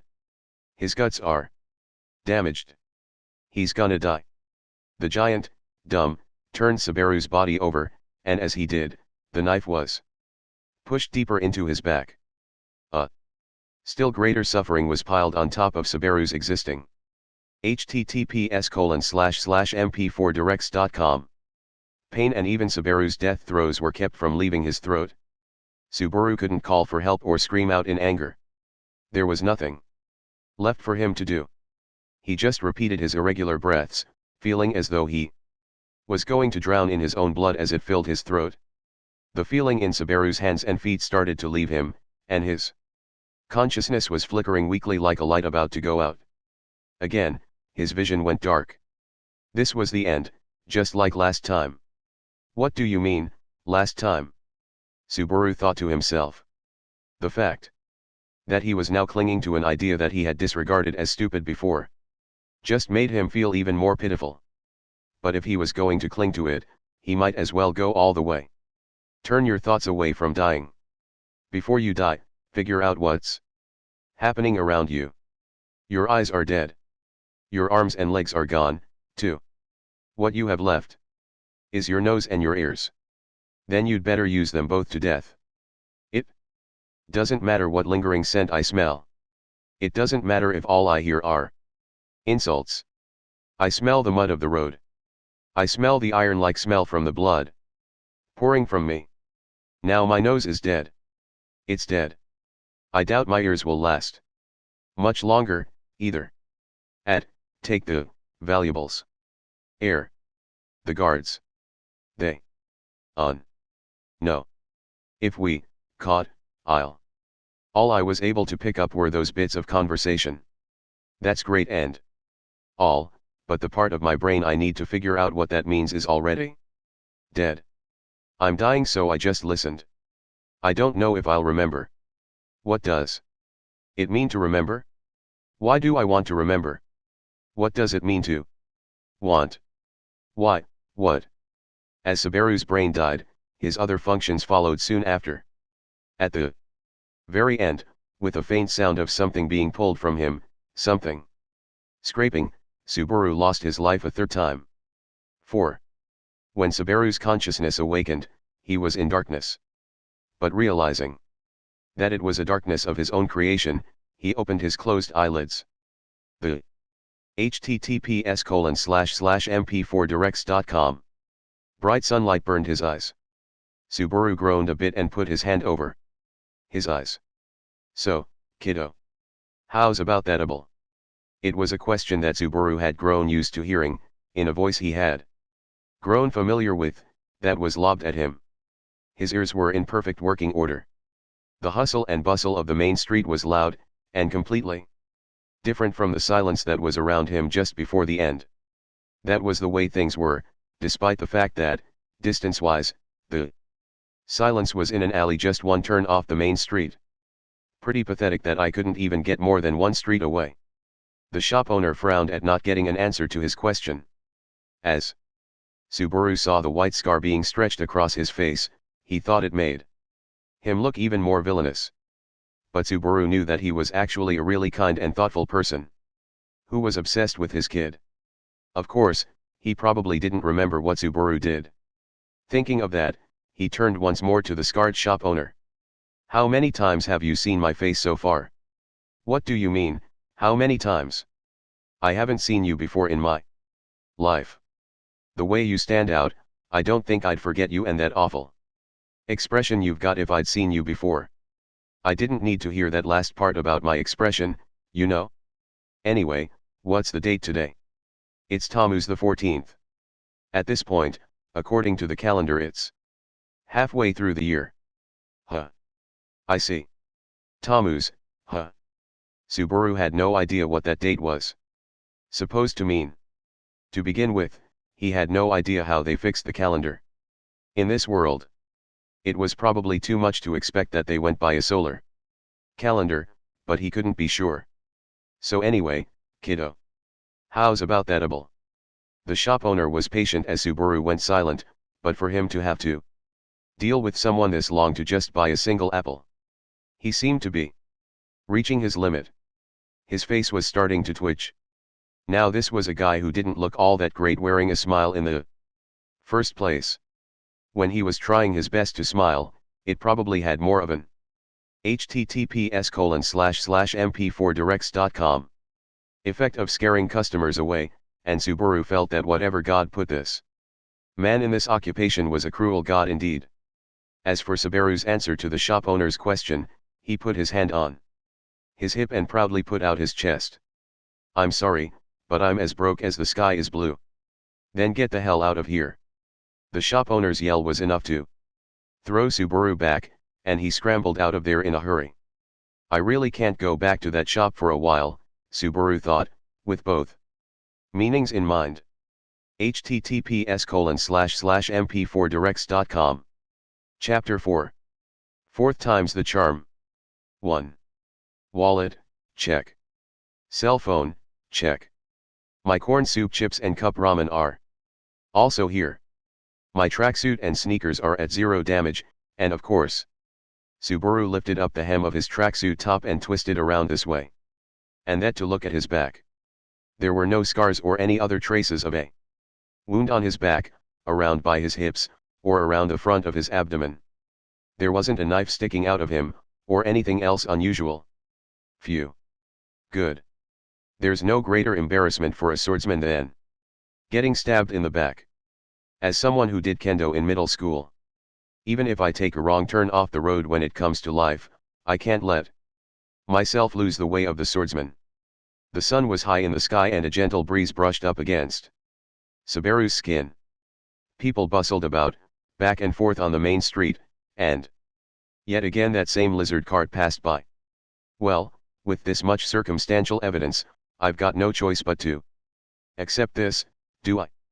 It's a little bit hard to believe, but all of the wounds on Subaru's body had disappeared, the rips and bloodstains on his tracksuit were gone as well.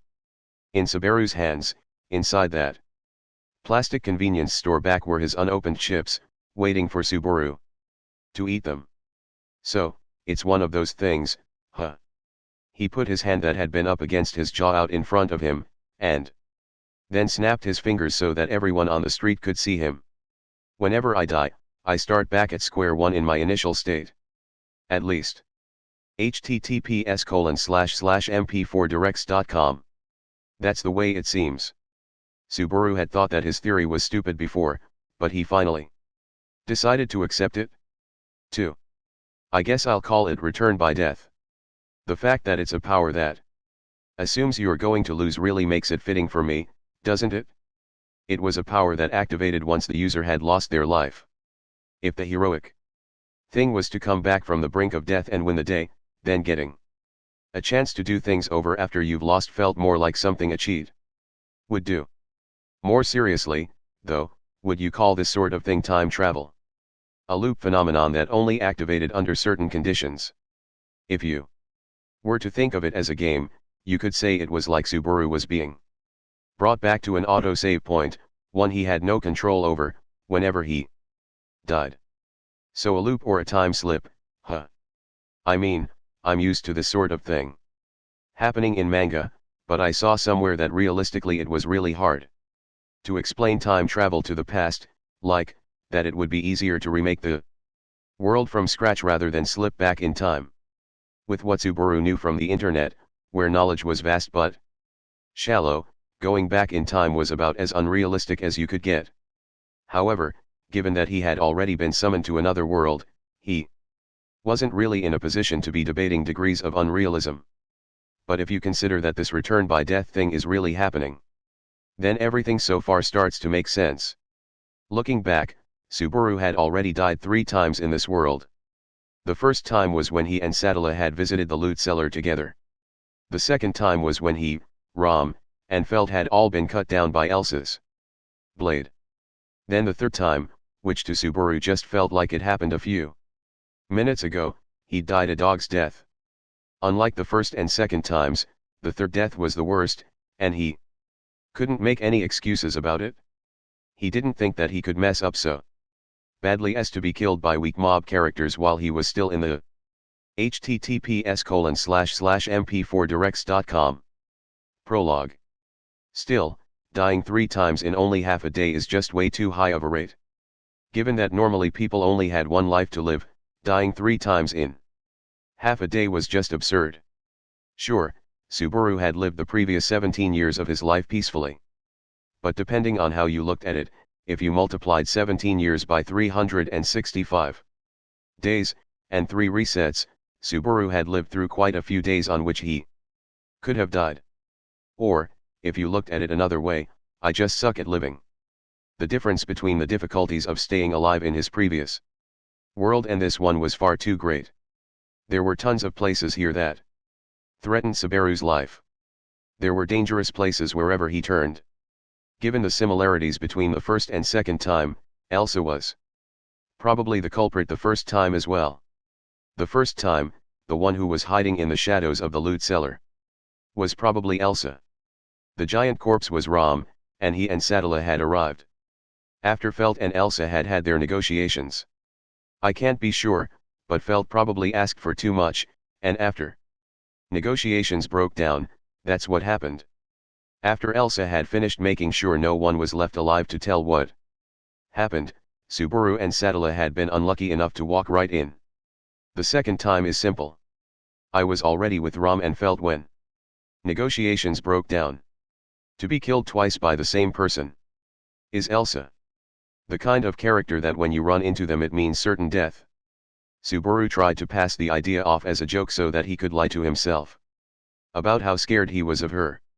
It was obviously foolish to even think of any options he might have if he ran into her. The only place where Subaru had a chance of encountering Elsa was the loot cellar, and the only reason that Subaru needed to go to the loot cellar was to take back Sadala's stolen badge, and the reason he wanted to take back Sadala's stolen badge was because he wanted to return the favor to Sadala for saving him. However, because return by death had sent him back in time, his duty to return the favor to Sadala was left behind in the world of his first run through. https://mp4directs.com. When Subaru met Sadala on his third run through, her cold reaction to him was proof of that. Sadala didn't know Subaru anymore. The favor that he was supposed to return got lost along the way as he was reset. If so, it would be best for Subaru to forget about Sadala and focus on avoiding the threat of Elsa. Subaru didn't know why had been thrown into this return by death scenario, but because of it, he was fortunate enough to know the future. He knew what mines to avoid. Avoiding them was the right thing to do. Well, it's about time I got moving. Fortunately, I know that I can turn my cell phone into cash, so I'll just amass some funds, and live a good life using my modern knowledge. It'll be full of dreams. Don't you think, old man? Just when I thought you were muttering some nonsense to yourself. You're asking my opinion? I don't know what you're talking about, and I don't care.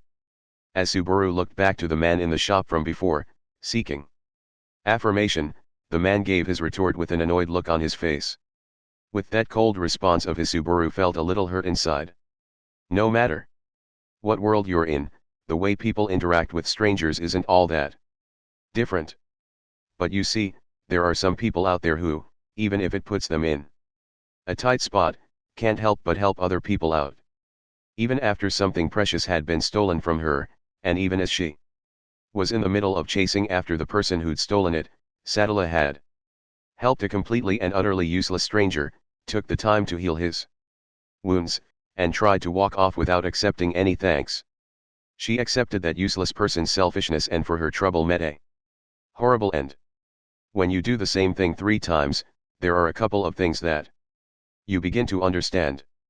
Well, more like after 3 times you'd have to be incredibly stupid not to understand those things. I may be a little stupid, but not that stupid. Just what nonsense are you talking about? There's probably a pattern here. Some kind of inevitability. No matter how many times you do something over, at least a few things will never change. Or at least there's some sort of strong force that tries to keep things.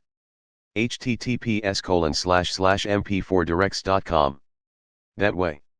For example, all 3 times, Sadala had her badge stolen by Felt. The first and second times, Elsa caused a bloodbath. Even the 3rd time around, it had probably happened as well, unrelated to Subaru's death. I don't know if I can win against Elsa. I still don't know. But there is one thing I do know. If on the 4th time around Subaru didn't do something, Felt and Ram would be killed by Elsa. It was also unavoidable for Elsa and Sadala to fight as well. So what if those 2 died? Subaru thought.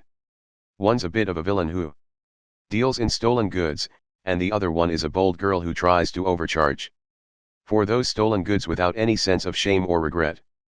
Both of them were criminals, so wouldn't it be better off if they were gone? But still. Well, I guess I really am a product of the modern age. Even though I always used to make fun of people like this when I sat in front of a computer screen. Subaru used to act as if he thought pity and compassion were stupid. It wasn't that he thought of it as an act, however. He just thought of himself as someone who didn't really care all that much. That way, no matter what situation he found himself in, he was able to keep himself from getting too emotional about it. It didn't matter to him if a few people he knew died. At least, that's how he used to think. But you know, I hate it. It feels terrible. I know those two are far from being saints, but knowing that someone you know is going to be killed, that's just impossible to ignore. In the past, when he acted uncaring, it really must have been nothing more than an act. It was the product of his interactions happening in a virtual world. Now that he had to deal with these heavy issues in real life, there was a whole different level of weight to them.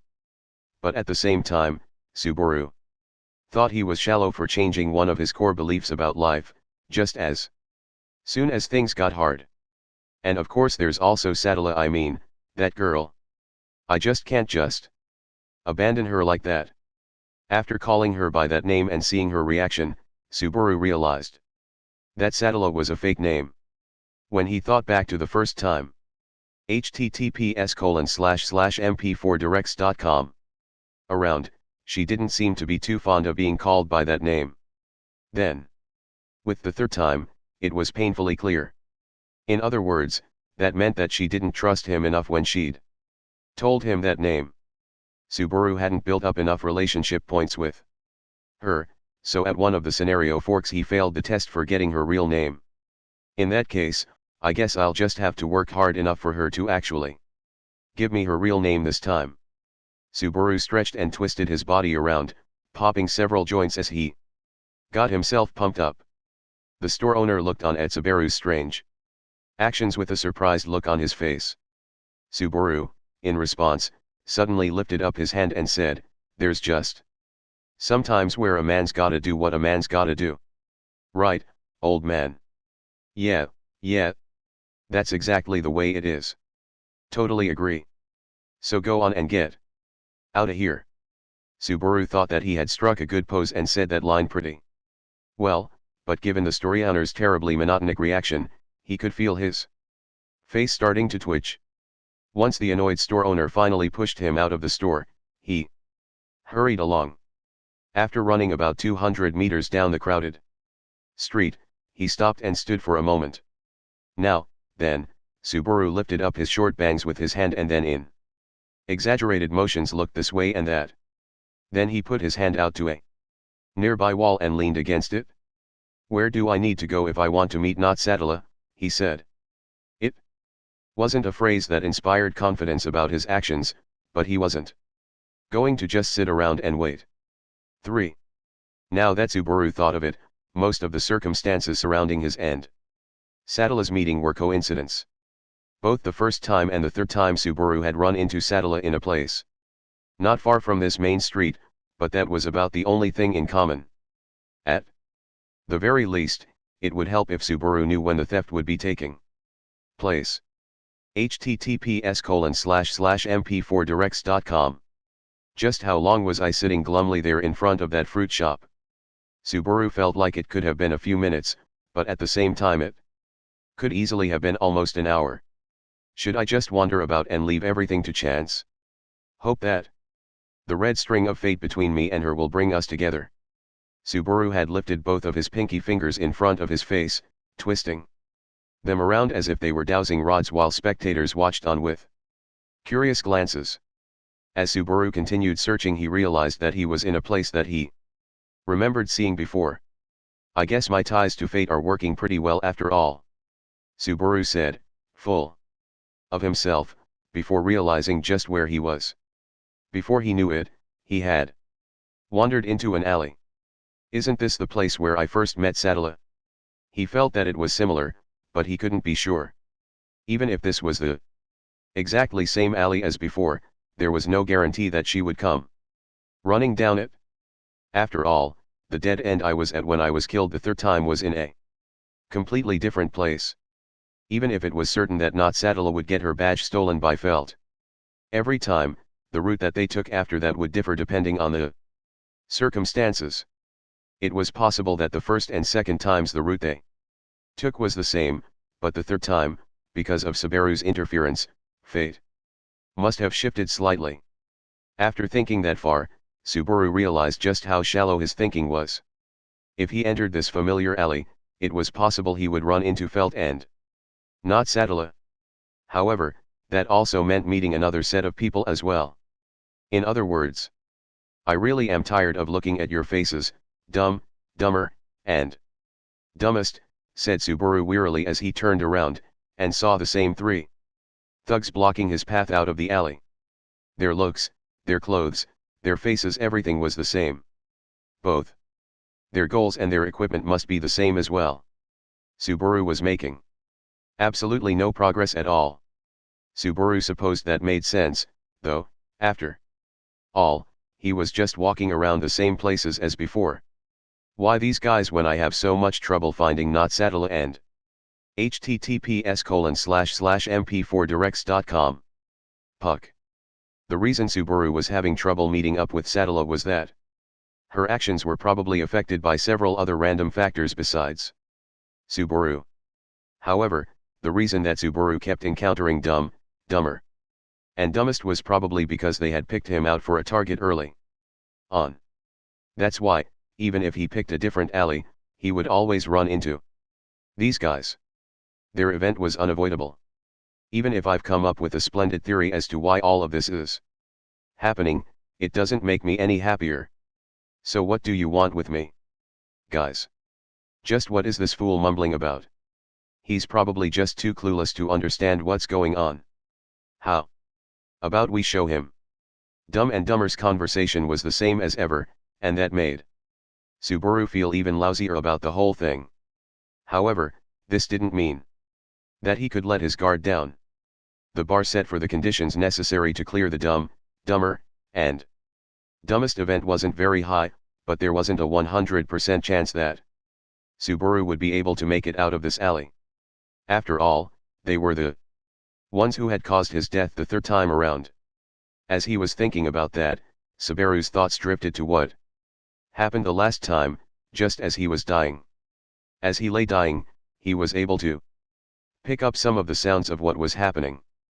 Subaru tried to remember the final conversation that dumb, dumber, and dumbest were having. What were they afraid of? There was a word that they said. Subaru thought he should be able to remember it, and it was guards. Hearing Subaru's sudden and unexpected SOS, dumb, dumber, and dumbest jumped. The silence of the alley was broken and the volume of Subaru's yell was sure to have reached the main street. With all of Subaru's training in kendo, his sense of shame about suddenly yelling out was long gone. Additionally, Subaru, who realized at this point in his life what a loser he wasn't one to let his pride be hurt by suddenly calling for help. Someone please call some men over here. https://mp4directs.com. What, are you kidding me? You're really going to start calling for help? Who does that? In this sort of situation you're supposed to listen to us if you want to avoid getting hurt. You're just going to ignore us and call for help. That's not normal. What? Don't give me that's not normal. In what world is this not normal? Oh. It can't be. You're not saying that you're trying to do something where it'd be trouble if I called out, are you? Oh my God. Shut up. You know what we mean. I'm not listening. I can't hear you through that thick wall of insincerity. Police. Subaru continued to yell and keep the thugs on their toes, but on the inside, he was breaking out into a cold sweat. As Subaru had been breathing his last during his third time around, just as his consciousness was leaving him, dumb, dumber, and dumbest had said the words guards and run. In other words, in this world, there was an organization that functioned like a police force. That information led Subaru to the new option, call for help. Even he thought it was a pretty lame tactic. But unfortunately, Subaru didn't seem to get a very encouraging reaction from the crowd out on the main street. Well, looks like that didn't work. Threatening us like that, I almost got a little bit scared there, man. Just a little bit. Not even a little bit. Only a tiny bit. In unison, Dumb, Dumber, and Dumbest proceeded to deny how pathetic they were, in about the most pathetic way possible. As the men tried to regain control of the situation, after looking at each other and nodding, each of them took out their weapons. One took out a knife, one took out a rusty hand axe, and finally the last one. Why are you the only one without a weapon? What? Didn't you have the money to buy something? Subaru taunted. Shut up. I'm stronger without a weapon. I'll beat you to death, you little punk. Man, I would have loved to show you all what happened to you guys the second time around. https://mp4directs.com. Remembering how he had landed that perfect suplex, Subaru wanted to give himself another pat on the back, but at the same time, he realized that he was in a pretty bad spot right now. It was looking more and more like Subaru wasn't going to make it out of this. Can't you guys let me off easy? I'm not a big fan of pain. After going through the experience 3 times already, Subaru knew that he was never going to get used to dying. To top it all off, the cause of death in all 3 instances was because of wounds inflicted by a blade. The sharp pain that went along with those wounds always felt fresh and was always a shock, as if his nerves were being whittled away. Subaru didn't want to experience that kind of death again, and that was not all. Just because I've been returned by death a few times already, there's no guarantee that it will happen this time as well. Subaru had no reason to think his return by death had a limitless number of uses. Subaru didn't notice a number on his body or anything, but as the saying goes, Buddha only has the patience to save you 3 times. If what was happening to Subaru was a gift of the Buddha's good graces, Subaru had already used up all of his continues. If I die here, my life in this new world may really come to an end. I guess my best bet is to try to run away, even if I get injured in the process. The weapon that looked the most able to inflict a mortal wound was, of course, the tried and true knife. The hand axe really did have a lot of rust, so if Subaru blocked himself with his convenience store bag, he'd get away with a blunt hit rather than being cut. Of course, the weaponless guy was a safe bet. So Subaru focused all of his attention on Dumber, the one with the knife, and played through his escape in his head. 3. 2. That's enough. That voice suddenly and clearly cut right through the dry tension of the alley. In the voice's gallant tone there was no sense of hesitation, and no ounce of mercy. Just listening to the voice was enough to be overpowered by its existence, and it was a perfect match for carrying the voice's owner's intentions. Subaru lifted up his head, and Dumb, Dumber, and Dumbest turned around. In front of them was a young man. https://mp4directs.com. What stood out about his appearance, more than anything else, was his flaming red hair. Underneath it were sparkling blue eyes that could only be described as daring. His extraordinary good looks helped magnify his sense of gallantry, and with one glance you could tell that this young man was a cut above the rest. He was slender and tall and wore well-made black clothes, and while it did not have elaborate decor, around his waist he also wore a knight's sword, which endued him with an inordinately intimidating air. No matter what the circumstances are, I will not allow you to perpetrate any more violence against that young man. That is enough. As the young man said this, he walked straight past Dumb, Dumber, and Dumbest, and got between them and Subaru. Subaru was at a loss for words at the young man's bold attitude, but Dumb's, Dumber's, and Dumbest's reactions were different. All of the thugs' faces went pale, and with quivering lips they pointed at the young man. That burning red hair and sky blue eyes, plus that knight's sword sheath, engraved with the image of dragon's claws. It can't be. The thugs stared on in disbelief. Reinhard. Are you the master swordsman Reinhard? Well, I suppose I don't have to waste time introducing myself. Although I am not fond of that title everyone gives me. It's still too heavy for me, the man called Reinhard muttered with a tinge of self-deprecation in his voice. But the light in his eyes was unwavering. The thugs, overpowered by the young man's stare, took one step back. They looked at each other as if trying to determine the best time to escape. If you're planning on running away, I'll let you off this time. Just head back out toward the main street. However, if you plan on being stubborn, you will have to deal with me. Reinhard put his hand on the hilt of his sword and motioned to Subaru behind him with his chin. We're down 3 against 2. They have the advantage on us in numbers. I'm not sure if the little help I can give will be enough to make a difference, but I will do the best I can, on my honor as a knight. What? Are you kidding me? This isn't even a contest. After hearing what Reinhard had said, dumb, dumber, and dumbest were https://mp4directs.com. Completely out of sorts. They scattered like baby spiders, forgetting to even hide their weapons as they ran out onto the main street. Unlike the first time around, none of them threw any insults as they ran. That was a testament to the difference in scale between them and this young man. As soon as the thugs left the alley, the heightened tension that had permeated it immediately faded away. Realizing that this was something the young man did purposefully, Subaru was again at a loss for words. More than anything else. For you to do all of that and still keep so cool, it's like you and I aren't of the same species. The level of human purity in his face, his voice, his stance, and actions were all way too high. If his personality and upbringing were also the same way, if he wasn't doing something corrupt on the side, there was no way it all could balance out. Putting his jealousy aside, Subaru let out a flat-sounding laugh, and then prostrate himself on the ground.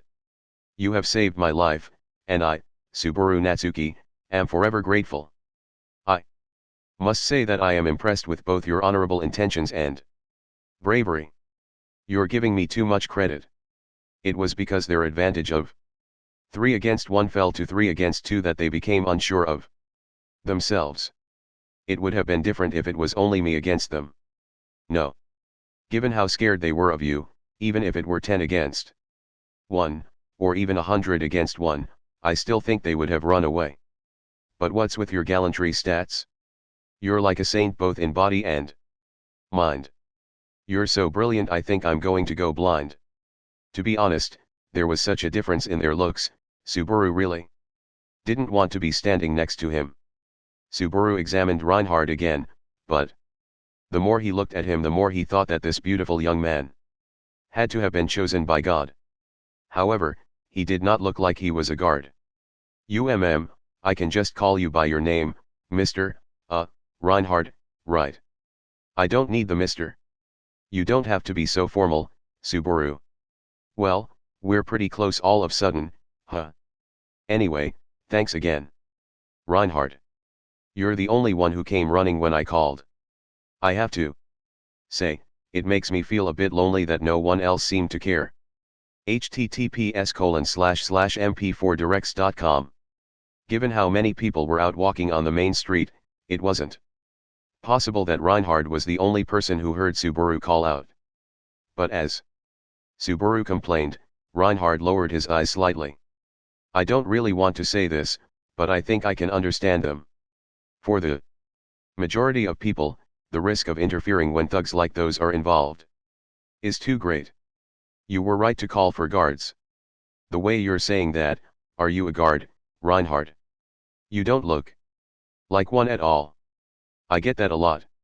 I am off duty today so I'm not wearing my uniform, and even I know that the way I look, I'm lacking the sternness of an authority figure, Reinhard said, spreading both his arms, but Subaru thought differently. The biggest reason that Reinhard didn't look like a guard was that he appeared to be far from the lowly, rough sort of idea Subaru had of what a guard should look like. Now that I think of it, didn't they call you something like master swordsman? My family's position is rather special, you see. So I've got a lot of heavy expectations placed on me. Every day's a battle. Reinhard smiled, shrugging his shoulders. Apparently Reinhard had a sense of humor as well. Subaru was now completely sure that this guy was the perfect human being. Forget about lamenting to God about the unfairness of it all, at this Point, Subaru was just impressed. By the way, I thought that your hair and clothes, and also your name are pretty unusual, but where are you from? Why did you come to the capital of Laguna? Reinhard asked, looking down at Subaru and his appearance. Given that Subaru's background was unclear, it seemed to be a pretty natural response for someone who was a guard. It's a little hard to answer that first question. Last time when I said, a small country to the east, it didn't work, so let me rephrase that. I've come from a place even farther east than here, a place no one has ever seen before. From the ends of the earth, finished Subaru with a glint in his smile. Subaru thought that it was a pretty safe answer, but Reinhard looked surprised. Farther east than Laguna? You can't mean beyond the Grand Cascade. Is that supposed to be a joke? https://mp4directs.com. Grand Cascade. Subaru tilted his head with the unfamiliar term. Cascade, like a waterfall? Subaru, who wasn't familiar with the geography of the surrounding area, had no idea what Reinhard was talking about.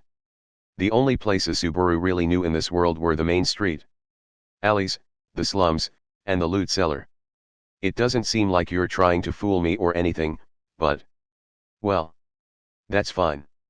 Anyway, it looks certain that you're not from the capital, but you have a reason for being here, right? Right now, Laguna is not as peaceful as it usually is. It's falling into a state of unrest. Whatever you're here for, I'd be glad to help.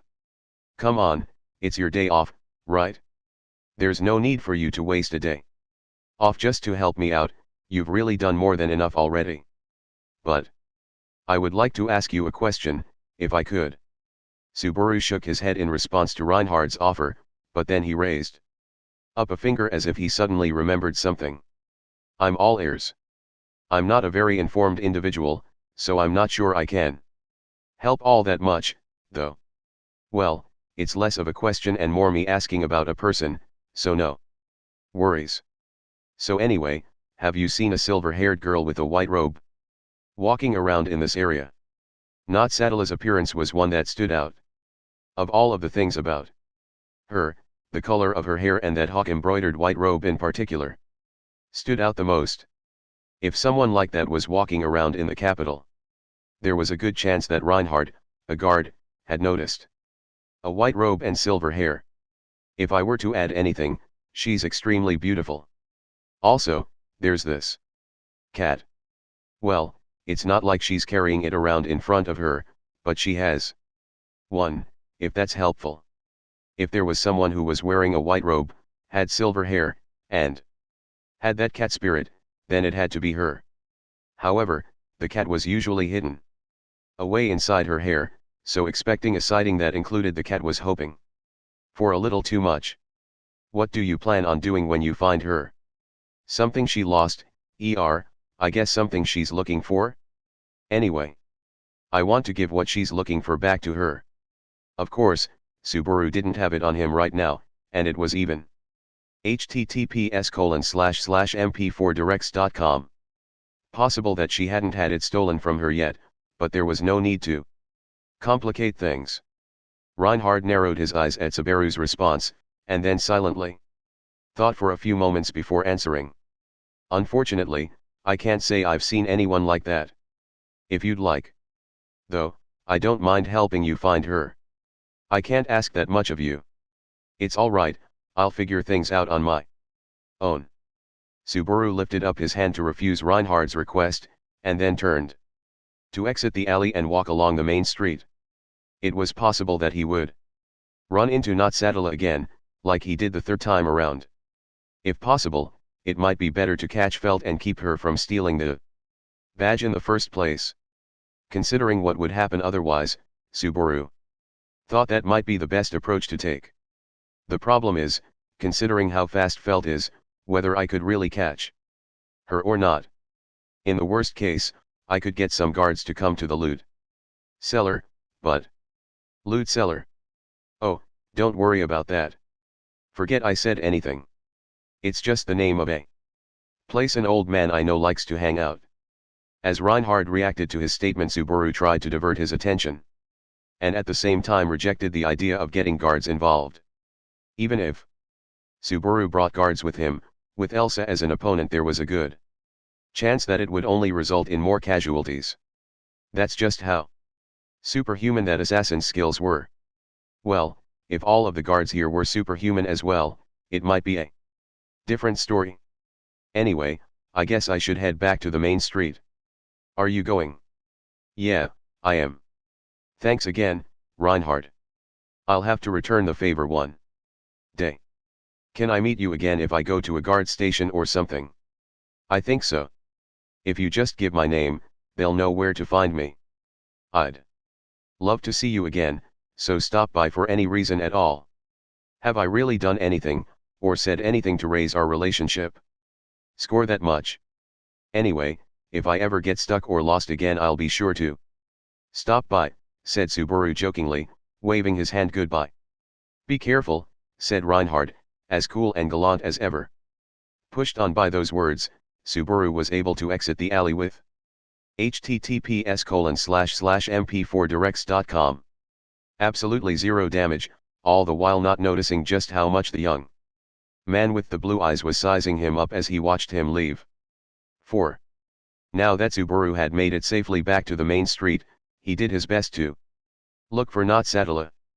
However, all that he could really do was open his eyes wide and stare at the passing crowd. Using his memories from the third time around, Subaru positioned himself near the fruit store he had become familiar with. The face of the scarred store owner that Subaru could see out of the corner of his eye was very stern. This time our meeting wasn't exactly the best, was it?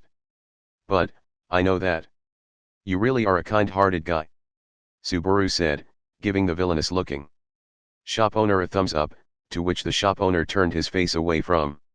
Annoyed, Subaru drew his thumbs back, feeling unloved, and then returned his gaze to the street. As always, there were tons of people passing by, of all shapes, sizes, and kinds. It had been over 10 minutes since Subaru had started his lookout, and it had already been nearly an hour since he had started his fourth run. I'm not sure I can trust my sense of time, but it would be strange if the theft hasn't happened yet, said Subaru to himself, when an anxious thought crossed his mind. Hey, old man. What is it, Mr. Penniless? When the shop owner came out in front of his store and looked at Subaru, he had already given up trying to hide how annoyed he was.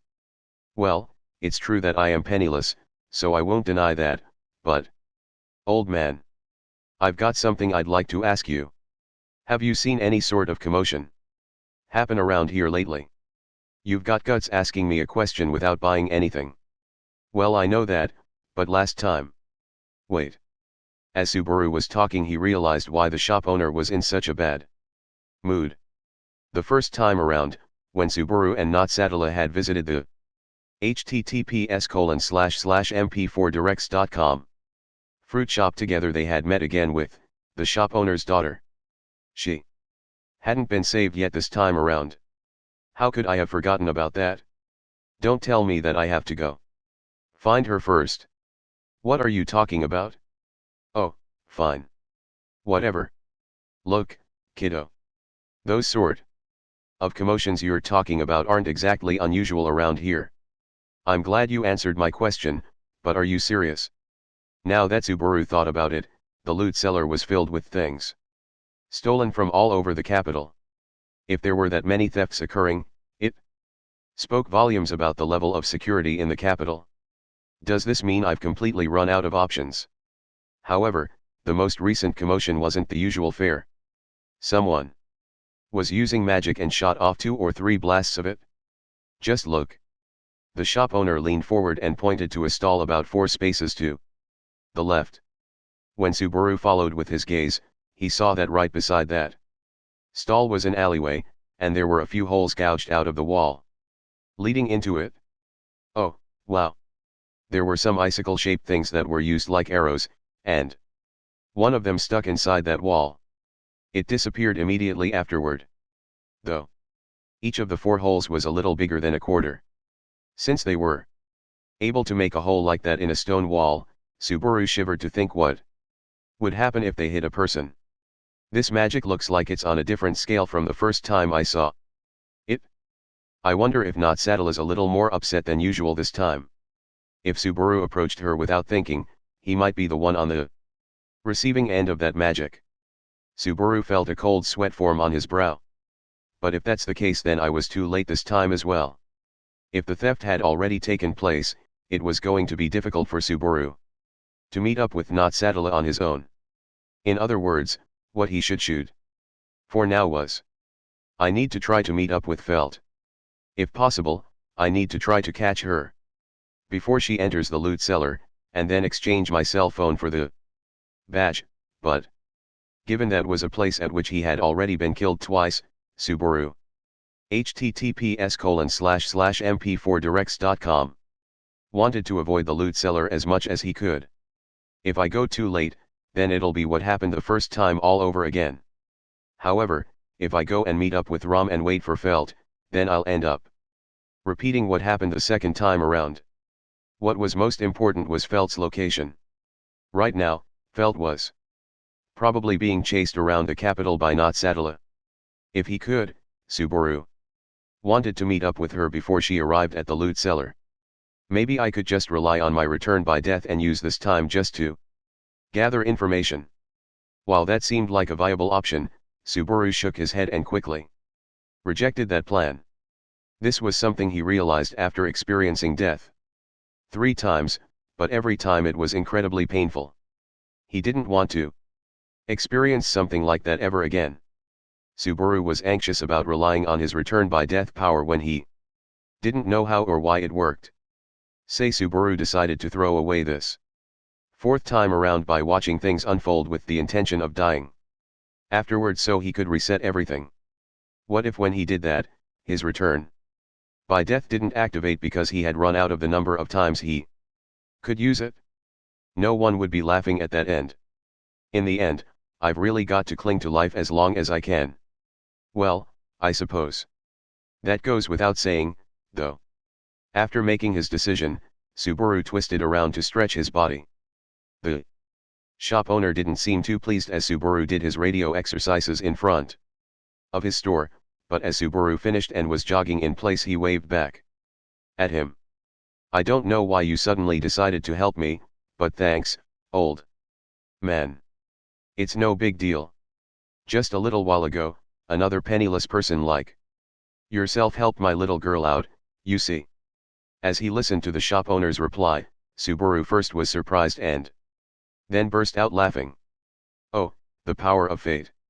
No matter how troubled this shop owner's little girl was, someone was going to save her. Just knowing that made Subaru feel that it was worth coming here. All right. I'm really going to get going now. Next time I'll buy one of your apples for sure. Well, if you do, you'll be a customer, and I'll welcome ya. Work hard. https://mp4directs.com Mr. Penniless, the shop owner said in a monotone. Gotcha. I really am praying that the next time I come back here will be with money in my hands, I tell you, said Subaru as he left running. Subaru's destination was the slums, but this time, in a different direction. From the loot cellar. If he headed toward the loot cellar, he was sure to raise a couple of bad flags, so this time he was going to try a different route. 5. You're looking for where Felt lives? If you just take that road over there until it turns into another street, you should be able to find it. Thanks, you really helped me out, brother. No problem, brother. You live strong and take care of yourself out there, okay. The middle-aged man Subaru was talking to smiled at him weakly as he disappeared behind a creaking door. Throughout their entire conversation, the look of pity on the man's face never once disappeared from his awkward smile. Subaru tightened his fist, happy that his plan was working. It was a strategy one formed after my experiences from the first and second times in the slums, but I never imagined it would work this well, Subaru said, shaking the sleeve of his tracksuit, which was caked in dried mud. In order to help him track down Felt, The brilliant plan he'd thought of after arriving at the slums was to make himself look as down and out and destitute as possible. The first time around, when Subaru visited the slums with Not Sadala, Subaru had not long before been beaten up by Dumb, Dumber, and Dumbest. Because of that, most of the slum's inhabitants had pitied him and been fairly cooperative. The second time, however, when Subaru hadn't taken much damage, the people gave him a comparatively cold reception. The difference was like night and day. So remembering that, Subaru made himself look so bad he had risked overdoing it. Well, I did step in the poop of who knows what kind of animal, after all. Anyway, I think I pinned down where Felt sleeps, but the problem is whether she'll come back here or not before she goes to the loot cellar. https://mp4directs.com.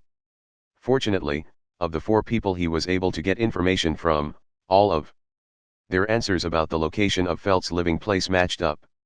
However, Subaru thought the chances of her coming back to it were about 50-50. There was also the possibility that she did not want to risk having her place found out by returning there while she was being chased. Well, sitting around and worrying about it won't help me at all, so let's stop worrying. Okay. No sense in worrying about things that can't be helped.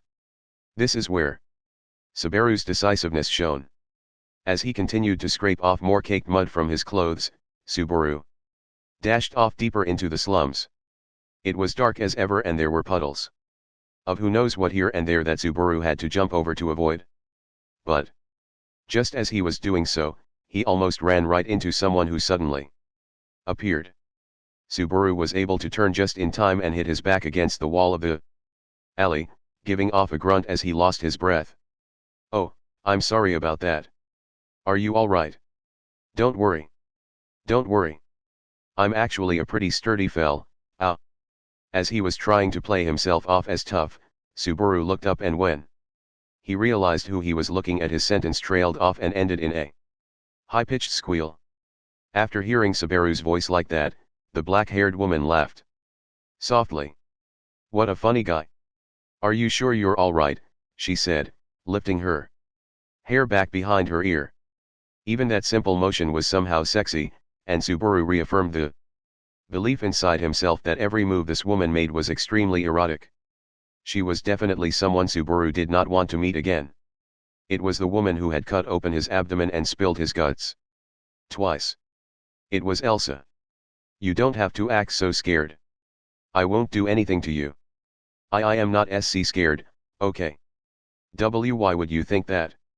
"You smell," replied Elsa, seeing past Subaru's empty attempts to seem tough as she slowly narrowed her eyes as part of a beautiful smile. "Smell," thought Subaru, confused. But Elsa just breathed in through her beautifully formed nose. https://mp4directs.com. When people are afraid, they smell afraid. Right now you are afraid. And also angry, it seems, at me. Elsa seemed to be having fun revealing what Subaru was thinking, as she looked up at him. Subaru answered with silence and a false smile, taking deep breaths and doing his best to control the quickening pace of his heart. As Subaru went silent, Elsa narrowed her eyes like a snake.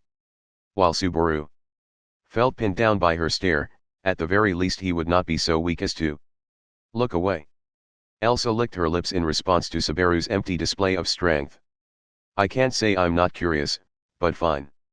I can't risk causing a fuss right now. That doesn't sound very nice. If you scare people too much your beauty's going to be put to waste, you know. Well, don't you have a way with words? If you could better hide the animosity you have for me, I might have been impressed." Elsa took her finger and gently pushed on his forehead, and Subaru's frozen body loosened up. As Subaru gasped and heaved, trying to get his breath back, Elsa put her finger to her lips. "Well then, I'll be going now. I have a feeling we'll meet again. If the next time we meet is in a bright place with lots of people around, I'll be able to relax, too," said Subaru cynically, but it was all he could do just to get that out. Elsa gave a longing smile as if she didn't want to leave Subaru just yet, but turned back around, with her black robe fluttering as she melted back into the darkness. After Subaru watched Elsa literally vanish from sight, he leaned up against the wall, feeling like he had run a mile. I definitely didn't expect to run into her again just yet. I guess she was just wandering around the area before she went to the loot cellar. At the unexpected encounter with the final boss, Subaru felt as though his spirit was about to break. In terms of how mentally prepared he was to deal with either, meeting Elsa had much more of an impact on him than meeting not Satala.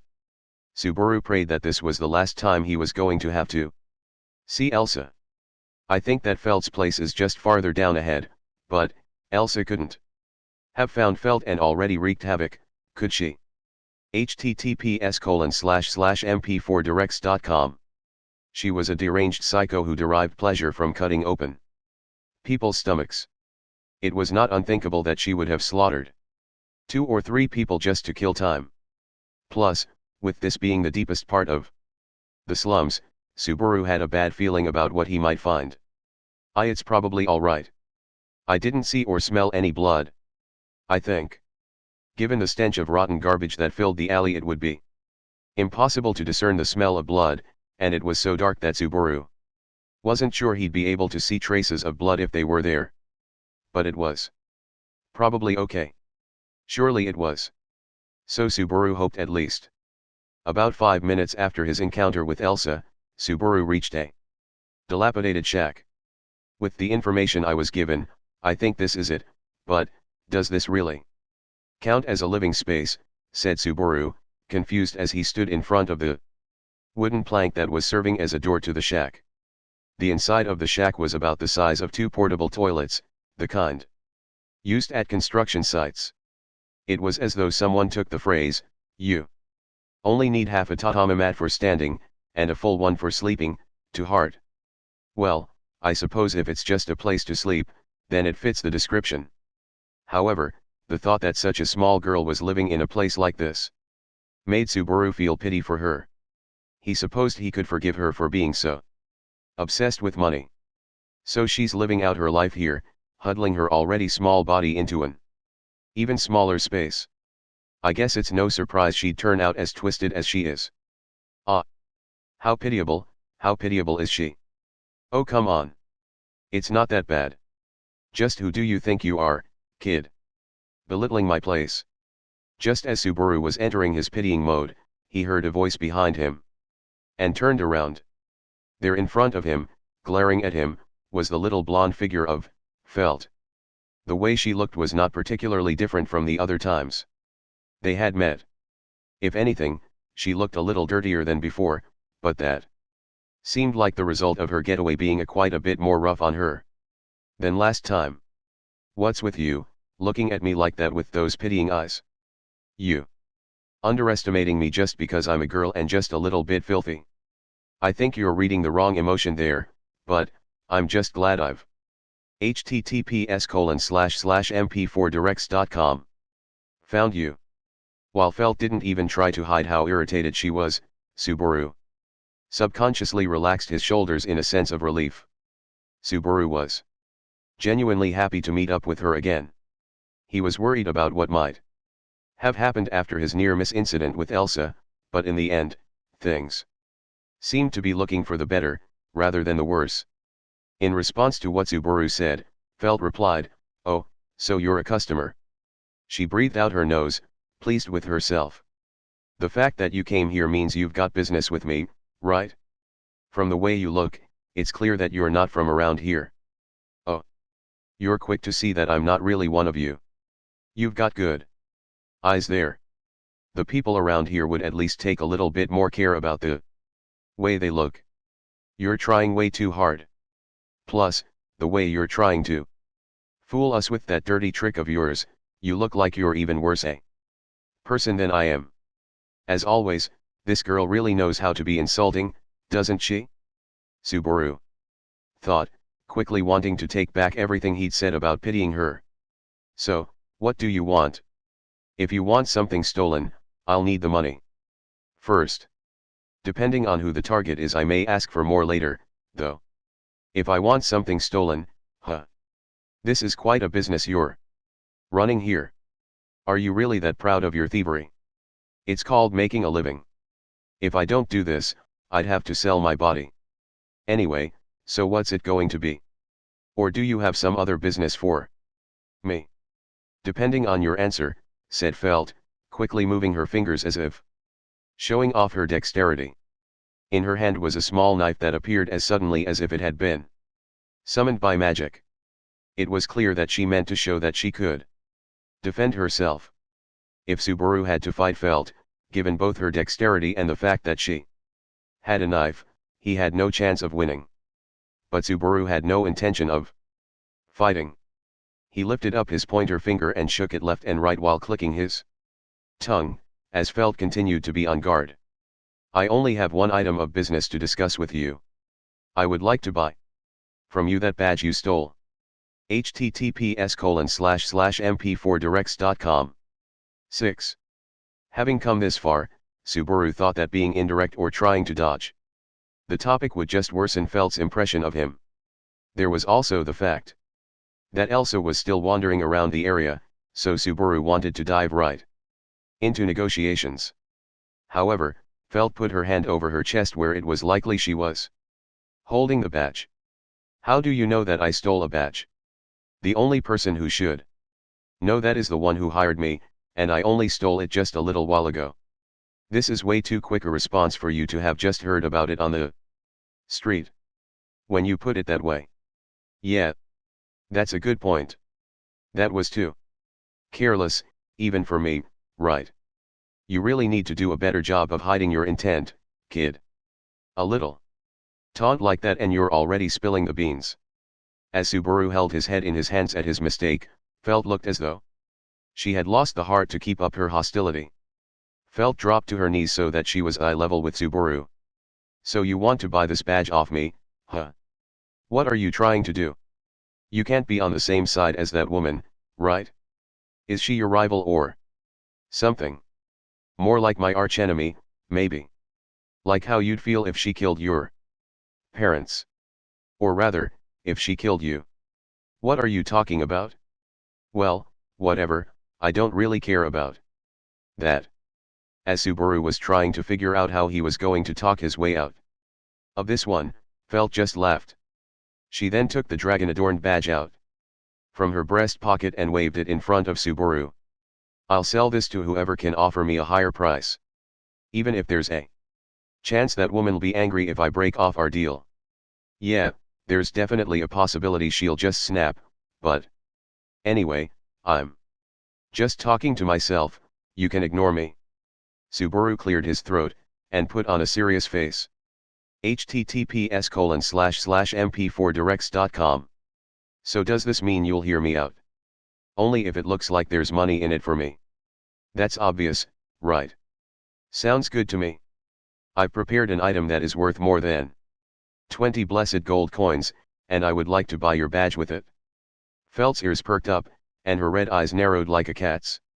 It looked as though she was trying not to appear shaken, but if she had a tail it would be twitching back and forth, so Subaru could not help but smile.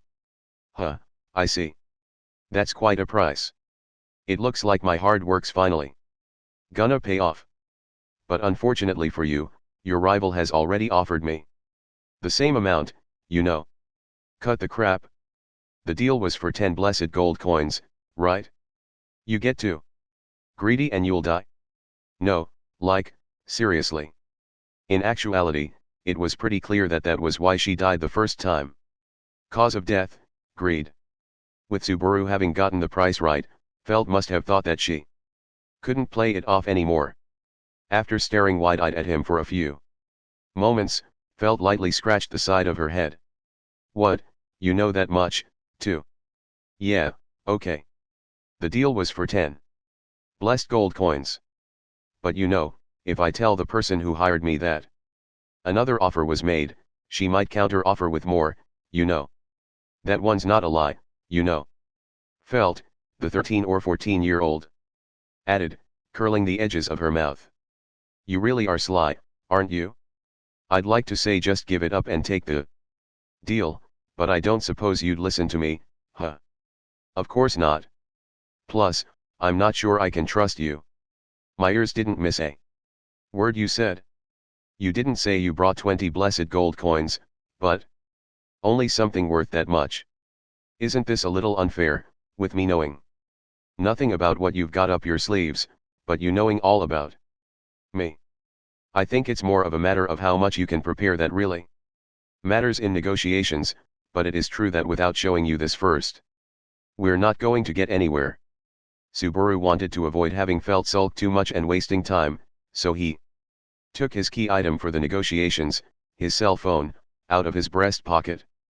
Upon seeing the small device, Felt raised her eyebrows a little bit, but that was it. https://mp4directs.com. As always, she didn't respond to anything unless it was clear that it would lead her to money. 20 blessed gold coins for this thing? It only looks like a hand mirror to me. This is one of those immensely popular Misha. It can take a slice of time and freeze it, saving it away. Subaru turned on the continuous shooting mode. A light and mechanical sound went off several times. The bright light flashed through the alley and showered Felt with light. "Whoa," she said, in a rare show of girliness as she reacted. Felt looked as though she was about to complain, but Subaru quickly showed her the cell phone's screen. This is the power of this Misha. Using it you can leave behind a clear image. Another thing to add is that this is a very rare item. This is the only one like it in the entire world. How about that? Subaru had gotten used to explaining the cell phone's function at this point, and when he finished, Felt went, and looked carefully at the cell phone in Subaru's hands, before nodding in agreement. It doesn't seem like you're lying. But this is me? You said a clear image, but I think I'm quite a bit better looking than this. If you weren't in such a terrible environment and eating better, and while it may contribute to what you might think of as shrewd business sense, if you could rid yourself of that sly, dirty personality of yours, I'd say there's hope for you. It's really just a matter of how you're dressed up. If we're talking about choosing the right words to say, you have no talent. When it comes to holding a conversation, do you? Geez. While Subaru might have scored himself a bit of irritation from that last statement, things were going well overall. However, one of the strong points of the people who lived in the slums was that they never easily agreed to anything. I'll accept that this thing you have is rare, but I'm still not sure I believe you when you say it's worth 20 blessed gold coins. I'm not such an airhead that I'll just take you at your word. Well, that's to be expected. I don't mind personally that you've got a spongy brain, but you're right. We need a third party's opinion. It would have been great if Subaru could have pushed the negotiations. https://mp4directs.com. Through then and there, but he expected that wasn't going to work. The problem was who to use as a third party. Deep in the slums, there's this place called the loot cellar. It's just as the name suggests, but I think that the quickest way will be to ask the weird old man that's there. He's fair when it comes to appraisals. He's very experienced, so I think he won't have a problem, even with this Misha. I thought this would happen. Subaru had expected Felt to suggest Rom. It was also her meet-up point with Elsa, as well as a place where she'd have a bodyguard if things went south. Given that an appraising eye was necessary for Subaru's Misha card, there really was no other choice. However, Subaru really wanted to have everything settled before they ended up at the loot cellar. I have no problem with having the old man look at it, but are you really going to call him old man without even having met him yet? You may regret it, you know. He's pretty rough with people who don't know how to show respect. Despite that, he seems to be quite doting on a certain foul-mouthed young girl, always giving her milk and all. Subaru thought about the bald old man who always looked at Felt with calm eyes. From Rom's perspective, it must be like taking care of a granddaughter. But Subaru had no problem with him, it was the place that was the issue. I don't know what you seem to have a problem with, but if you're in such a hurry, We should go ahead and get going to the loot cellar. To be honest, there was something else that I was planning on doing, but... Planning on doing? Well, you see, the person I stole this badge from is a lot more persistent than I thought, so I thought I'd try to sabotage her a bit. After all, you give the guys hanging around a little money and they'll do anything for you. Alright, let's get going, immediately. Right now. Let's go go go. Subaru pushed on Felt's back as she started walking and hurried her along toward the loot cellar.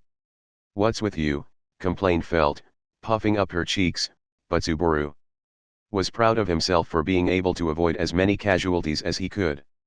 A little cash was way too low a price to offer for anyone to stand in not. https://mp4directs.com. Saddle's way when she was in a hurry. If the alternative was getting hit with a block of ice and squirming on the ground, Subaru was sure they'd rather clutch their hungry stomachs instead. My only condition is that we have the old man take a look, settle the deal quickly, and then get straight out of there. Why are you in such a hurry, kid? You're all sweaty, you know. Live. Strong and take care of yourself. Everyone seems to say that, but is that like the slogan of the slums? Subaru had the feeling they should change it from live strong to live rough. As Subaru put that thought behind him, he made his way with Felt to the loot cellar for the third time in total this fourth time around. He would leave immediately. He would dash right out of there, even if he had to leave everyone else behind. Having made his decision, Subaru pushed harder on the back of Felt in front of him. That hurts. Ow, said Subaru as he was kicked. 7. After meeting up with Felt at her shack, Subaru and Felt made their way through the slums toward the loot cellar. The space between buildings was very narrow, and it was difficult for sunlight to make it through into the winding alleys. This additional darkness from the shade of the buildings only made the slum seem even drearier. Subaru could feel a dampness underfoot. There were broken bottles of alcoholic drinks and scraps of paper all over the place, and every now and then there was a strong unpleasant stench that struck the inside of his nose. Whether it was with Felt or not Saddle, this was not the kind of place to be walking alone together with a young girl. Now this would just be so much better if we were holding hands and in a more beautiful and colorful place. Cut it out with that disgusting talk. Don't tell me that you're into little girls. https://mp4directs.com. I'm more into older women. You don't have to be so cautious, come on. Over here. Perhaps because Felt had sensed danger from what Subaru had said, she started to pull away, but Subaru called her back. Reluctantly, Felt edged closer. No funny business, okay. You're the one who's going to be more in trouble if this deal goes south. We clear. Why can't you just see that I'm doing my best to get this wary little kitten I'm dealing with here to relax so we can be friends? If you're so against me being friendly, why don't you stop messing around and actually take me to the loot cellar? How did I figure it out? Oh, come on, I'm not that stupid. I mean, I'm not incredibly familiar with this area, but I'm confident in my sense of direction. The way we've been zigzagging around like this, even I'm going to start to get suspicious, said Subaru, looking down at Felt, who went silent and shrugging. With Subaru being right on the mark, Felt couldn't help but look away. But Subaru himself was extremely nervous, his heart racing. After all, everything Subaru had just said was mostly a bluff. Subaru had been bothered by the fact that Felt's route didn't quite match up with the way he thought was the right way to get to the loot cellar, but what really caused him to question Felt was the fact that he had seen the same graffiti that was written on the wall twice, though at a distance, in a short period of time.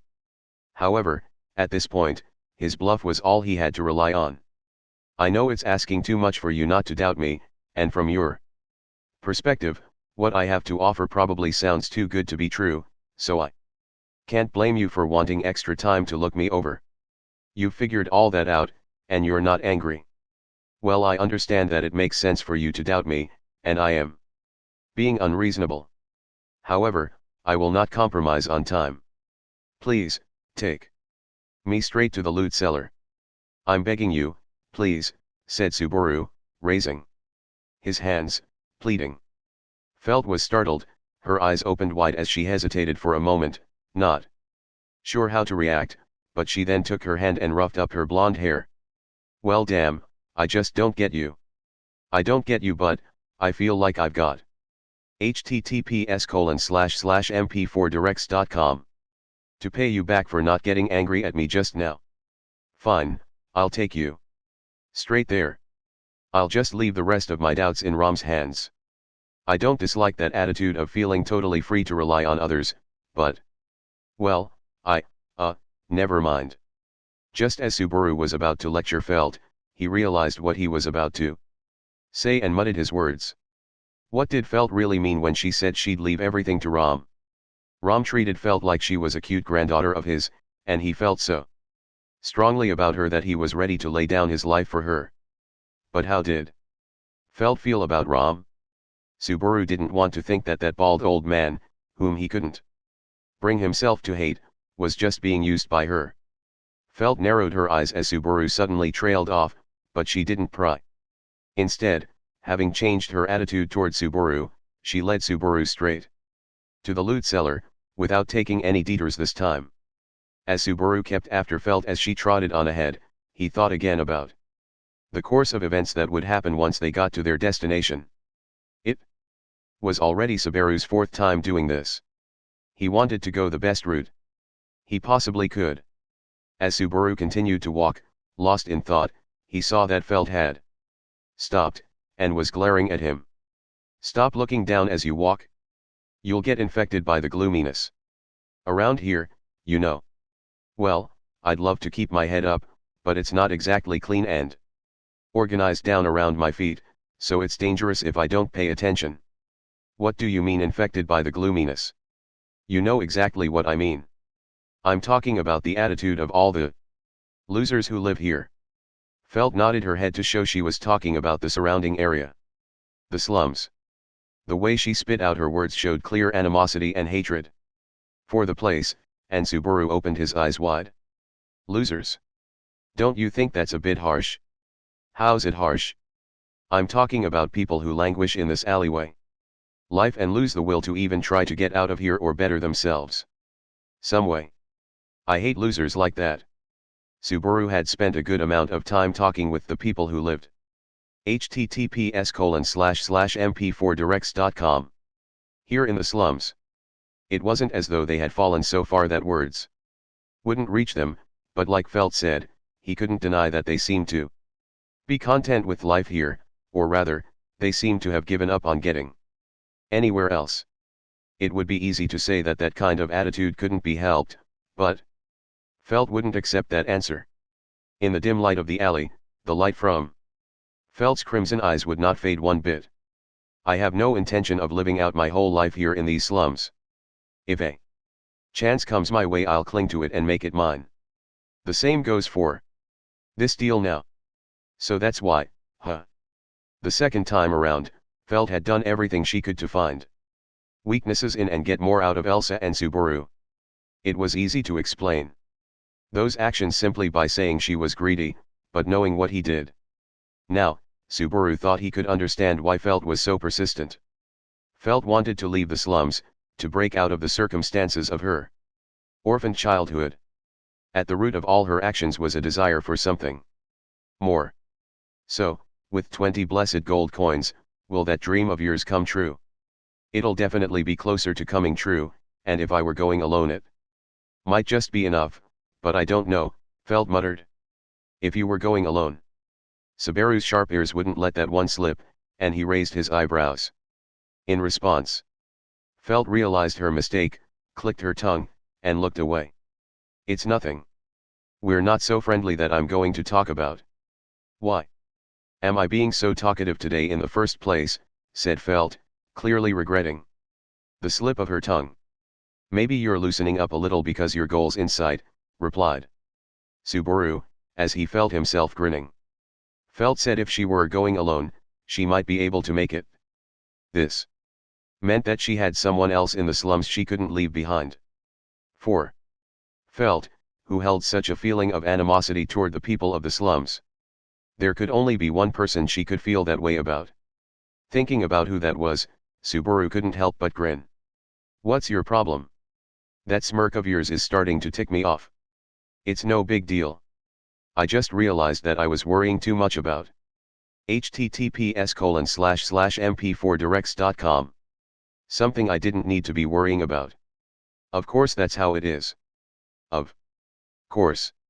I don't know why I was worrying so much, said Subaru, showing his teeth as he smiled.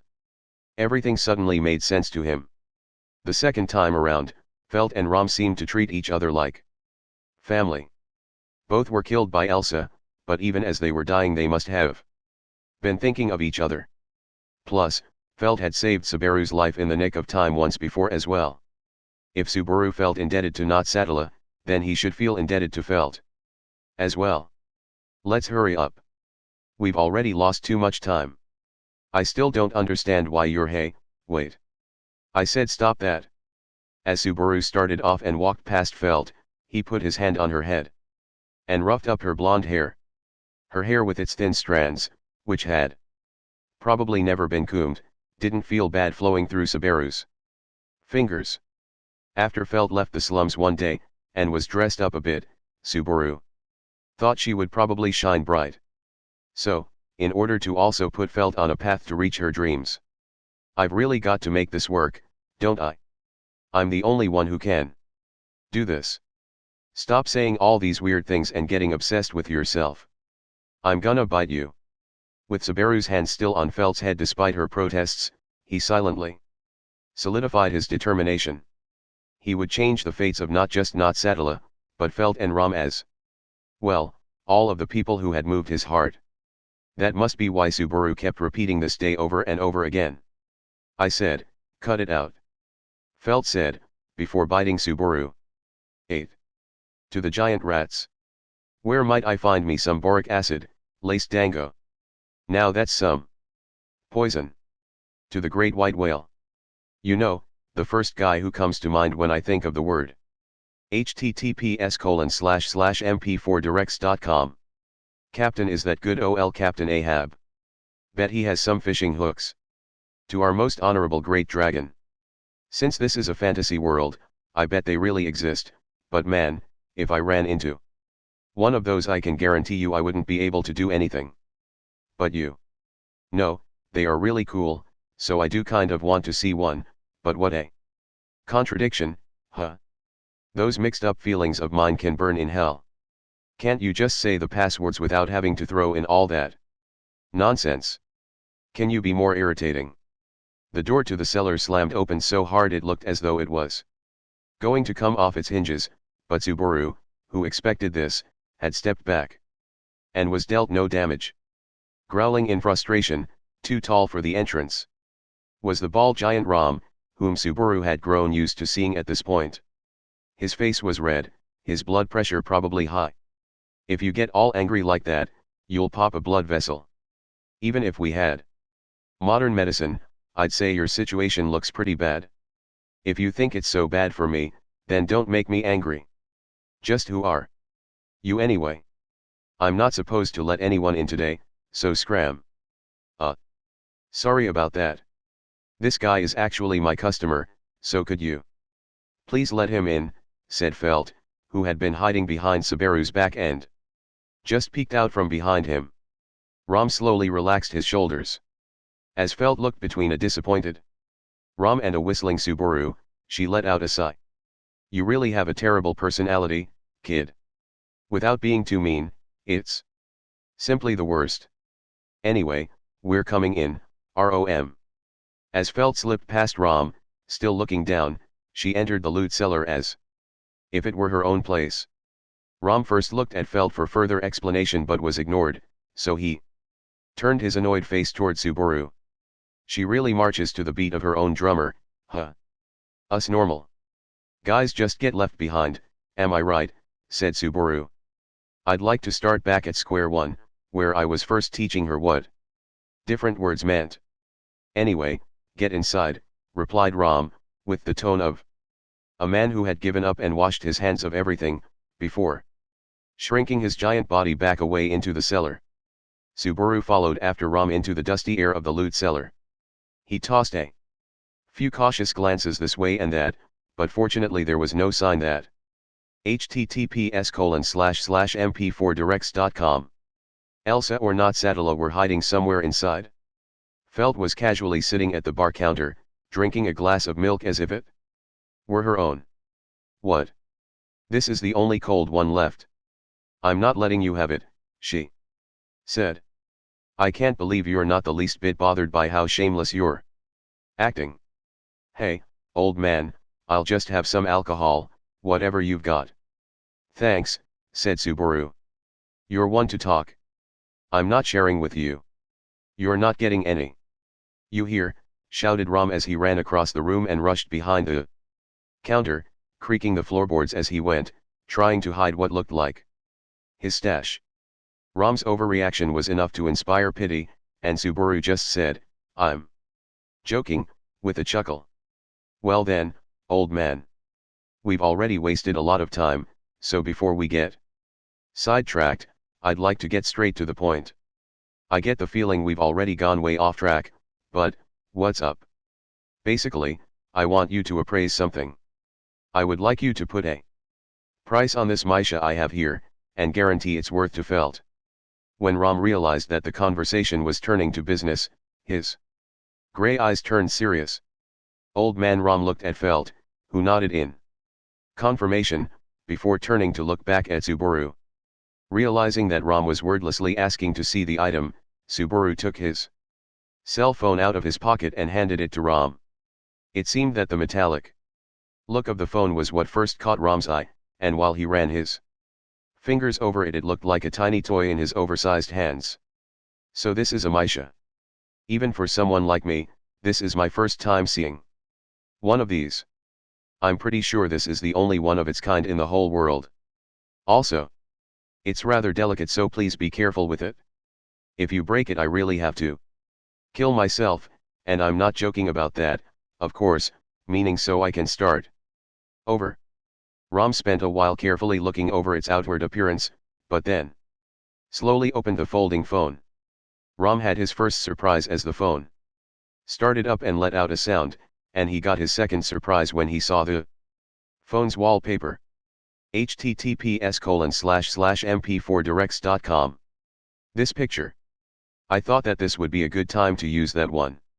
In order to show you the device's abilities, I put a scene from Felt's day as the wallpaper. The wallpaper was one of the pictures that Subaru had taken of Felt when he met her in the alley. He picked the one he thought looked the cutest, and given the image quality, he thought it was quite nice overall. Ram looked from the image over at Felt, who was sipping her milk, and said, well, you've certainly surprised me. I don't think there's anything else out there that could draw such a perfect picture. This is a Misha that takes out a slice of time and stores it away.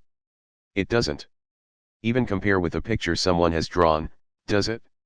If you'd like, I can take one of you as well. I'm interested, but it seems kind of dangerous. It doesn't take any of your life away, does it? No matter what age and no matter what world, it looks like that. Superstition about photographs persists, huh? Subaru gave a weak smile in return to Ram's reaction, something that seemed like it should be out of the Taisho period, or before, and replied, even if I take your picture, you'll easily live until you're 80 or so.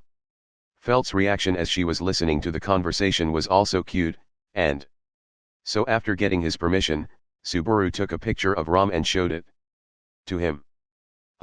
Ram nodded. This is certainly something. If I were to take care of it, in terms of blessed gold coins, maybe 15, no, I could absolutely get more than 20 for this. I believe it's worth that much. Ram's business sense sparked, his eyes were shining as he made his appraisal. While Subaru thought he was unsure how proud he could be to get the seal of approval from someone in the business of selling stolen goods, it certainly did put him at ease. His nostrils flaring with confidence, Subaru turned to Felt. Well, there you have it. This is the card I have to play. Like I said, it's worth more than 20 blessed gold coins.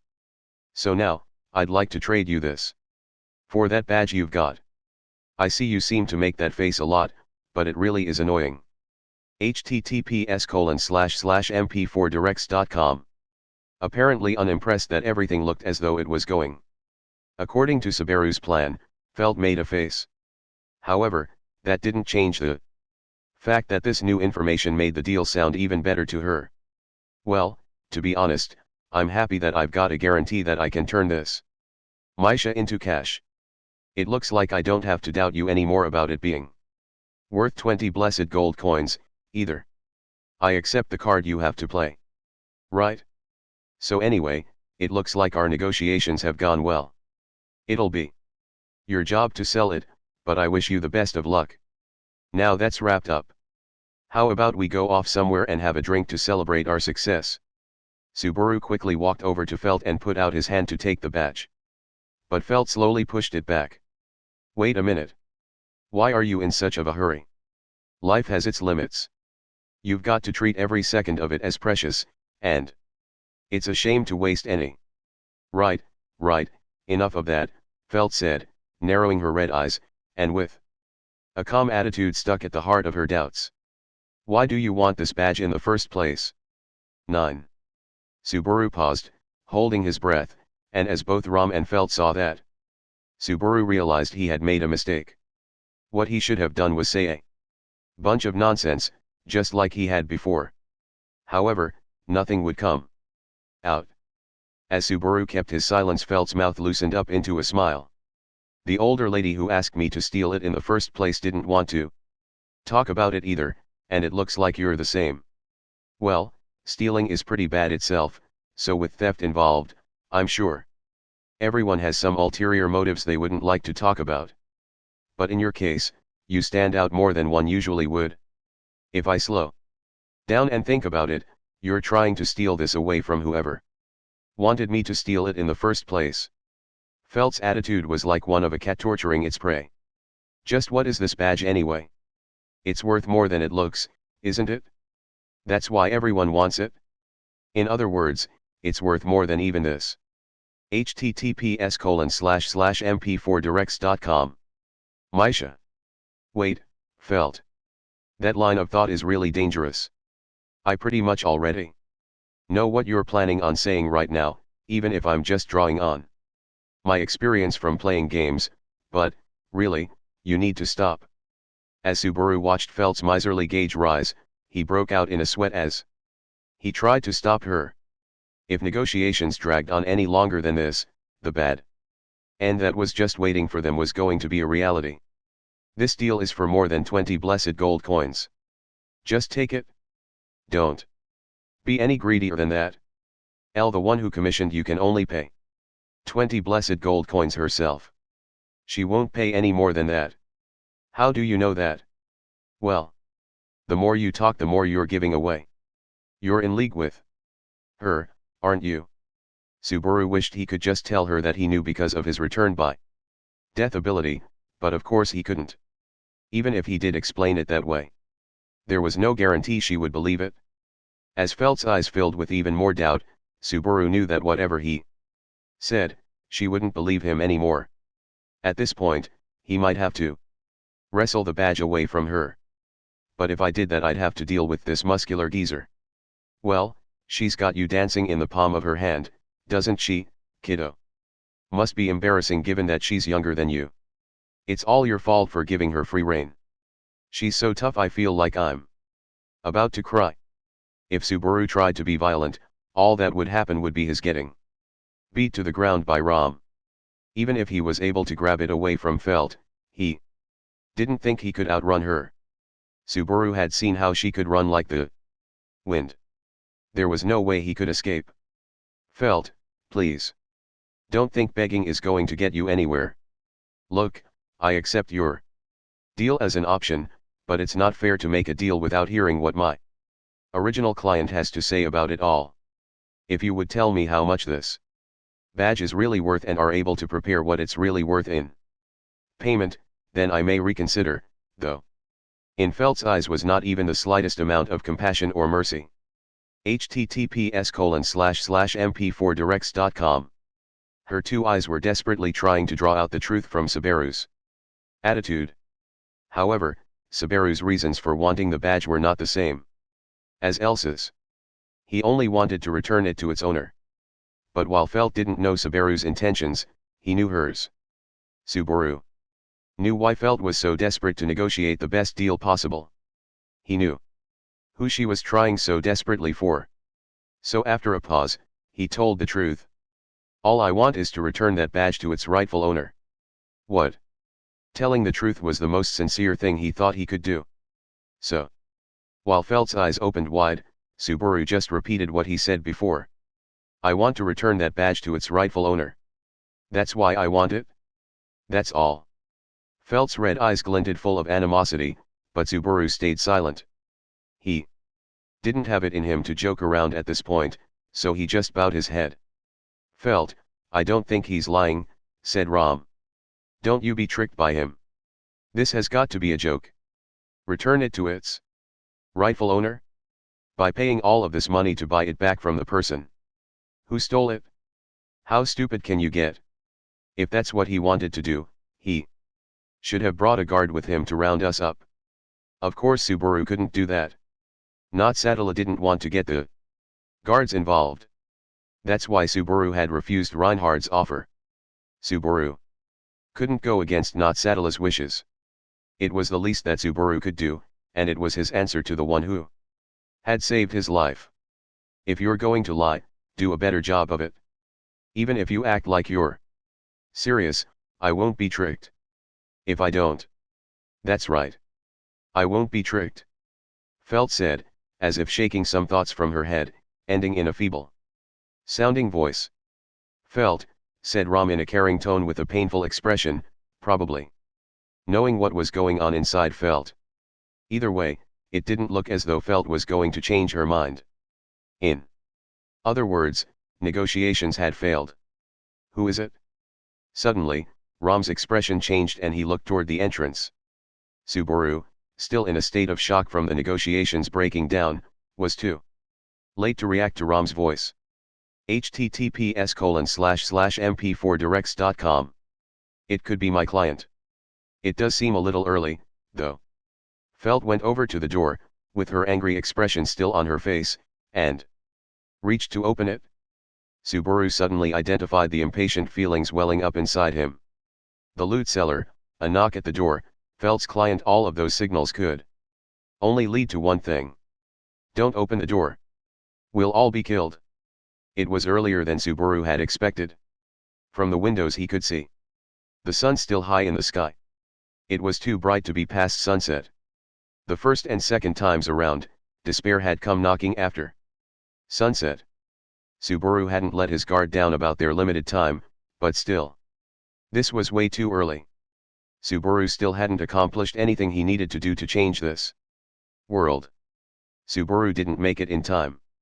Her hand was already on the door, and it was pushed open from the outside, and the reddish light of early sunset swept the dimness of the cellar away. And then, what do you mean, be killed? I'd never do anything that violent. Without warning, said a silver-haired girl with a sour look on her face as she stepped into the cellar. https://mp4directs.com. Chapter 5. Starting life in another world. 1. I'm so glad you're here. I won't let you get away this time. Upon seeing the girl, Not Sadala, walk in through the door, Felt wordlessly stepped back. Felt looked mortified and her mouth twisted in frustration. You really are a persistent woman, aren't you? Why couldn't you just give up already, said Felt, sounding as though she was on the verge of grinding her teeth together. Unfortunately, this is not something I can give up on. If you'll be a good girl and hand it over, I won't hurt you, replied Not Sadala, the tone of her voice incredibly cold. As Subaru felt the tension of the atmosphere in the cellar rise, he couldn't help but shiver. Why was Not Sadala here? The sun had only just begun to set. The first time around he and Not Sadala hadn't even reached the entrance to the slums yet. By the time they had reached the loot cellar, the sun was completely down. Which must mean that without me, she would have found this place a lot faster. Even if not Sadala hadn't run into Subaru in the alley and healed him, she would have found this place all on her own. Subaru couldn't describe how he felt, with the uselessness of his actions. Across both space and time so thoroughly proven. But even as he drowned in his empty feelings, the situation advanced. https://mp4directs.com. Without him. As Felt continued to step back, she had already crossed from the center of the room to the back, and not Sadala, while continuing to block the exit. Changed her stance and pointed her palm forward.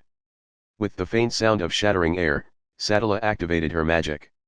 It seemed that her specialty really was ice magic, and as icicles formed in the air in front of the palm of her hand, the temperature of the room dropped. I only have one demand of you, return my badge. It is very precious to me. There were 6 icicles floating in the air. The tips were rounded, so that their power seemed more in their weight rather than their sharpness. However, it was clear that if one hit, it would do far more damage than if a stone were thrown.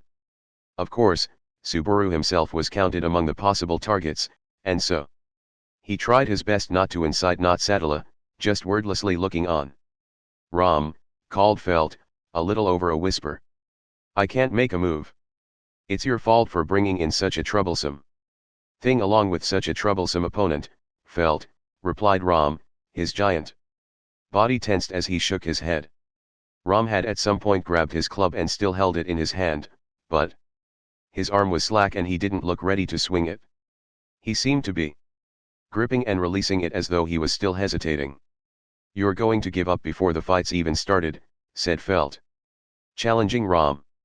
If this were an ordinary magic user I wouldn't be complaining, but this one's a problem, replied Ram, with a hint of admonishment in his voice. Narrowing his eyes as he looked at not Sadala. In Ram's stare as he looked down at her was both an extreme sense of caution and an element of awe.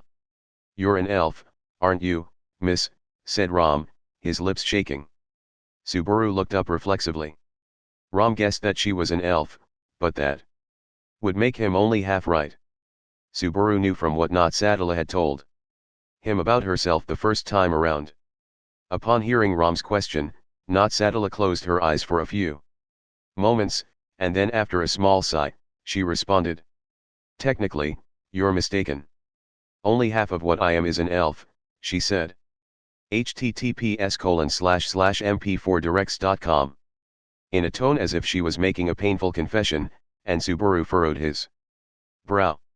However, the other two had a much more exaggerated reaction, especially Felt, and with a shudder she continued to step back and said, a half-elf. And with silver hair. You can't be. I'm not her. We only look the same. It's a problem for me, too. Subaru didn't know what was going on, but he could tell that this was a conversation that not Sadala didn't want to be having.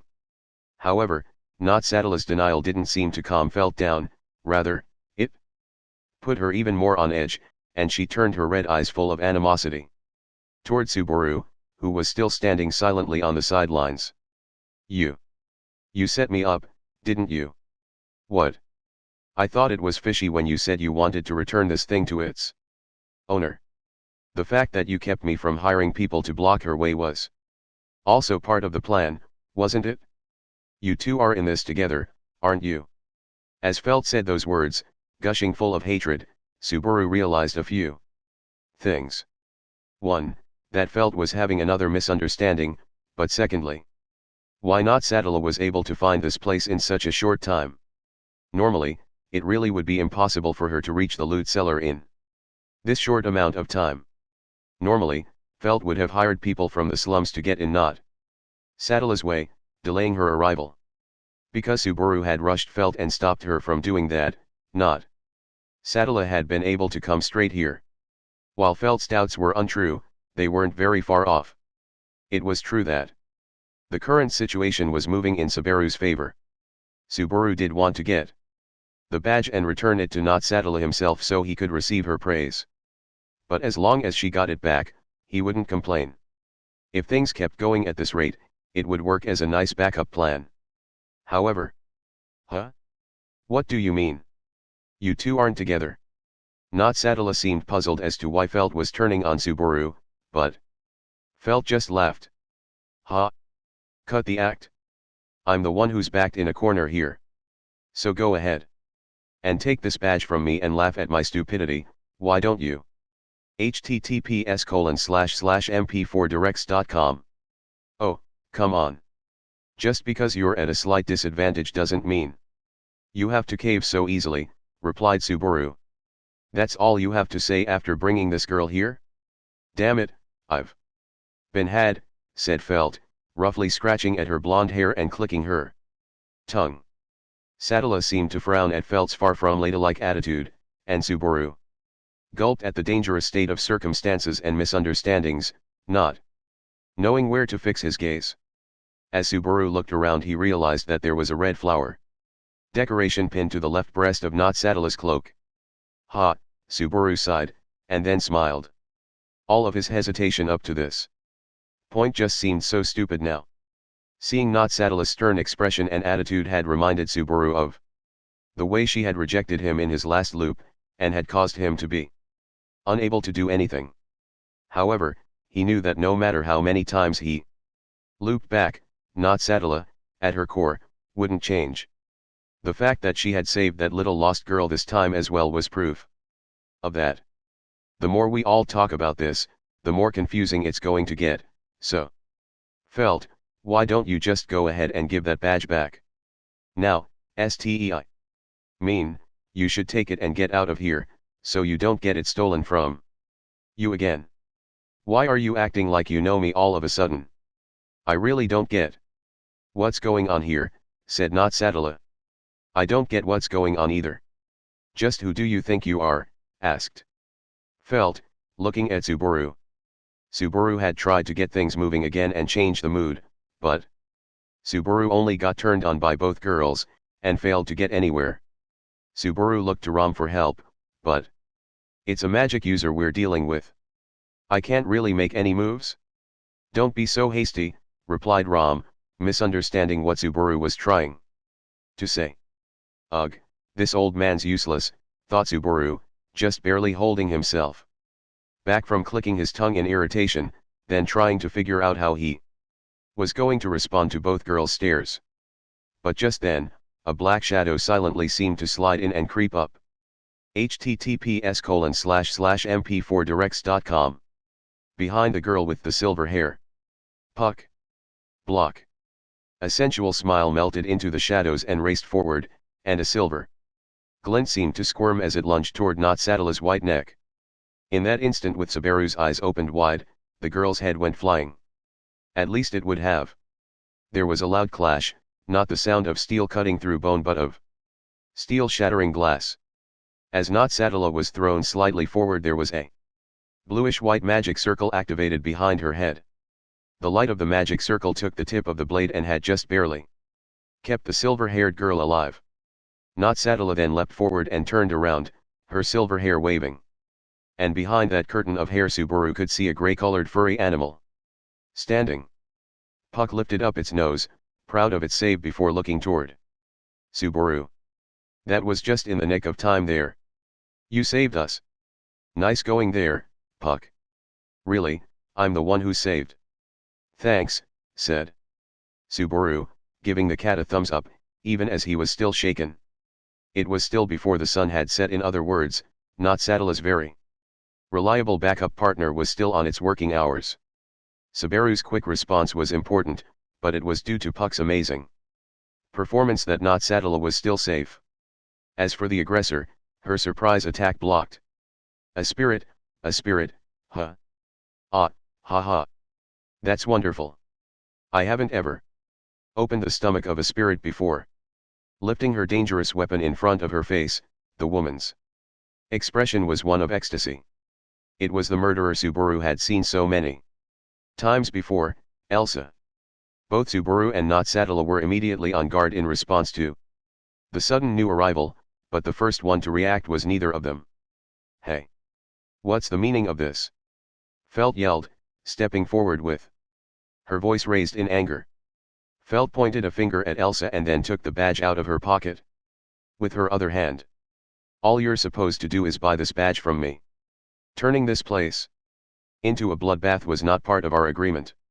https://mp4directs.com. Buying the stolen badge from you is certainly what I came here to do. But it's hard to hold any negotiations if its owner had already come and taken it away. So, I decided on a change of plans. Felt's face was red with anger, but upon seeing Elsa's eyes fixed on her, wet with murderous intent, she gulped. Elsa looked on, with an almost loving gaze, at Felt's fear. I'll just kill everyone here, and then I'll pick that badge up from the sea of blood afterward, said Elsa, all while holding the expression of an affectionate mother on her face. She then tilted her head and continued on. Cruelly, you weren't able to do your job. Do you really expect me not to throw away something that's useless to me? Felt's face twisted as if in pain, but the emotion behind it was not of fear, but something else. Elsa's words must have touched upon something sensitive, deep inside her. Subaru didn't know what that was, but don't give me that, you bitch. It was enough for Subaru to shout out in anger at Elsa, and forget about how weak he was compared to her. Elsa turned and looked at Subaru, surprised, and she wasn't the only one. Felt and Rom turned to Subaru, and even Not Sattala was no exception. However, the one most surprised was none of them, it was Subaru. He couldn't understand himself, just why he was so angry. In part because he could not understand it. As this emotion rose up inside him, he spit all of it out. Is it really that fun for you to pick on such a little kid, you intestine obsessed sadist? Just because things aren't going exactly the way you planned, you're going to wreck everything and throw a tantrum. What are you, 5? How about you treasure life for once? Do you know how much it hurts to have your stomach ripped open? I know. What are you trying to say? I'm just taking this moment to let the unforeseen sense of justice inside me rant about the injustice of this damn world, and right now, to me, the injustice of this world is you, and this situation, so right now I'm channeling all of my anger about everything onto you. As Subaru's shouting continued to make no sense to her, Elsa let out a rare exasperated sigh. But while Subaru was kind of hurt by her nonsense, https://mp4directs.com. Reaction, with spit flying, he shouted one more time. All right. That's enough buying for time. Get her, Puck. That was such an amazingly lame tirade there, I want to write it down and leave it for future generations. Guess I'll have to respond to your expectations, huh? Compared with Subaru's shouting and stomping, Puck's voice was aloof and detached. Elsa immediately looked up, but all around her, from all sides, were sharpened icicles, more than 20 in all. It seems I haven't introduced myself, little lady. My name is Puck. I'd like it if you at least remembered my name, as you say farewell to this world. Immediately afterward, the icicles flew at Elsa. 2. The crisscrossing icicles whipped up a white mist, and Elsa's black coat was lost in the low-temperature storm. The speed of the icicles was far greater than what Subaru had seen in the alley, and he could just barely follow them with his eyes. Subaru thought the sharp-tipped icicles would easily cut through Elsa's body, the tips of the clear bullets stained red with blood. There were 20 of them. If any of them hit their mark, it should be a lethal. However, did we get her, said Rom. Now why did you have go and to say that? Subaru yelled back. Even though Rom had been quiet all this time, he had said the worst possible thing at the worst possible moment. It pays to be prepared. I don't like wearing it because it is heavy, but it looks like I was right to wear it this time. Cutting through the white smoke, Elsa leapt out, with her black hair dancing behind her. She had her kukri held high in her hand, and in her light steps it appeared she had no injuries, other than the fact that she had thrown off her black coat and was now only wearing her black skin-tight outfit. She looked no different from before. https://mp4directs.com. You're not going to tell me that because that coat is so heavy that just by shedding it you're suddenly a lot faster, are you? That would be interesting, but the truth is simple. That coat has a formula woven into it that can ward off magic a single time. It looks like it saved my life. Elsa politely answered Subaru's question before kneeling down and striking upward with the tip of her knife. The target was not Satala, and the strike was aimed to drive the knife into her chest. Subaru instinctively started to cry out, but I'd like it if you didn't underestimate spirit mages. We're pretty frightening if you make enemies of us. Not Satala clapped her hands together in front of her chest, forming a multilayered ice shield that was easily pierced by Elsa's blade, but it took the knife and stopped her attack. Elsa immediately leapt back to retreat as a few smaller icicles were hurtled her way. The counterattack was due to Puck, who was standing on Not Satala's shoulder by her silver hair, sweeping his arms this way and that like a battle commander. One manages defense and the other attack. In reality, it's 2 against 1, said Subaru, impressed. That's the tricky thing about spirit mages. One'll attack, and the other defends. Depending on the situation, one might use simple magic, buying for time, as the other prepares a special attack. That's why we on the battlefield say, when you meet a spirit mage, lay down your weapons and wallet and run, muttered Ram, still gripping his club. Subaru nodded. It didn't look as though the pairing between a spirit mage and their spirit could be easily beat. By the way, old man, what is it you're planning on doing? I'm looking for an opening so I can help out that elf girl. Of the two, she seems the one more willing to listen to us. Wait. Wait. Wait. Wait. Wait. Wait. Wait. No. You'll only get in there way.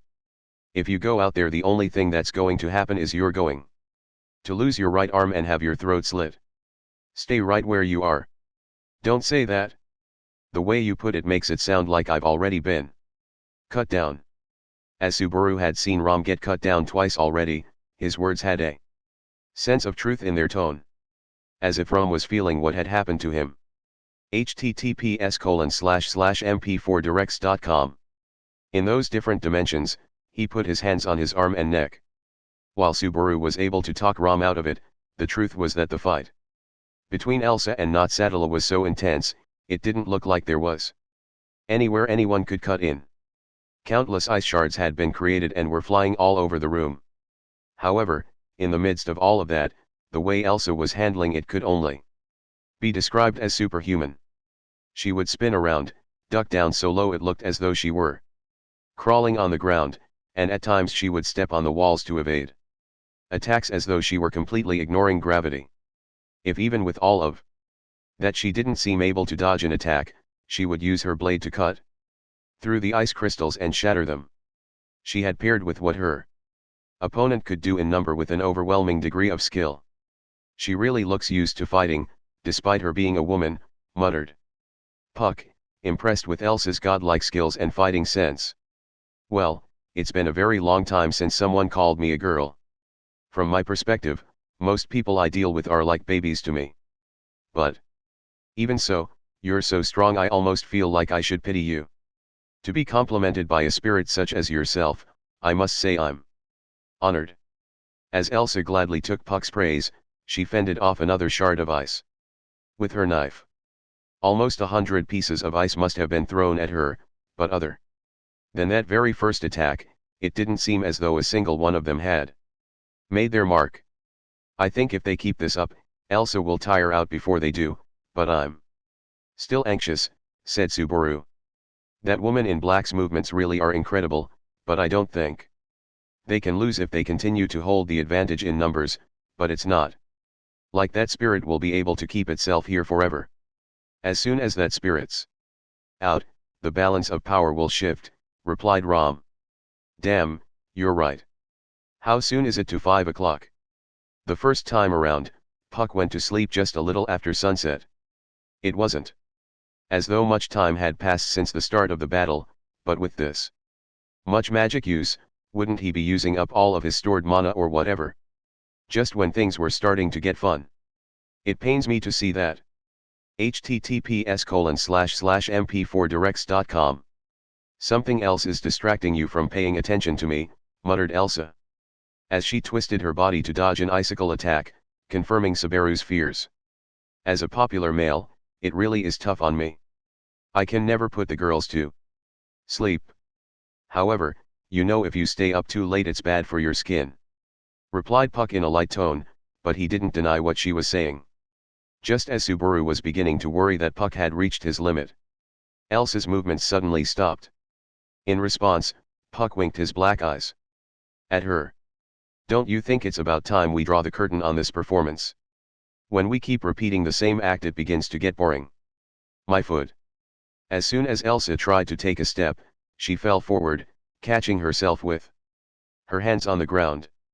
Elsa's right foot had been frozen to the floor.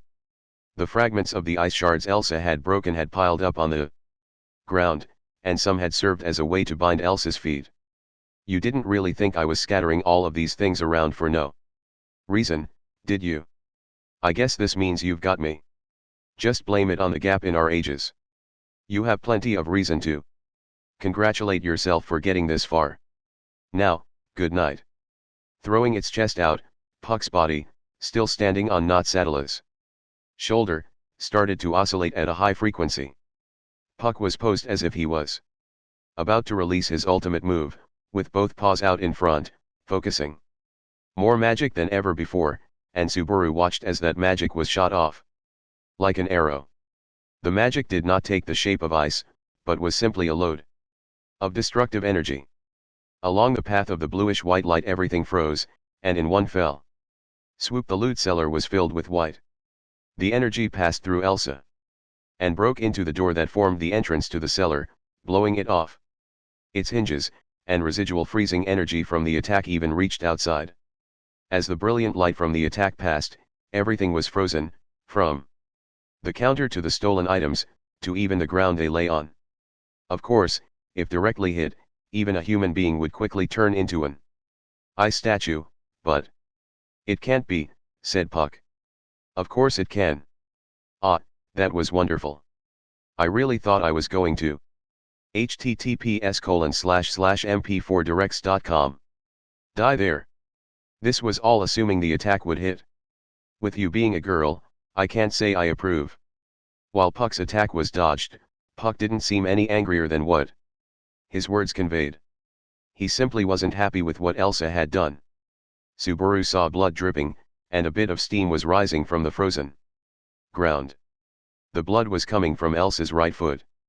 She was standing barefoot, just out of the line of fire from Puck's attack, and bleeding profusely from her right foot, and it wasn't hard to see why.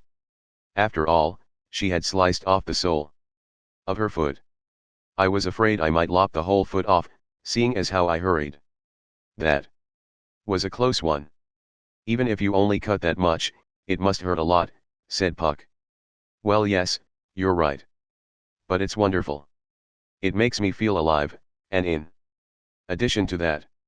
In response to Puck's worried-sounding words, Elsa nodded with a look of ecstasy in her eyes, and without hesitation pushed her bleeding foot against a piece of ice. A sound that sounded like air shattering came erotically from Elsa's throat, and then immediately afterward she took her knife to the ice around her foot. With that, she had managed to stop the bleeding with the ice. It's a little hard to move, but this should be enough, said Elsa with a laugh, clicking her ice shoe against the ground, looking as though she was having fun. Subaru had no words to say in response to how Elsa's addiction to fighting left her without any hesitation when it came to maiming herself, but right now it was her opponent, Notsaddle, who was in trouble. Puck, do you think you can keep going, whispered Notsaddle. I'm sorry, but I'm really tired. I think I really underestimated her. At this rate I'm going to disappear from having run out of mana, Puck replied, for the first time without the confidence that had filled his voice before. As the cat stood on Notsaddle's shoulder, its figure began to shine, and looked as though it would fade at any moment. They were out of time. I'll find a way to handle the rest on my own, so go ahead and rest. Thank you. If something happens, I'll obey my contract. If need be, call me out, even. https://mp4directs.com. If you have to use your OD, said Puck with a warning, as his body disappeared in a wisp of mist. Subaru bit his lip, but he wasn't the one most disappointed by Puck's departure. Ah. You're going away? That's terribly unfortunate, said Elsa, the one who had been fighting with Puck with her life on the line. She sounded truly disappointed. She readied her kukri again and with the high-pitched click of her icy shoe, began to head toward Sadala. A number of icicles materialized around Not Sadala in response, but there were far fewer than when Puck was with her. Even though Elsa had her movement limited now, the match appeared even. It looks like we can't just sit around and watch this anymore, can we?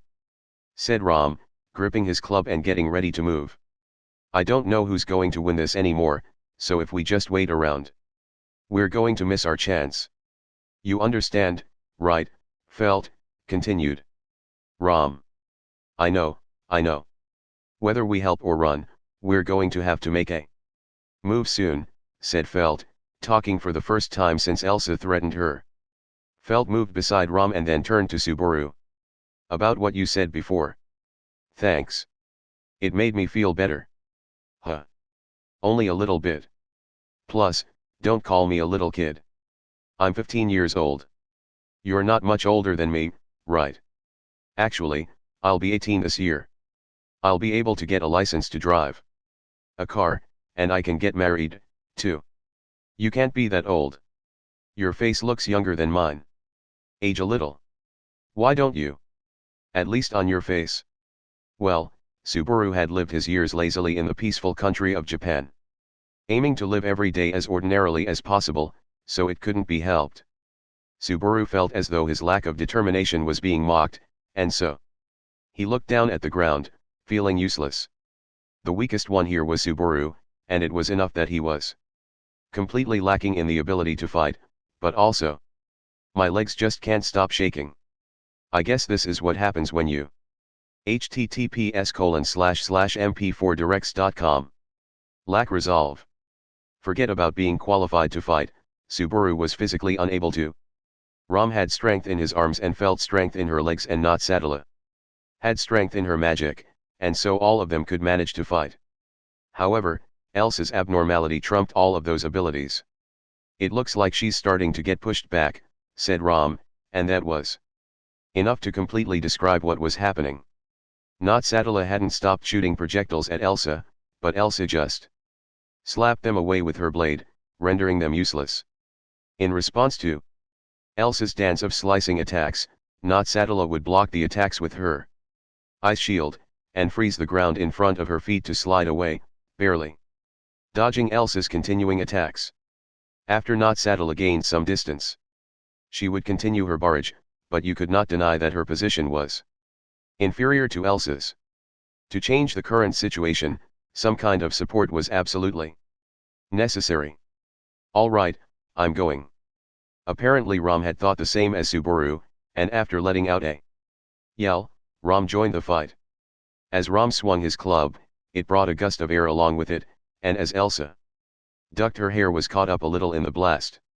Oh, how rude of you to interrupt our dance, said Elsa. If you want to dance that much, then I'll make you dance a fine dance, so give it your best shot. As Ram swung his thorny pointed club at Elsa, he changed his line of attack. He thrust the club toward Elsa's throat, but Ram froze at the result. What the hell is this? I'm only able to do this because you're so strong, said Elsa from above, as she stood on the tip of Ram's club. That kind of technique could only be accomplished with a godlike sense of balance. Before that balance could be broken, Elsa swung her blade horizontally at Ram. The strike was level with Ram's forehead. If it landed, the top of his head would be sent flying. You think I'd let you? Sheng went the sound of Elsa's sword as it collided with a knife thrown by Felt. The collision had altered the path of Elsa's sword, but the side of it https://mp4directs.com. Still collided full force into the side of Rom's head. A dull sound rang out as Rom toppled over to the side. "What a naughty little girl," said Elsa as she landed lightly back on the ground and turned just her eyes toward Felt. Felt's small knife had saved Rom's life. She probably had aimed for Elsa's arm, but in the rush of the moment her aim was a little off. However, without that slight miss, Rom might not have been saved. You don't have the determination or power to fight. You should have just cowered in the corner like a good little girl.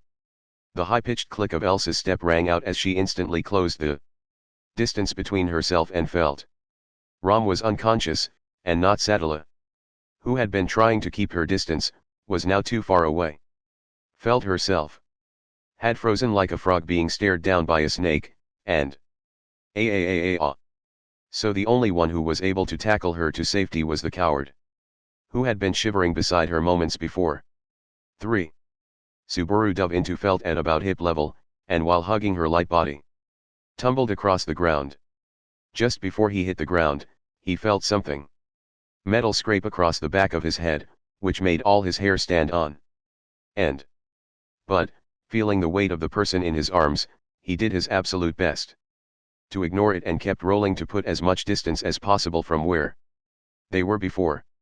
When at last Subaru looked back, standing on his knees, Elsa was staring back at him in surprise, feeling as though he had pulled one over on Elsa. Subaru couldn't help but smile back, awkwardly but proudly. "Are you all right?" he said to Felt. "I was desperate there, so if I accidentally touched somewhere I shouldn't have, please forgive me, okay? If you hadn't said that I would have thanked you like normal." "But why?" "I don't know. My body moved on its own. If I had to give a reason." "Well, you don't know about this, but with this now we're totally even, okay? https://mp4directs.com. Remember that? We're even now," said Subaru, clenching his fist after he let Felt go. The second time around, Felt had saved Subaru from Elsa's blade. That memory didn't mean anything in the world this time around, but with this he was able to repay his debt. Subaru thought that even so, his debts should be returned, so nothing about what he needed to do before had changed. "Listen here, Felt. Right now I'm going to do the same sort of thing as Rom did before he was knocked out to help stall for time. When that happens, I'll be sure to open up a window for you, so I want you to use that opportunity to run out of here as fast as you can. You got it?" "What? No. Are you telling me to just turn tail and flee?" said Felt, glaring up at Subaru with her red eyes. But Subaru just got closer and stared right back at her. As he did so, he was sure not to miss the moment when Felt looked as though she was scared at what Subaru was trying to say. "Yes. That's what I'm telling you to do. Turn tail and flee. To be honest, that's exactly what I want to do right now. I don't want to stay another second in this violent space," Subaru said, patting Felt roughly on her head. As Felt started to say, "But," Subaru interrupted her and continued. "You're 15 and I'm 17. Out of all of us, you're probably the youngest one here. So it's the right thing to do to give you the highest possibility of getting out of here alive. It's what's only natural. Don't give me that. You were just shaking yourself a minute ago. That was then, this is now. I'm not shaking now, so it's okay. Really. Before I remember and start shaking I've got to do this now. Okay. So get ready to run." Subaru put his hand on Felt's forehead as she looked as though she was going to object again, and then pulled himself to his feet. Not far away on the ground was Rom's club. It looked really heavy, but Subaru thought he would still be able to swing it. As Not Sadala continued to shoot barrages of ice at Elsa, there was not a sign of dullness in her movements as she danced to avoid the shots. In the first place, Subaru wasn't really sure if he, faced with a superhuman like Elsa, with absolutely no real fighting experience himself, could open up a window for Felt to run. All that he could do was wordlessly spring a surprise attack on her when she wasn't paying attention to him. https://mp4directs.com. So right after Elsa had swung her knife and shattered a large icicle, and Subaru was completely in one of her blind spots, Subaru sprang forward at her, forgetting even to breathe, and swung the club down on her. Perhaps Subaru's adrenaline had finally kicked in, because the speed of his swing was far faster than he had imagined it would be. It sliced through the air toward the back of her head, and you picked the right moment and angle to target me, but unfortunately I could have sensed your intent to kill a mile away. Intent to kill? I have no idea how I'm supposed to hide that. In order to block the swing that came directly behind her, Elsa struck the club with the blunt edge of her blade, changing the course of the swing. Enough for it to miss its mark. However, at that very instant Subaru opened his mouth wide, with his teeth bared, and yelled. Now, Felt. Run. Like a spring, Felt launched her small body onto the wind and raced forward. She was going so fast that Subaru couldn't keep track of her with his eyes, and the girl, now turned to wind, rushed to the exit. Do you really think I'd let you go? To stop Felt, Elsa took another knife out of her breast pocket and threw it toward Felt. As if it were a symbol of payback from what Felt did before, the simple undecorated knife flew straight at her back. However, too bad, but I wanna let her go. Subaru kicked the round table that was beside him upward, which collided with the knife and sent it off course. Man, I'm awesome. That was awesome. Wow, my toe hurts more than I thought it was going to. But what? Maybe it was Subaru's adrenaline again, or some power that had awakened in him that failed to activate the last 3 times, but as Elsa's long leg came up and kicked him in the side of the head and sent him flying, his self-congratulations were cut short. He was hit so hard the world seemed to spin around, and together with the onset of pain and taste of blood in his mouth, Subaru threw up. That's the first time in a long time someone's made me actually a little bit angry. Well, that's something I'm happy to hear. Haha. Serves you right. I let. https://mp4directs.com. One of us get away. Subaru stood back up and pretended to be in better shape than he was, doing his best to continue drawing Elsa's attention. As if Elsa had read Subaru's mind, she smiled at him, and forgot about Felt for the time being. Fine, if that's what you want, I'll pay attention to you. Your dancing had better not bore me. I'm going to go ahead and warn you, but if you're going to dance with me, you'd better be careful. I haven't learned a thing about dancing, so I'll be sure to step all over your feet, said Subaru, spitting out the blood that had risen in his mouth. He readjusted his grip on the club that was still in his hands. It wasn't as though Subaru was going to have very many chances to land a hit, so he used everything he had to focus on striking Elsa as she rushed toward him. You'd better not forget about me, said Notsatala, along with a chunk of ice lobbed from behind. But without even looking back, Elsa swung her blade and broke the ice to pieces. With Elsa's superhuman senses on full display, even Subaru wasn't able to keep taunting her. I've started to get tired of this little game. Are you sure you'll be able to keep me entertained? Asked Elsa in a low voice, with her smile the color of blood. As Subaru gazed at her smile, he felt a shiver run down his spine, and looked over at Notsatala to make eye contact. If you've got some kind of hidden true power available, I think that now would be a great time to use it. I do have another trick up my sleeve, but if I use it, I'll be the only one left alive. I would like it if you held back on that, then. No self-destructs, please. Okay, fine, I get it. Damn. Use it if you have to, but don't be too hasty. All right. Subaru intended that to be a joke, in order to help shake off some of his cowardice, but Notsatala took Subaru's statement seriously. After seeing him take a deep breath and solidify his determination, Notsatala's lips relaxed into an almost smile. https://mp4directs.com. I won't use it. I can't while you're still trying your best. You can do this. So keep on struggling. Relying on the power of one's parents is my absolute final option, replied Natsatala. As she said that, she really did look as though she was running out of options, and that lit a fire inside Subaru. In one way, Natsatala looked as though she was just about ready to give up. At the same time she looked ready to accept the fact that Subaru was weak and wouldn't help much. To Subaru, Natsatala was someone who, no matter how tough things got, would never look down and give up. Because that was the way she was. Subaru had worked so hard to see her smile. Subaru had died several times and come this far in order to save her. He hadn't come this far just to see her give up. I didn't see anything right now. What? This conversation we just had, it didn't happen. I just remembered the reason I'm here. Just leave it to me, damn it. I'm going to make sure you never have to use that final option of yours.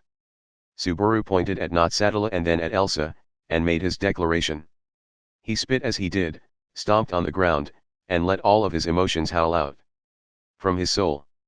I'm going to blow you away and we're going to have ourselves a happy ending. You don't belong here, so scram.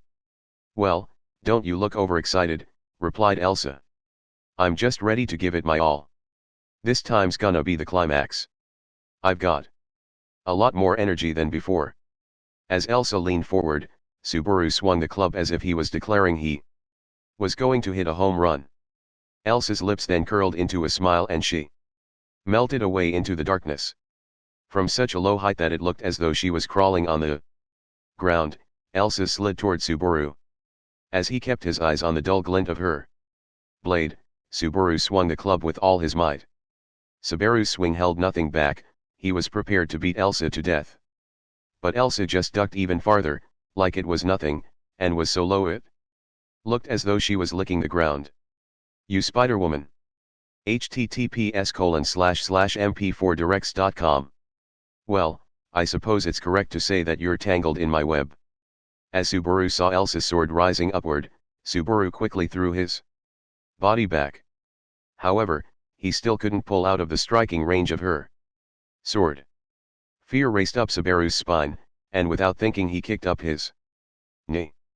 Even though he hadn't meant to aim his knee anywhere, as Elsa was right in front of him, it landed straight in her stomach. The path of the blade shifted a little, and then right in that path came a bluish-white light, followed by a high-pitched sound. An ice shield. Nice cover. I'm not good at making those at a distance. I could have accidentally frozen someone. Her, right? You mean her, right, replied Subaru, with a mix of jest in his thanks. Natsatala continued to draw Elsa back with her barrage of ice.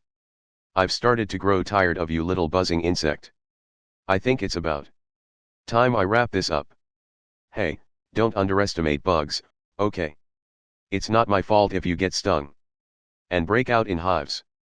Well, don't you sound all high and mighty when you're out of my striking range, replied Elsa as she focused on dodging Natsatala's attacks, while Subaru continued to try to draw her attention away. While Subaru would have loved to try to aim for Elsa's back as she continued to dodge, he didn't want to run the risk of becoming victim to friendly fire, so he really couldn't move. That was probably the reason that Natsatala's attacks were muted when Subaru made his move before. It was the kind of problem you have to face when working on an improvised team. Subaru continued to watch as Elsa deflected Natsatala's attacks, every now and then diving in with an attack of his own, before retreating again, but he could sense the situation getting worse. If Elsa really wanted to, it was clear that she could quickly take care of Subaru, like she did Ram. The only reason it appeared that they were on equal footing was because Elsa would not divert her full attention to him. Elsa's caution was instead directed to the possibility that the spirit puck would appear again. That was enough to keep the current situation holding. Another reason that Elsa didn't act was because Subaru's cowardice was https://mp4directs.com. Holding him a step back. He was taking care not to put himself in range of lethal danger. If Subaru had been a brave idiot, she would have cut him down, and the balance would have shifted. However, it didn't look as though Subaru's cowardice would serve him much longer. As Elsa's counterattacks grew more severe, Subaru's retreats weren't making it in time, and he was getting slight cuts all over himself. Subaru had cuts on his upper arms, on his calves, his underarms, and even a few slight cuts to his neck, and as those injuries increased, Subaru's gray tracksuit began to be stained with blood. Damn, it hurts. Arg. How about this? Even though the pain was enough to bring him to tears, Subaru swung a kick, trying to do something new to catch Elsa off guard. However, "I'll just take that," said Elsa. Damn. Elsa had easily avoided Subaru's kick, and to top it all off, she had easily grabbed his leg. Elsa raised her kukri, aiming to lop off the whole leg. With the strength of Elsa's swing, its speed, and the sharpness of the blade, Subaru knew what would happen next. His leg would be cut off at the thigh, and he would die from shock as the loss of blood and pain overwhelmed him. Subaru could just see the words "bad end for" rising up in front of his eyes. I shouldn't have done that. Subaru's thoughts screamed. He tried to raise the club to block, but with the handicap he was facing, with one leg held in the air, he wouldn't make it in time. Not Satala screamed. The cut would mercilessly reach his leg in moments. As Subaru thought of the pain and spilling of blood it would bring, a scream rose in his throat, the blood he would vomit when. That's enough. A flame appeared, burning through the roof from the center of the loot cellar. The flame was filled with a ghastly malice that swept through the room and stopped even Elsa in her tracks. Subaru's leg released, he hopped back before falling down. Right before his eyes, in the middle of a rising pillar of smoke, he saw a red, burning, shining figure. https://mp4directs.com. That was close. I'm glad I made it in time. Now. Why Yuri? The flame wavered and stepped forward. Its very existence was enough to make Subaru, not Satala, and Elsa all freeze, taking in the gazes from everyone present, without being shaken one bit. Stood an absolute sense of will. With sky blue eyes shining with a pure sense of justice, the young man smiled faintly. I think it's time to draw the curtain on this performance, the hero declared, brushing back his red hair. 4. As Felt sped like the wind through the entryway to the loot cellar, she felt as though she had been released from despair. Behind her, Felt could hear the freezing of the air, and the sound of metal clanging on ice. She also heard the sound of a blunt object swinging through the air, along with "hi" and "wah" and other stupid-sounding utterances from someone dodging attacks. The battle still raged on behind her. As Felt's legs started to shake as she ran, she shook her head to try to deny the mess of thoughts running through it. It was clear that if she had stayed behind, she would have been killed. Against an opponent who could knock Rom out with a single blow, Felt didn't have a chance. The same went for that silver-haired half-elf. Without support from her spirit, there was no way that she could win against that woman, either. Subaru was even worse off. It was clear that he had little experience fighting, and didn't seem used to it at all. His clean hands and fingers were proof that he had never even tried to hold a weapon before, and his clean hair and skin was proof that he had never been wounded before. In other words, Subaru had lived a sheltered life, one in which it was not necessary to consider fighting. Given that he had such an expensive Misha on him, it all made sense. Felt should just accept that it served him right. Despite not knowing anything about the world, Subaru had let a notion of chivalry get the best of https://mp4directs.com him and try something far beyond his means. Felt should simply laugh at his idiocy. Subaru went and tried to act cool and let her get away, so he would probably be happy to see her keep running. But, still, anyone. Though Felt knew in her mind that she should be winding down alleys, she had run straight toward the main street. Out of breath and with an expression of panic on her face, Felt looked this way and that. This was strange. Felt reached up and frantically rubbed her teary eyes. Even if she had reason to be sad about Rom, Subaru was someone that she'd Just met. Why should she care if he died? But Subaru had gotten mad at Elsa for Felt's sake, and he had just about thrown his life away so she could get away alive. Felt didn't understand what she was feeling, but because those feelings were there in her heart, she kept running about. She had felt something in response to Subaru's actions. Because of those feelings, her feverishness did not subside, and while she felt like she wanted to scream, Felt kept running. Then, finally after running down a few streets. Please, help me. https://mp4directs.com https://mp4directs.com Understood. I'll help you. She found a young man like red fire, and changed the fate of the world. 5. Reinhard. That is correct, Subaru. I suppose it hasn't been too long since we've last met. I'm sorry I'm late. The red-haired young man Reinhard turned to face Subaru, who was still toppled over on the ground, with a slight apologetic smile. Even as Reinhard wiped the dust from his sleeve, every motion seemed trained and deliberate. The way Reinhard carried himself was different from when Subaru first encountered him in the alley with Dumber, and Dumbest, and as Subaru watched him, he thought he was now seeing a glimpse of Reinhard's true self.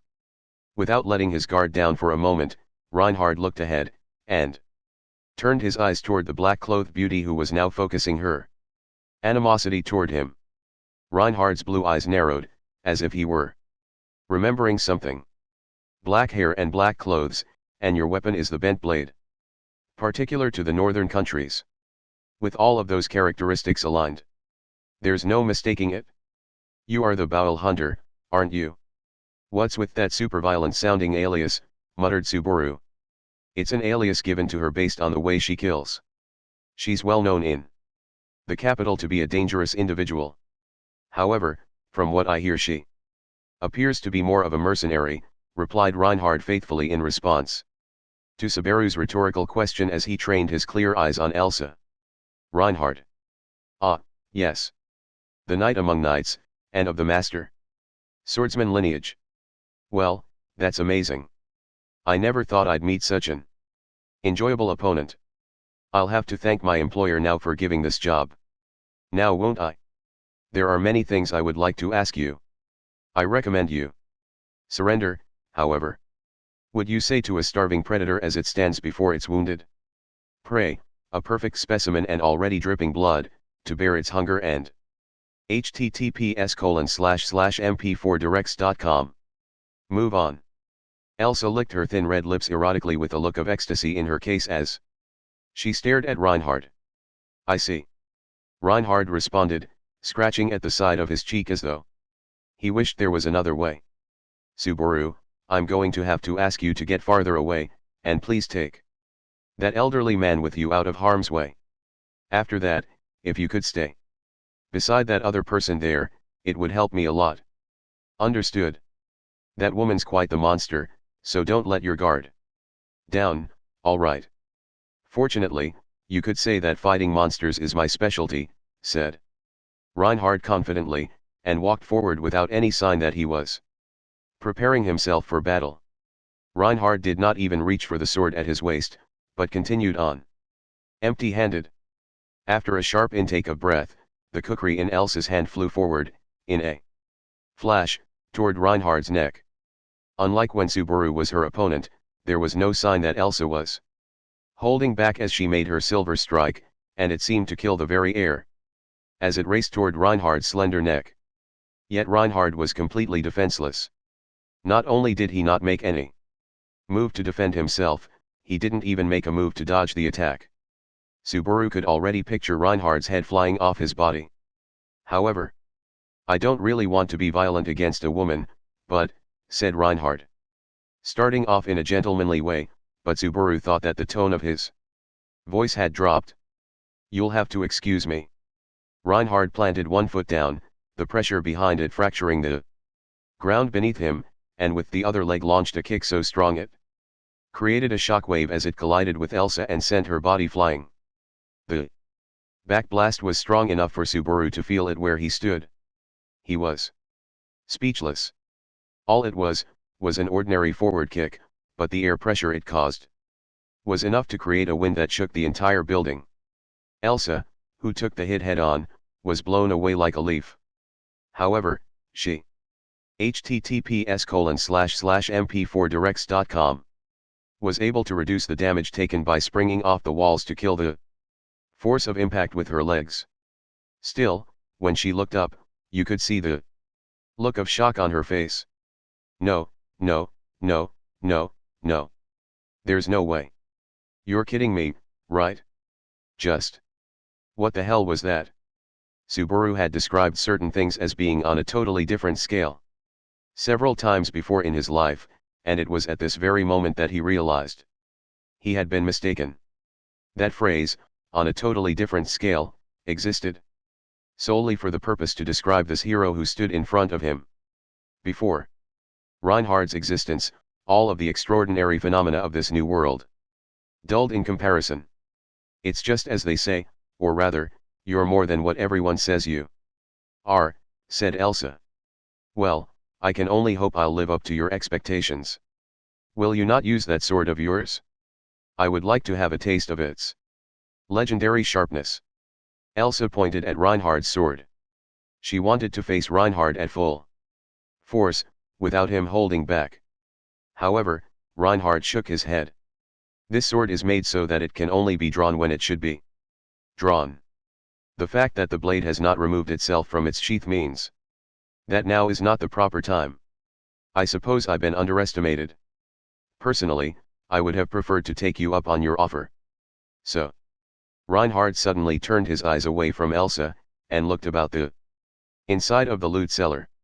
Eyes eventually settled on an old-looking two-handed sword propped up against the wall. Reinhard used his foot to kick up on the hilt, sending the unsheathed sword spinning through the air. He easily grabbed it in his hand, and swung it once lightly as if testing it out. I'll use this one to face you. Any complaints? No. This is wonderful, wonderful. You had better show me a good time.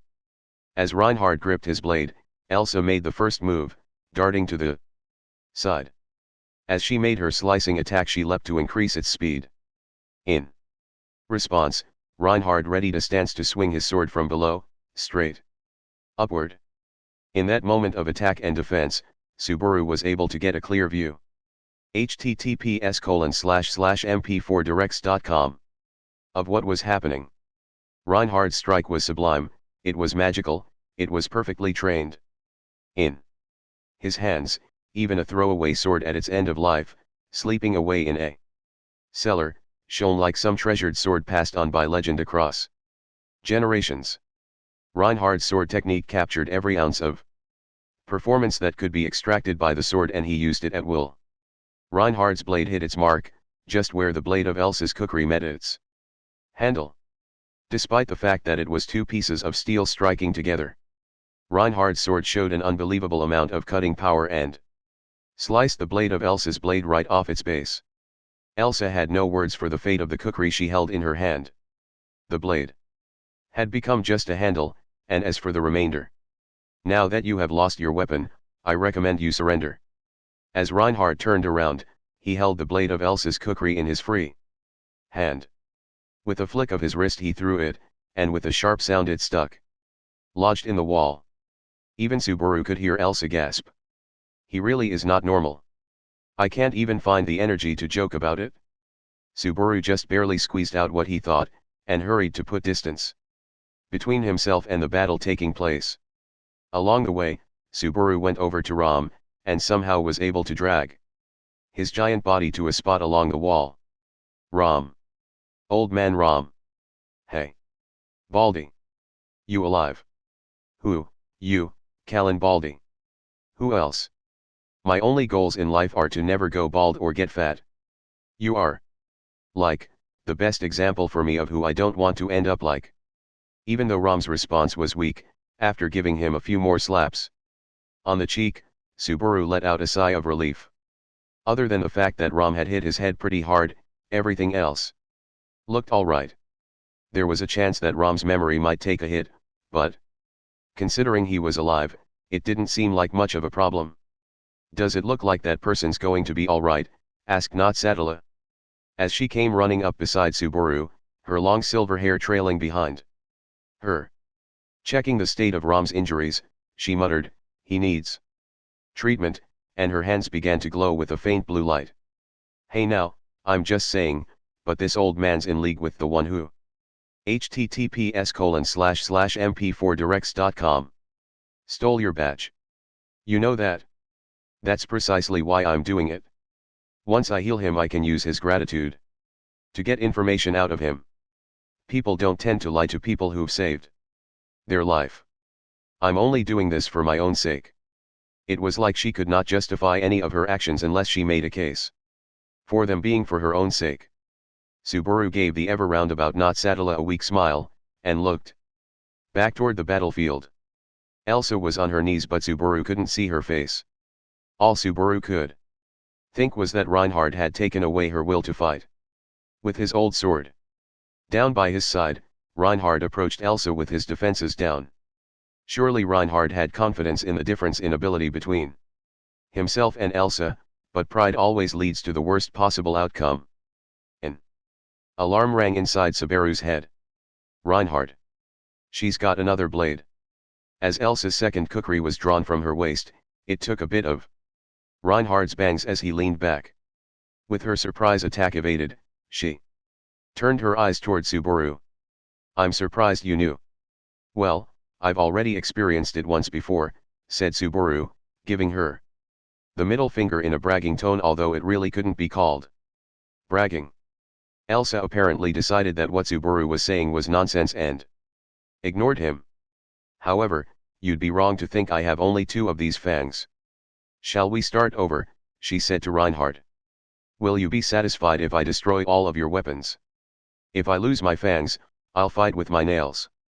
If I lose my nails, I'll fight with my bones. If I lose my bones, I'll fight with my life. That is how I, the Bowl Hunter, do things. In that case, I'll just have to have you forsake your ideals." Elsa drew a third knife from her waist and held both at the ready. Worthy of the Spider-Woman insult that Subaru had lobbed at her before, Elsa seemed to fly about the room as though she were ignoring gravity, using all space on the ground and in the air available to her. As blade met blade and steel met steel, each violent collision sent sparks. https://mp4directs.com flying. Kicking off from the walls and from the ceiling, Elsa continued her fighting style of attack and retreat. Reinhard met her attacks as they came. As the battle seemed to go back and forth, Subaru gulped as he watched on. It can't be possible that even Reinhard lacks the ability to settle this, can it? Elsa's abilities had stepped out of the realm of human possibility, and it was hard for Subaru to even track her movements. However, Reinhard's ability was, at its very core, legendary. Their battle was like 2 gods colliding with each other in the heavens, but Subaru could see that, in terms of pure ability, Reinhard was far ahead of Elsa. But then why was the battle still raging? "We're holding him back," muttered Natsatala in response to Subaru's doubts as she continued to heal Ram. "Huh," replied Subaru, and Natsatala bit her lip, frustrated. "Because I'm using spirit magic, he can't fight full force. At least not until I finish my healing." "I have no idea what you're trying to say.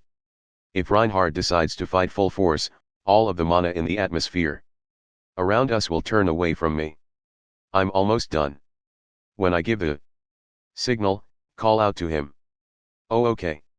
Subaru still didn't understand her explanation, but while still a little unsure, he agreed. The blue light continued to heal the bump protruding from Ram's head. And another wound that had been bleeding a little. Subaru looked on amazed. As the traces of blood and the opening of the wound gradually disappeared. When Natsatala took a deep breath and let it out. "I'm done. Leave it to me." "Hey, Reinhard. I don't really understand, but get her." Subaru delivered the message to Reinhard, who had continually been on the defensive, that Ram's treatment was complete. Reinhard glanced back. When his and Subaru's eyes met, he gave a slight Nod. What is it you're going to show me? The House of Astria's sword, Reinhard replied in short and with https://mp4directs.com. Dignity as Elsa leaped at him. Immediately afterward, Subaru felt all of the space in the cellar warp. 6. What? Subaru saw the air in his line of sight twist, and he couldn't be sure, but he thought that the room had lost some of its light. Apart from that, the room's temperature, which had already been falling because of all of the ice magic, dropped even further. Subaru found himself shivering and hugging his shoulders. Wait. Huh. Why are you? I'm sorry, it's just. Could you lend me your shoulder? As Natsatala started to lean on him, Subaru, while flustering about, rushed to support her. Her slender body was incredibly hot and Subaru could feel his heart racing from a completely different reason from before. But one look at Natsatala's face and any idea Subaru may have gotten were blown away. Natsatala was short of breath and looked as though she were in pain. It was as though she was running a high fever. What happened? Did you suddenly start to feel? Asked Subaru. No, it's the mana. You know, right, replied Natsatala. Subaru didn't have a clue. He would have liked to fold his arms and declare so, in his usual humorous way, but now didn't seem to be the time for that. It was not the weight on Subaru's shoulders that made him decide to stay silent, it was how the entire room had changed its atmosphere, and what was happening at the source of that change.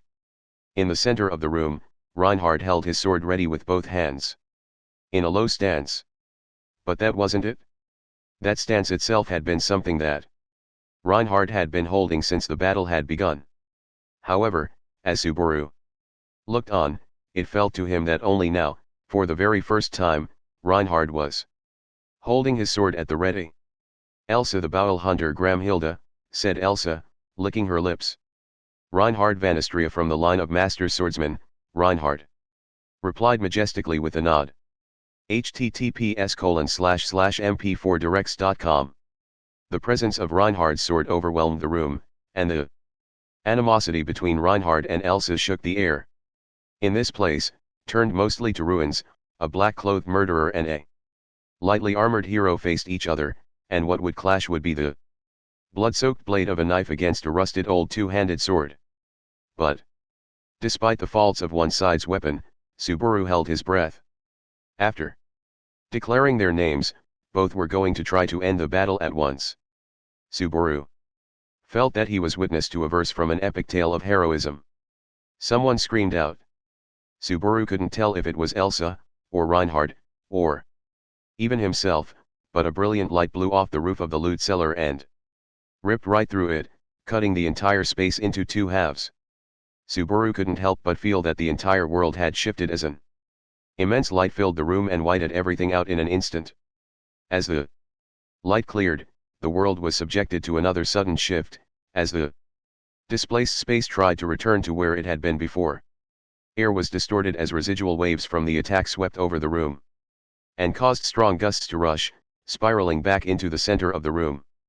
Along with those gusts, stolen items, furniture, and even materials from the building's structure itself were pulled in. Subaru desperately tried to protect both Natsatala and Ram from this storm of collateral damage. Just what is? Hey. Subaru couldn't really explain how all of this was happening, but he knew who caused it. The master swordsman had, at full power, swung his sword. Once. Only once, and this was the result.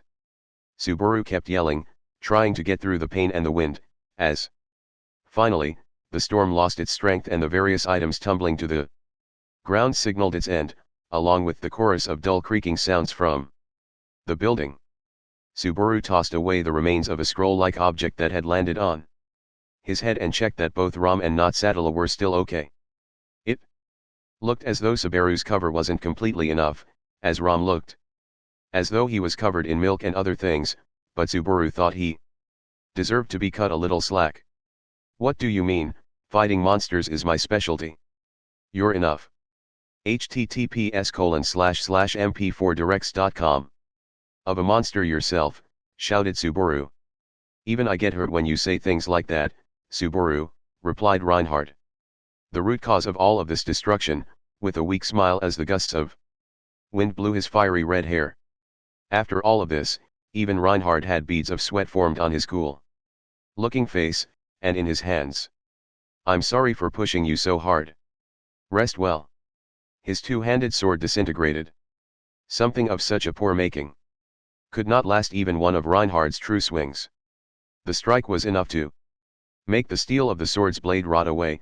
So as for Elsa, forget a corpse, I don't even see any trace of her left. This is all just from one swing of your sword. In the path of Reinhardt's attack, which had seemed to rip through the very fabric of the world, there was absolutely nothing left. In the destruction, the counter next to the cellar's entrance was blown completely away with all of its chairs, and the residual waves of damage extended even into the open space in front of the building. The resulting gusts of wind had wrecked the supports of the building, and it seemed ready to collapse at any moment. The space where Elsa had been standing was of course within range of Reinhardt's attack, and her tall, black-clothed figure was nowhere to be seen. But then, that means, Subaru said, stretching his stiff body and breathing a big sigh of relief. Still unable to quite believe had happened, Subaru turned to look at the silver-haired girl still leaning against him. Natsatala's breathing was still shallow, but when she saw Subaru looking at her she turned her violet eyes toward him. Is it over? She asked weakly. Yeah. In the true sense of the word, it looks like it is, Subaru said, helping her stand. Natsatala ran her fingers through her own hair, and with still uncertain steps, let go of Subaru, while Subaru stared. Why are you staring at me like that? That's very rude of you, she said. Your limbs and head are all still attached to your body, right? Why wouldn't they be? Could you please not say something so ominous, replied Natsatala, not understanding what Subaru was trying to say. https://mp4directs.com. As Natsatala stared back at Subaru with an annoyed look in her eyes, Subaru gave her a thumbs up and smiled. That's right. I mean, that makes perfect sense. I, myself, have all my limbs. I don't have a knife stuck in my back or a huge hole in my stomach. The way you say that, it sounds like you had experienced all of that at one time. Well, he had. Because of Subaru's uselessness, Natsatala had had her life taken, Ram lost his arm and his head, and felt was cut down, too. Now that I think of it, Reinhardt, I haven't thanked you yet. You really saved us there. There's also what happened in the alley. Did you hear the screams of my heart or something, my friend? Well, I certainly would be proud of myself if I could do that, friend, replied Reinhardt, relaxing his shoulders, looking sorry.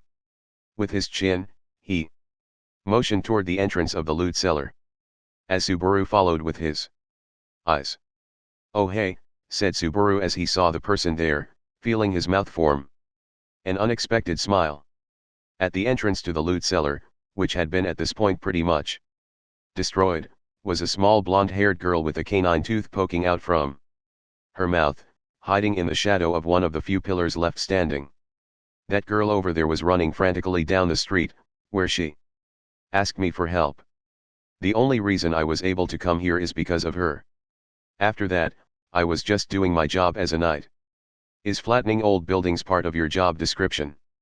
Don't you think that's a bit harsh, Subaru, said Reinhardt, wincing and putting his hand over his chest.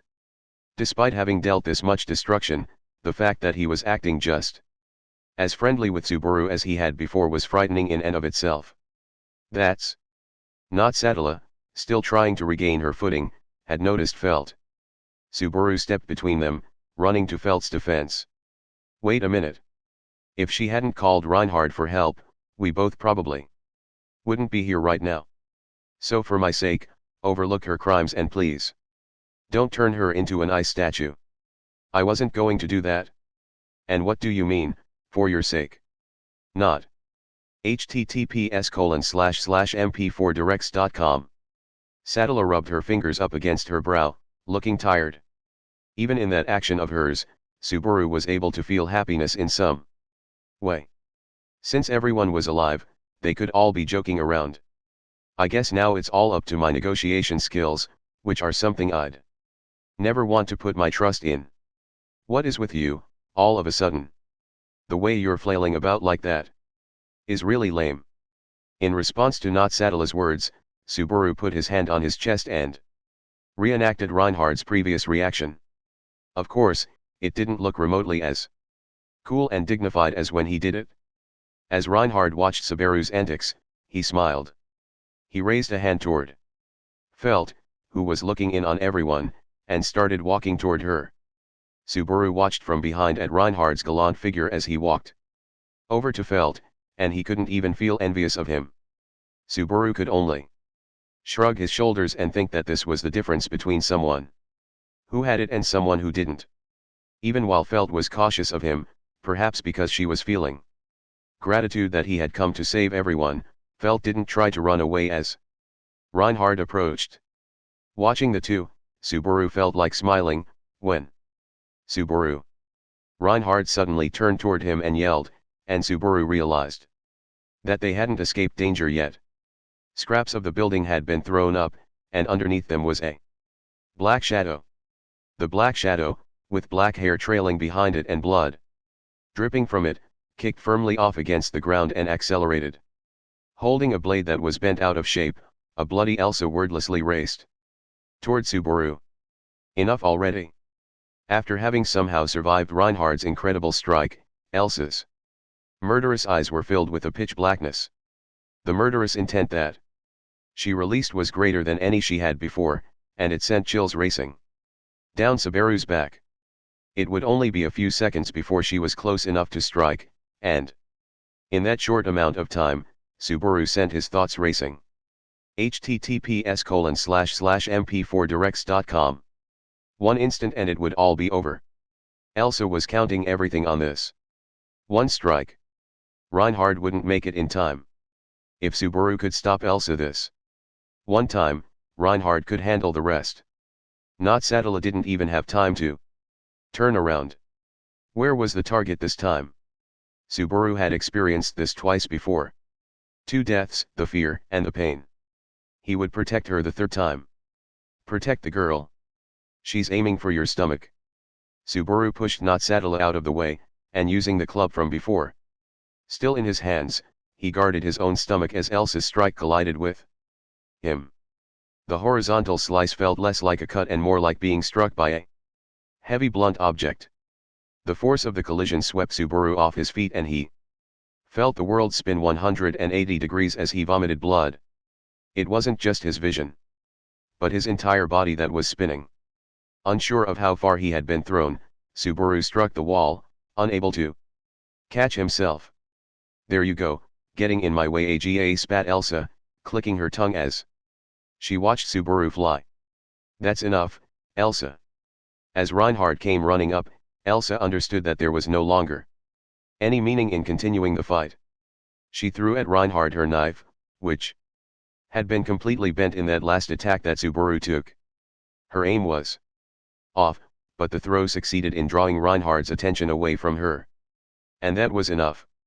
One day, I will open the stomachs of everyone here, so take care of your bowels for me until then, she cried, using a part of the collapsing building as a foothold to leap up onto the roof.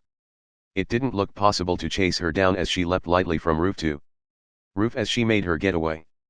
Reinhard, who was not interested in pursuing this fight any further, didn't run after her. After Reinhard watched Elsa go, he ran over to the silver-haired girl. Are you all right? I'm perfectly fine. Can't you see? Rather than me, you should be worried about, shouted Not Sadala, before racing over to the wall with her. https://mp4directs.com. Unsteady feet where Subaru was collapsed upside down. Are you all right? What were you thinking? Ugh. Oh. It's no big deal. If there was ever a time to act before thinking, that was it, don't you think? I'm the only one who could move, and I Was able to quickly guess where she was going to attack, said Subaru, raising one hand to not saddle as she walked over to him and using the other to carefully touch his tender stomach. He was immensely bruised, and everything under his clothes as he lifted them up was purple. Ugh, said Subaru, disgusted by the way it looked, before turning over and getting back on his feet. She's completely gone now, right? I'm sorry, Subaru. This is all my fault for letting my guard down. If you weren't there, we would have been in trouble. If that person there had gotten wounded, then. Stop, stop, stop, stop. Don't say it. Don't say it. I forbid you to speak any more than that. You're going to steal my thunder, said Subaru to Reinhardt, as he tried to apologize, and smiled at him as he went quiet. After that, Subaru slowly turned around to face the silver-haired girl. Looking up at him, she fidgeted and then stood up beside him. They were about 2 steps away from each other. If Subaru reached out with his hand, he could touch her. It had been a long time coming, and Subaru paused to think about everything that had happened for him to get here. As Subaru closed his eyes in silence, the girl looked as though she wanted to say something, but before she could open her mouth, Subaru pointed a finger up to the heavens. With his left hand on his hip and his right hand pointed in the air, Subaru disregarded the surprised stares coming from all around him, and declared in a loud voice, "My name is Subaru Natsuki. I know there's a ton of things you want to say and a ton of things you want to ask, but before all of that let me confirm just one thing." What? I totally just saved your life right now from that terrible weapon, didn't I? We okay so far? Oh, okay. It means everything's fine. So, are we okay? Subaru used his upper body to form an O and a K, and while the silver https://mp4directs.com haired girl in front of him seemed to twitch a little, she replied, "Oh okay. I'm the person who saved your life.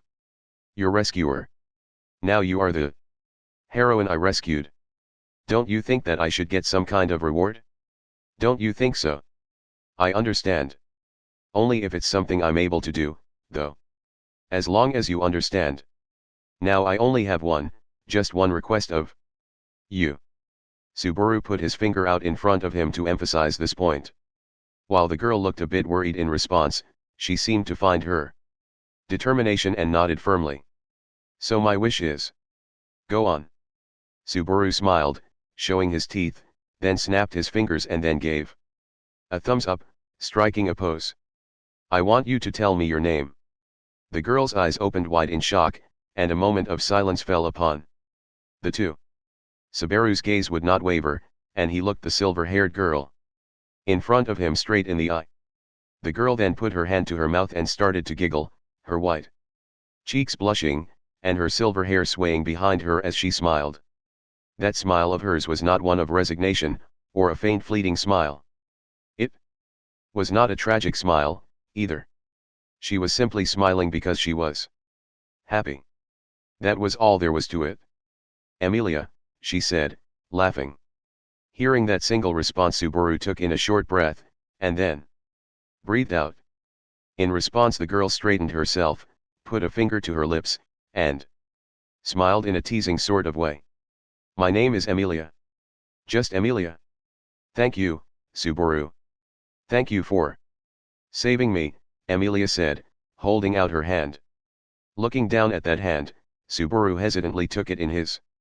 Her fingers and wrist were slender and her palm was small, and her hand was very warm. https://mp4directs.com. It was a living hand, with blood running through it. "Thank you for saving me." Subaru wanted to say the same to her. She was the one who had saved him first. With this, he had finally repaid her, after dying 3 times from blade wounds to get here. After all of that pain and suffering, after all that fighting with everything his reward was her name and a smile. Man, that wasn't worth it at all, said Subaru, smiling as he gripped Emilia's hand. https://mp4directs.com https://mp4directs.com. 7. That would have been a good place to end the story. However, though really, I have to say I'm surprised to see you're all right, said Reinhard, as though he had been waiting for the right moment to jump in. After Subaru and Emilia had finished, breaking the silence he had been forced into before. Even from the perspective of a man with Reinhard's skill, Elsa's final attack must have seemed overwhelming. Subaru gently put pressure on his hurt abdomen and pointed to the club lying on the ground. The spiked club was thick and sturdy and had worked well as a shield, even though that was not its true purpose. I quickly guarded myself with that thing. If it weren't for that, right now, I'd be cut in two, said Subaru. You're right. If it weren't for this, Reinhard started to say, reaching for the fallen club to pick it up. I wouldn't have been able to avoid bad end for, Subaru laughed, finishing his sentence. Huh. As Reinhard picked up the club, part of it slid across a smooth cut going through it, and fell to the ground with a thud. Cut completely in two, its service was done. Reinhard slowly looked up at Subaru with an uncomfortable look on his face. Subaru followed Reinhard's gaze nervously and pulled up his tracksuit. Just as before, everything was purple and bruised, but there was a slight change. A red line suddenly ran straight across his abdomen. This doesn't look good. Even I can see what's coming next. Just as Subaru finished his statement, a searing pain shot through him, and then his stomach opened along the cut, spilling bright red blood everywhere. Subaru. Right beside him, Subaru could hear Emilia's panicked voice. Subaru had finally been able to hear her name, and now it looked as though this was going to be the end, again. But even if that was the case, Subaru was sure he would return to this. https://mp4directs.com. Place again. Subaru's vision shifted sideways, and he thought that he must have fallen over. He could see that Reinhard was panicked as well, and as Emilia looked straight at him, close to his face, he could see that she was very distressed. She looks cute even when she's panicking. What a place this fantasy world is, Subaru thought, feeling he had thought something similar before. Before the pain and shock swept his consciousness away like a storm at sea. https://mp4directs.com. Epilogue. The moon is watching. Reinhard looked on from a distance at the faint blue light, its wavelengths, those of water, the element of healing, and let out a soft sigh that no one around him could hear. Signs of grief showed on his handsome profile, as well as traces of tension left over from the battle. If you were to take the image of his figure as he stood in front of the ruins behind him, it would surely be a masterpiece of art. Such was the way he stood. However, Reinhard had a deep sense of regret in him, the weight of which could not be lessened by words. All right. That should do it, came a voice like silver bells to Reinhard's ears, as he had continued to blame himself, his eyes closed. Emilia brushed her hand across Subaru's forehead, as if wiping it, and brushed away his hair as he lay propped up against the wall. She made sure that there was still a look of redness, of life in his face. Emilia then stood up and nodded. I'm done treating him. He's probably made it past the worst of it. That's good to hear. Now that that's taken care of, Lady Emilia, Reinhard said as he walked swiftly over to Emilia, knelt down on one knee, and bowed his head. Reinhard's every motion was executed without any fault, and perfectly adhered to proper etiquette. Due to my shortcomings, I have caused you a great deal of stress. I am prepared to take whatever punishment you deem necessary in response to my failure. Reinhard placed his sword in front of him as he knelt and apologized for his failings. https://mp4directs.com. As a knight, this was the most sincere way he could apologize. No matter what might befall him, Reinhard was prepared to take any punishment without complaint. Emilia, however, stuck out her finger and waved it back and forth, looking annoyed. I never understand why you all are like that. Meaning, you saved us all from grave danger, and everyone made it out alive. Yet, here you are, trying to take responsibility for our pain and all of the trouble we went through. Amelia pointed her finger toward Subaru, who was now sleeping soundly. That one over there is a lot more honest. He saved me and then demanded a reward, even if he didn't really ask for much.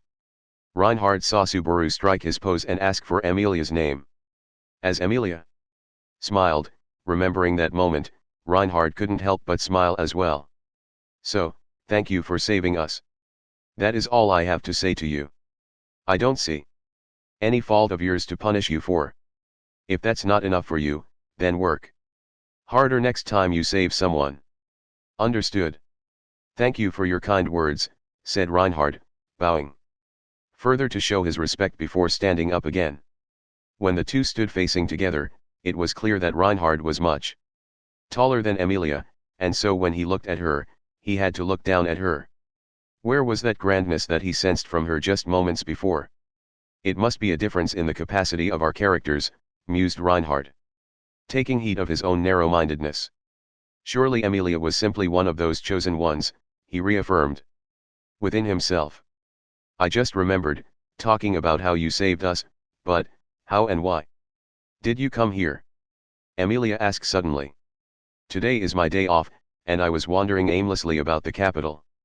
If I had been patrolling off-duty, my squadron leader would have gotten upset at me, so I really was just walking around, but then, I met him, said Reinhard, pointing to Subaru as he answered her question. It all began after Reinhard had met Subaru in that alley. As they talked, Subaru had given a description that matched Amelia's and had mentioned some place called the loot cellar. With the mixture of this prior and https://mp4directs.com newfound knowledge, Reinhard had also made his way to the slums to investigate. As he was looking around, then I ran into that girl over there, and the rest you know. Yes, that girl. Now that Felt had come up in conversation once more, Amelia turned her eyes to a corner of the open area in front of the loot cellar, where Felt was taking care of Ram, who had yet to wake up.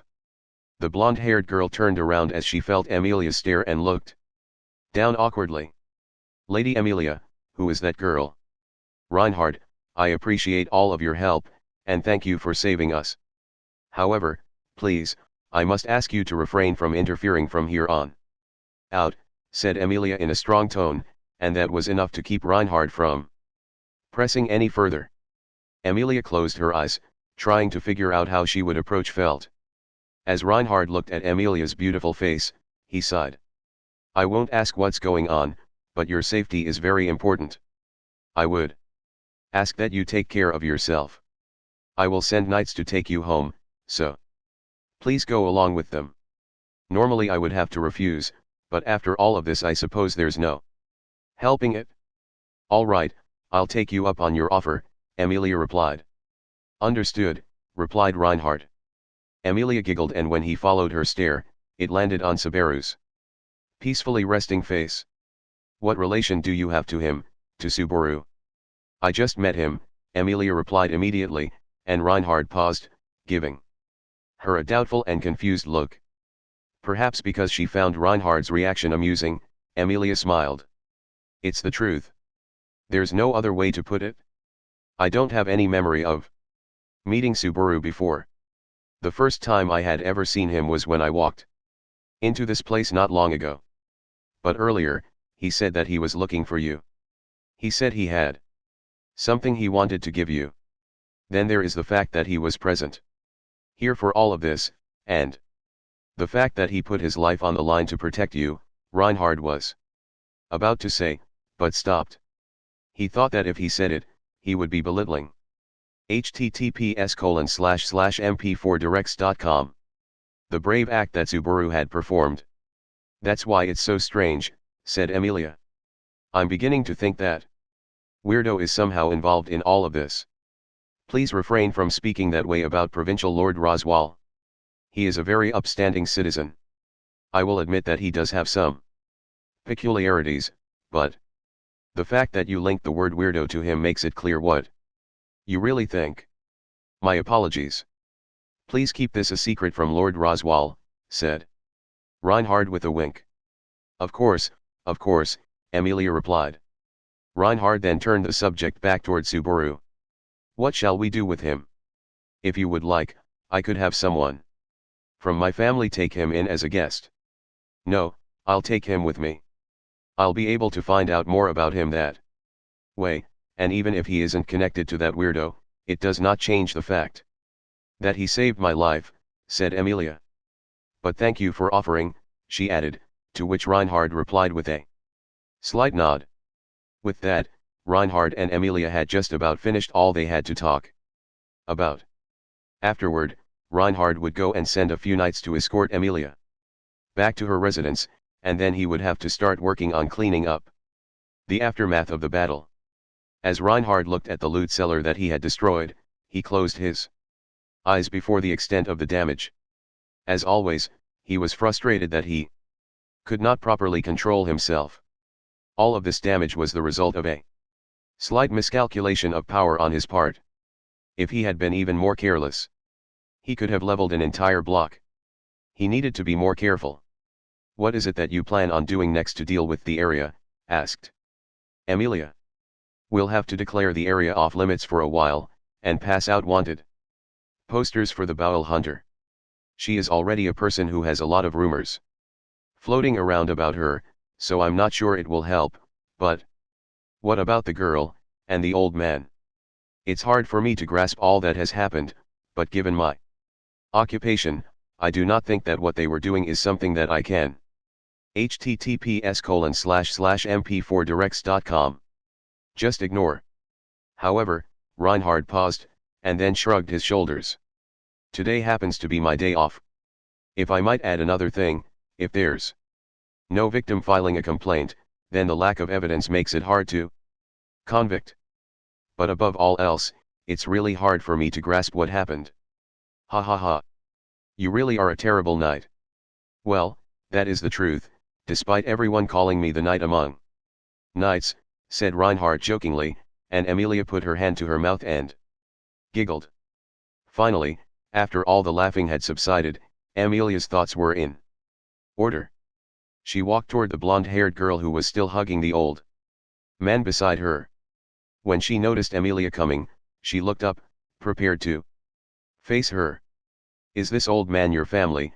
Asked Emilia, squatting down so that she was on the same level as Felt. Felt looked shocked. Of all the things she had expected to hear, that was not one of them. Even Reinhard, who didn't know what had happened between the two, could tell that they were not on particularly good terms. Felt scratched her cheek and tried to regain her composure, and then, as if trying to hide her embarrassment, she slapped Ram a few times. It's kinda like that. To me, old man Ram is like my only, grandfather figure sort of thing. I see. I only have one family member as well. He's always sleeping when it counts, and when he's awake I don't think I could ever say that to him. Well, I can't say these sort of things when Ram's awake, either. Reinhard couldn't be sure, but it looked as though the intensity of Felt's slaps was increasing. She probably wasn't paying attention. The frequency was also increasing, and the old man's white bald head was turning red. Felt then looked up at Emilia, with a weak light in her red eyes. I was sure you were going to be angry at me. Well, that might have happened if things were as they were before, but I don't feel like I have it in me anymore. So while only a little bit, I'll forgive you for his sake, said Emilia with a weak smile and a shrug, before pointing back over to Subaru, who was still sleeping. Felt looked at Emilia, then at Subaru, and then looked down before quietly saying, I'm sorry. He saved my life, too. I can't be so ungrateful as to ignore that. I'll return what I stole. https://mp4directs.com. Good. That makes things easier on me. I really would feel bad if I had to sick this guy over here on you, said Emilia with a wink, pointing back at Reinhard. After hearing those words and looking at that young man with the red hair and blue eyes, Felt grimaced. The knight among knights. I would have to be crazy to try to run away with someone like that on my tail. It's the first time I've ever seen anyone faster than me. It really surprised me. Upon hearing those words, Reinhardt just smiled back at Felt, wordlessly. With a slight click of her tongue, Felt stood up and walked over to Amelia, who stood up as well. "All right, I'll give it back," said Felt, digging around in her breast pocket. "If it's that important to you, make sure you hide it better so it doesn't get stolen again. That warning feels a little strange coming from you. If possible, I would like it if you stopped your thievery altogether." "That's something I cannot do," said Felt in a flat refusal. "Just so you know, I'm only returning this to you this time because I owe my life to you. All. I don't think I did anything wrong, and I have no plans to stop." Felt put on a strong-willed smile. Considering Felt's age, it was almost painful to watch. As Felt declared her intentions, Reinhardt looked on in silence. Given his occupation, Reinhardt knew that this was not something he should overlook, but what other way of life did she have? What right did he have to talk of justice without offering her any alternatives? Reinhardt had seen enough of the capital to not be so naive as to ignore that fact. Amelia seemed to realize this as well, and after lowering her eyes for a few moments, she stuck out her hand without another word. "Understood. I was asking for too much. If I was able to eat without having to work for it, I might quit, but that's not happening. Anyway, here you go." Felt reached out to put the thing she had taken out of her pocket into Amelia's hand, to give back what she had stolen.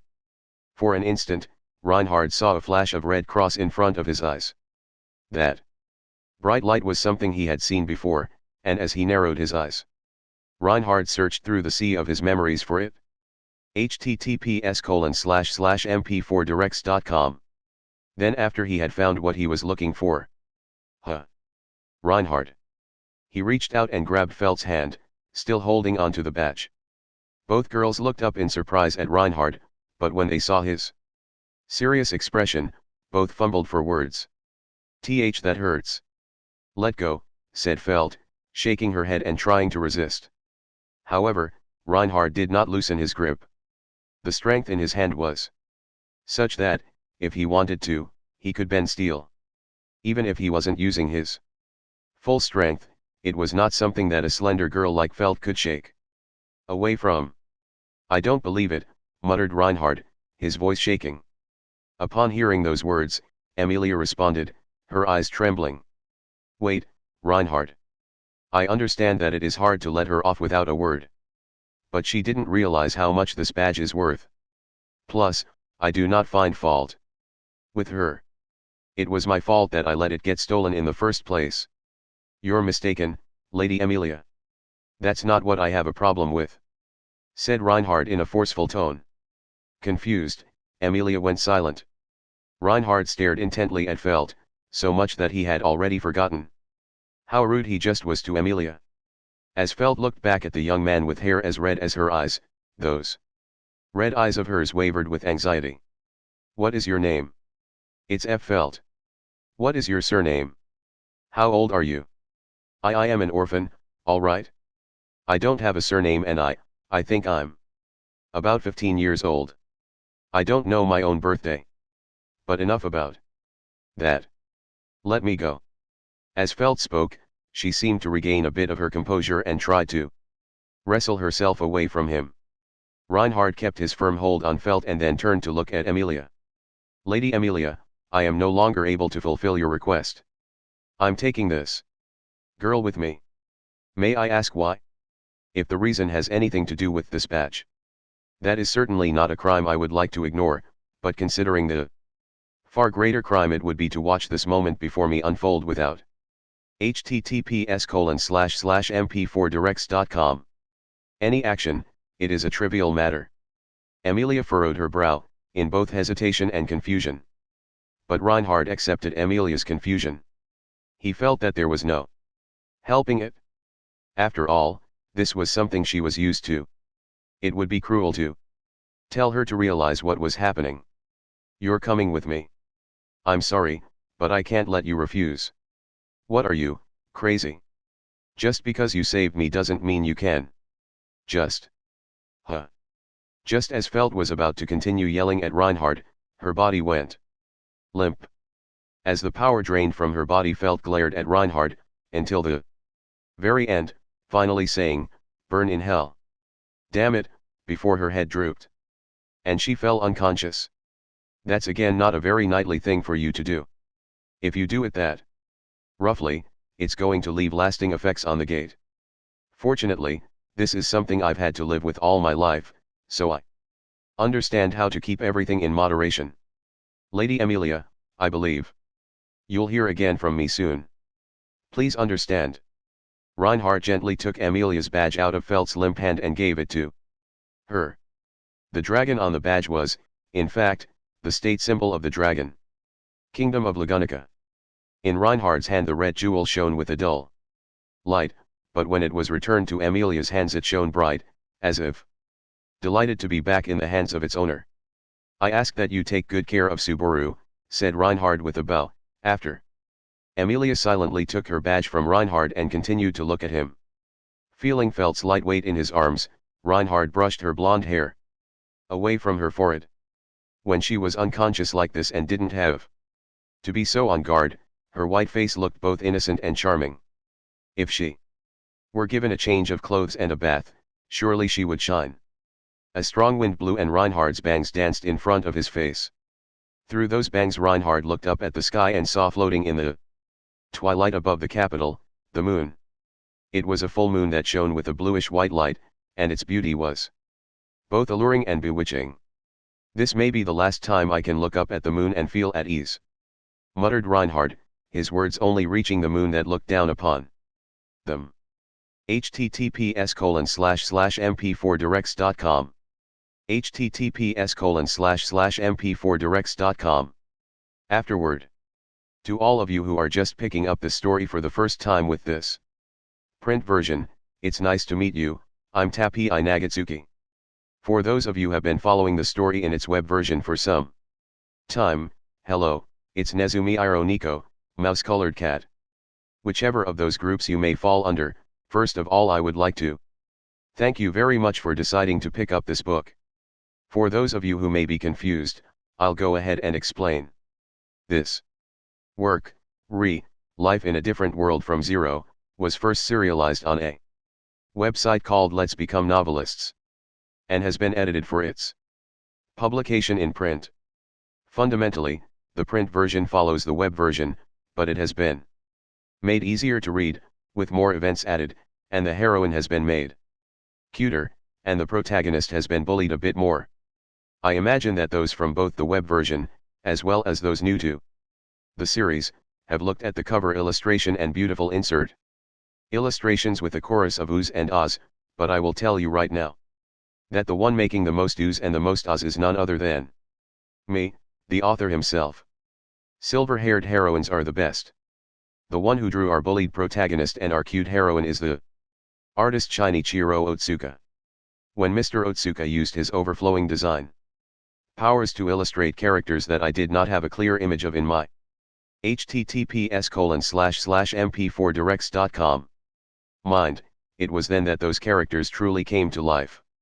In other words, I am the mother and Mr. Otsuka is the father. The characters are a collaborative work. I ask for your cooperation so that this first collaborative work of mine can continue.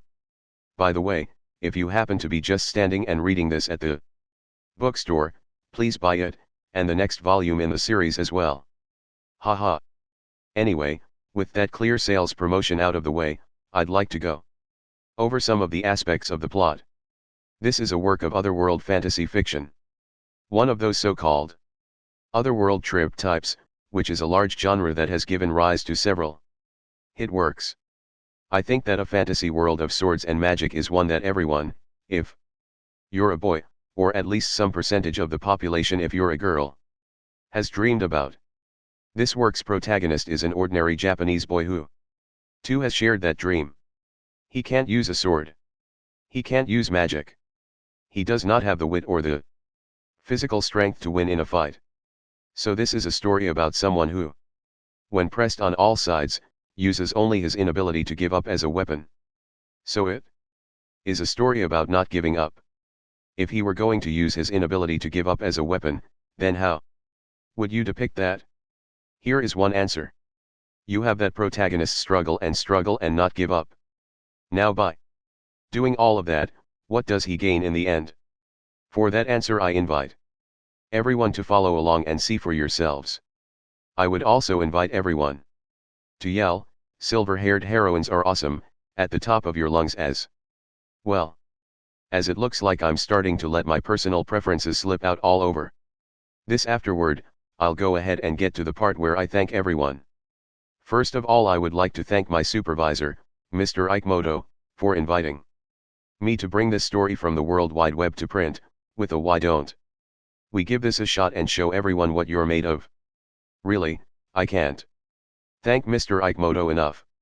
Despite us both being adults, we would go into a fried pork joint and https://mp4directs.com while pouring each other's sauce over our cabbage, argue over points such as whether to add 10 to the heroine's name and other, at the time, meaningless seeming talk, but it was because all of that my story became a book, and in the joy of that result I can now look back on those times as good memories. Thank you very much. I also need to thank Mr. Otsuka who, despite having such a busy schedule, was able to complete illustrations for the book at an incredibly fast pace.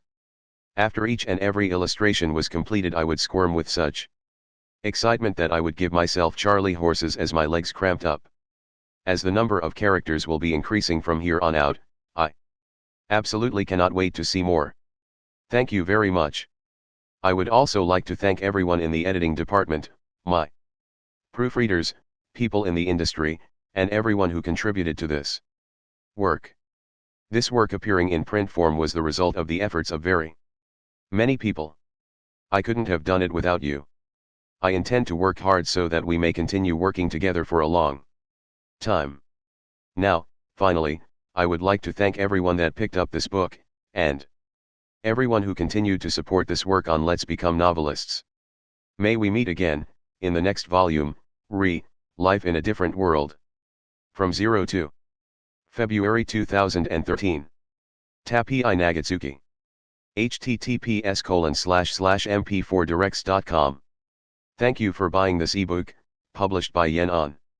To get news about the latest manga, graphic novels, and light novels from Yen Press, along with special offers and exclusive content, sign up for the Yen Press newsletter. Sign up. Or visit us at www.yenpress.com/booklink. https://mp4directs.com.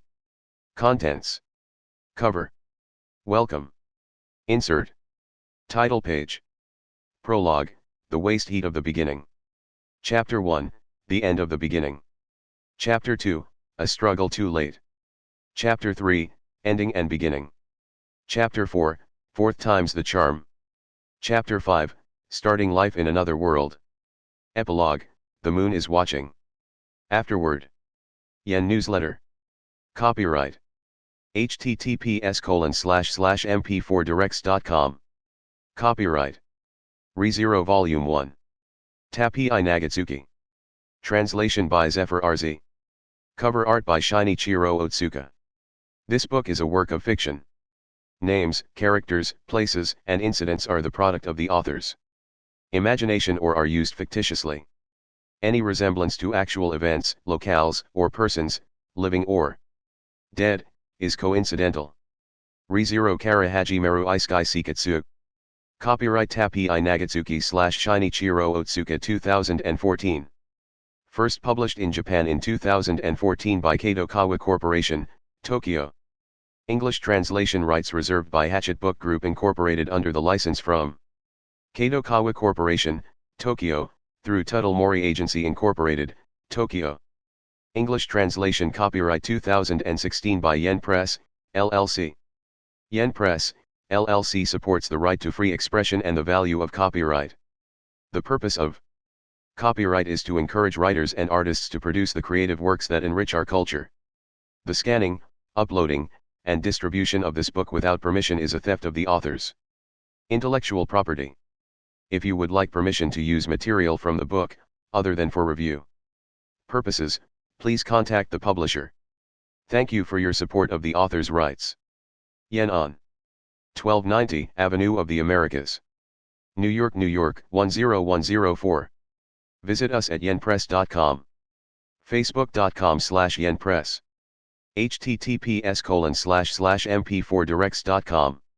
Twitter.com/yenpress. yenpress.tumblr.com. First Yen On edition, July 2016. Yen On is an imprint of Yen Press, LLC. The Yen On name and logo are trademarks of Yen Press, LLC. The publisher is not responsible for websites, or their content, that are not owned by the publisher. ISBNs, 978-0-316-31530-2, paperback. 978-0-316-39839-8, ebook. E3-20160810 JVPC. https://mp4directs.com